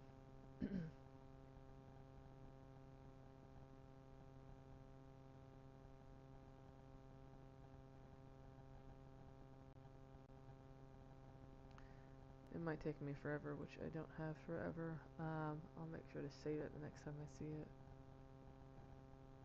Oh, right here. Look. The notches. That's what he's drawing. It's just the notches on the edges.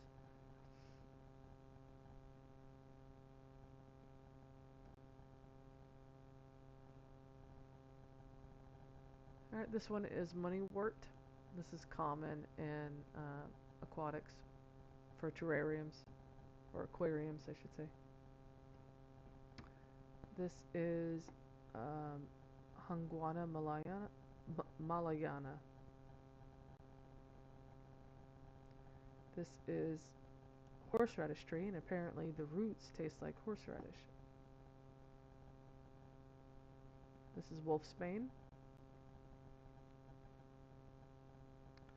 Poor man's ginseng. Black peppercorn.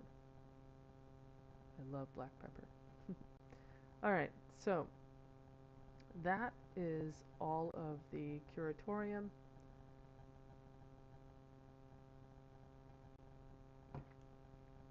Here you can see how he traveled across the Swiss Alps, down Croatia, Greece, up this way, okay, um, here, this way, okay.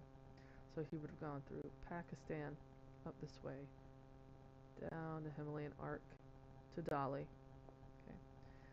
I've actually confirmed that he did in fact go down toward Vietnam and through to the Bay of Hanoi, definitively. And I've actually identified one of the animals that he came into contact with. They're not snakes on this one page, but amphibians.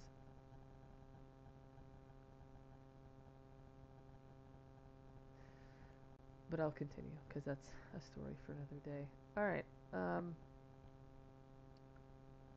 here we have the Pleiades. Okay, 1, 2, 3, 4, 5, 6, 7. And we have SOAR9, Soror Astris. But they could it could also be Soror Astrologicos, the sister of the astrologicals. Excuse me, which now going back, I really do believe that this is Astrologicos. And you'll see why. Definitively, SO is Soror. Soror, Sororum. Okay. What else? I'm going to skip all of this. Y'all can read this at some other time at your leisure.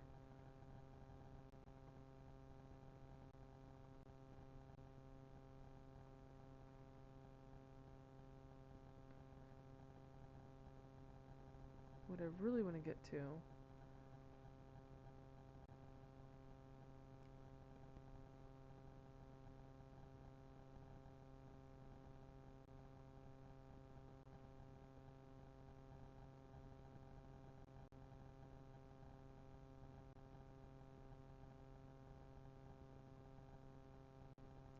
okay, here's an interesting thing. This is what I call the sunrise and the moonrise tables. Okay. This is the sunrise table. Okay, so he's coloring the moon slightly blue. Here's the sun slightly blue, right? Why would he do that? Right. So the sun is up, stars. The moon is up, stars. But the difference is when the moon is up, he draws more stars, but when the sun is up, he draws less stars, right? So basically what he's depicting is that the reason why the sun and moon are blue is because they are below the horizon at that time. So that means if the moon is below the horizon, the sun is up, which means there's less stars in the visible sky. Same thing here. When the sun is down, you can see more stars at night. It's because the moon is up. So that's what he's depicting here. Sunrise and moonrise.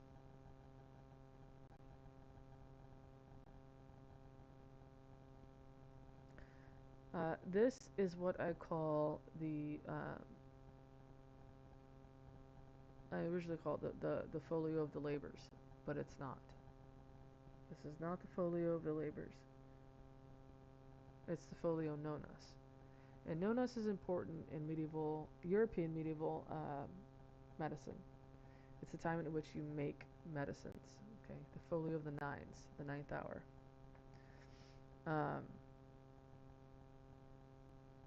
However, something I've yet to go into detail is what all of this is about. I'm still only describing plants and medicines, right? We've mentioned Asia, right? A little bit of Persia, Africa, Australia, so you can kind of get an idea of where he traveled to. But this folio, this page, is going to describe something that has been unheard of. Okay, so I'm going to read it in Latin, and then I'm going to read it in English. Septa causa quaecum rota iodum enim septa enim aster orta essentia, enim hoc sunt rota elixir, cui essentia enim qua lixiris, rota enim orbis. Sunt elixir hoc ilius, hoc enim fere, sunt asteris curae, something something aster. Sunt sumerum constructus etc. Sum essentia enim olea circum sunt curae, sed sunt folio aqua enim oleus licet cui eius, cui enim solus amene sumerum stellare ostendent cum septa enim ort, cuius sunt asteris illo folio aster ort aqua sunt hoc qua curae fere aqua, sed scriptionem hoc folio curati enim causam. Okay. The seven which are with the same celestial wheel, indeed the seven, being the birth star's essence indeed.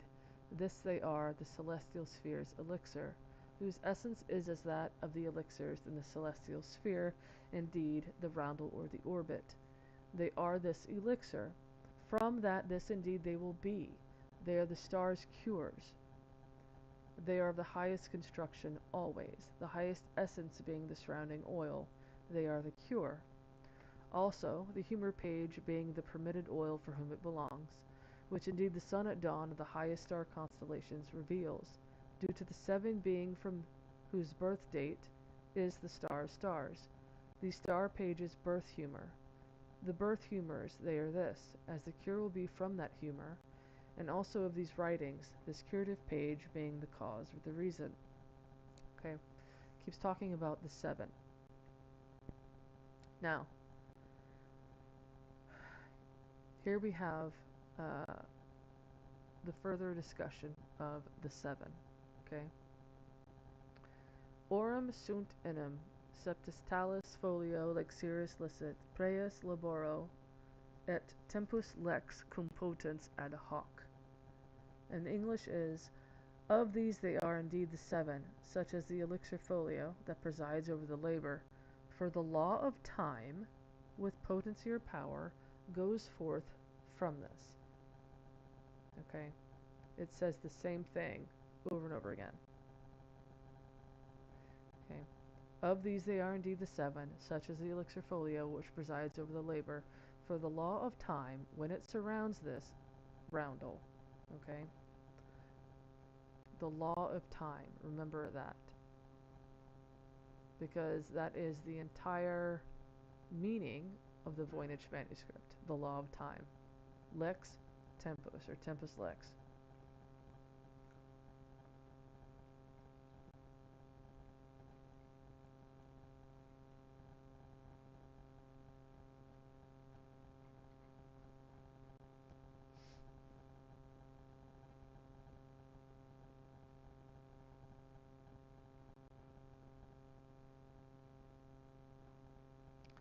Alright, so here we have the idea of sisterhood, okay, again, soror.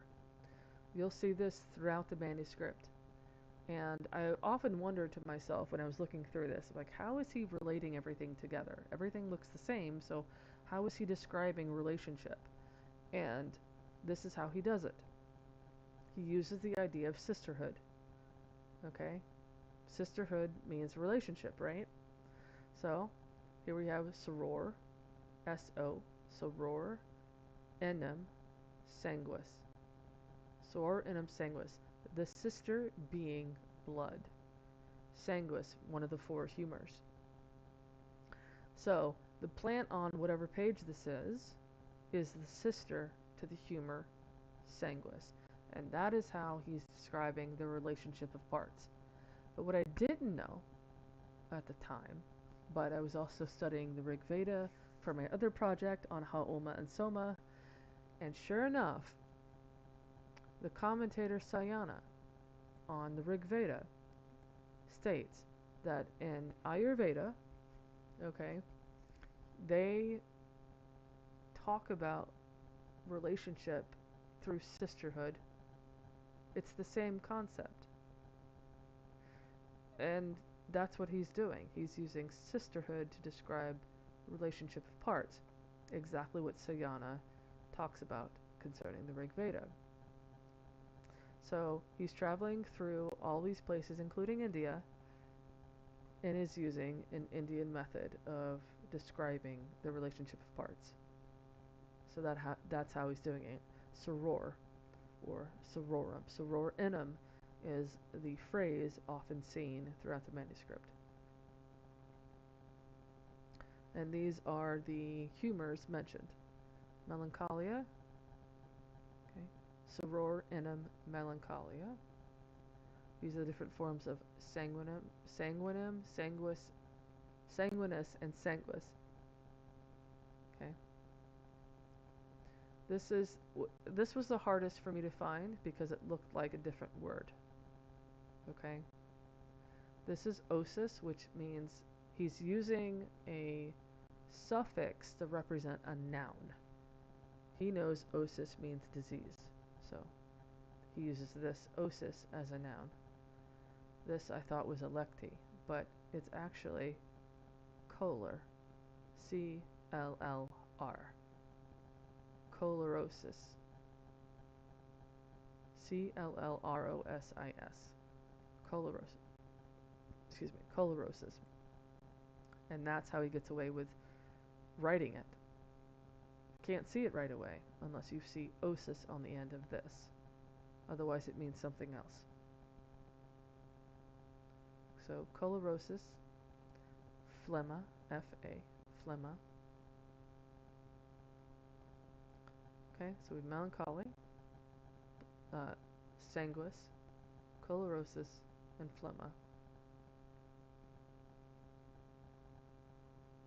Alright, moving forward.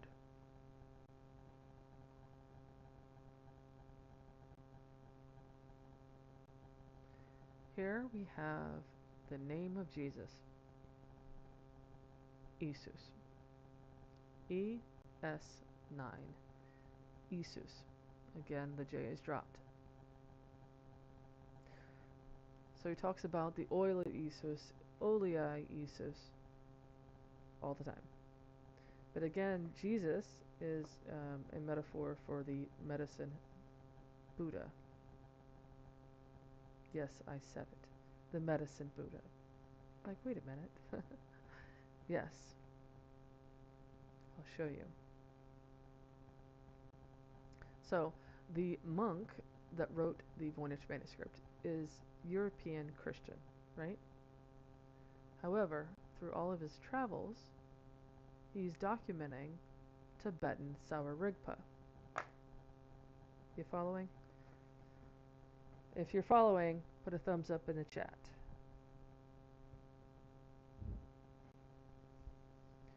So he's documenting Tibetan Sour Rigpa, which includes, of course, Ayurveda, because Tibetan Sour Rigpa does include Ayurveda.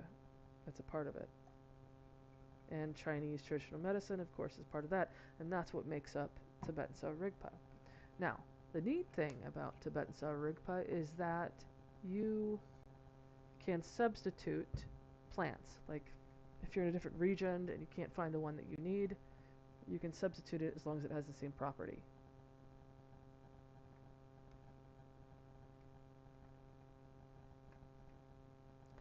So, he is documenting Tibetan Sour Rigpa. Is everybody awake? I've got 5 viewers, but I think everybody fell asleep on me.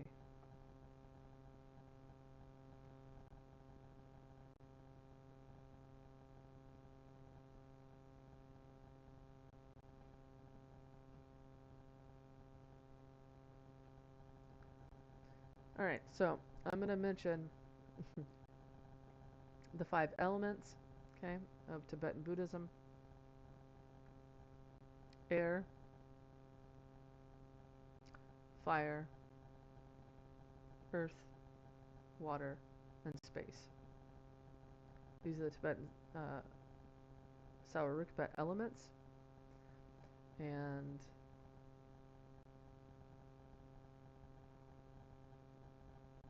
I'm going to eventually get to it.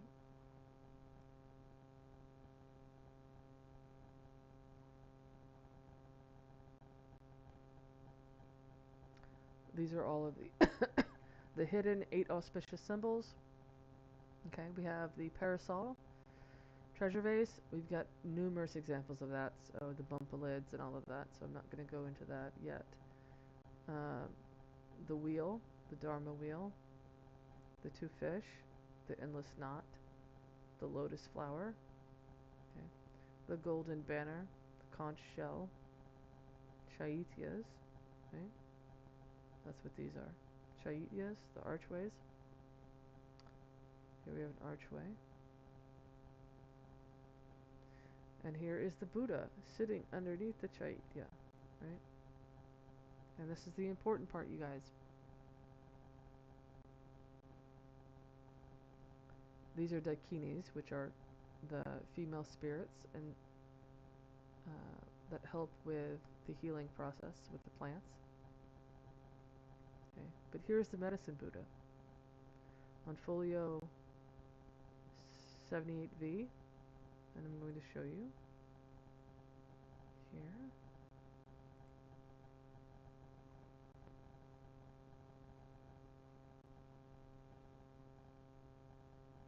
The most important page in all the manuscript.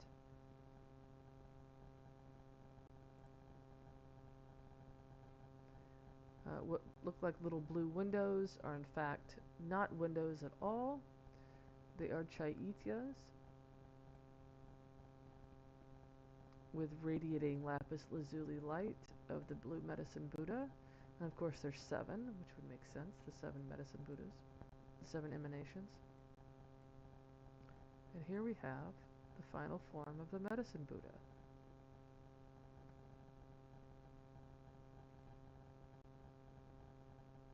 Okay. You scroll in, you see his body right here with his head. Here's his head. We got a left shoulder, and there's his elbow here. You can see his hand holding something. This is disrobed. This arm down here has it is robed, and then you can see his knee here with his foot, another knee with another foot. So this is the seated medicine Buddha, and he is seated in a particular mudra where his right hand is touching the earth, and that is calling. It's what they call calling the earth to witness his enlightenment. So both the medicine Buddha and Sakyamuni Buddha, both call the earth to witness.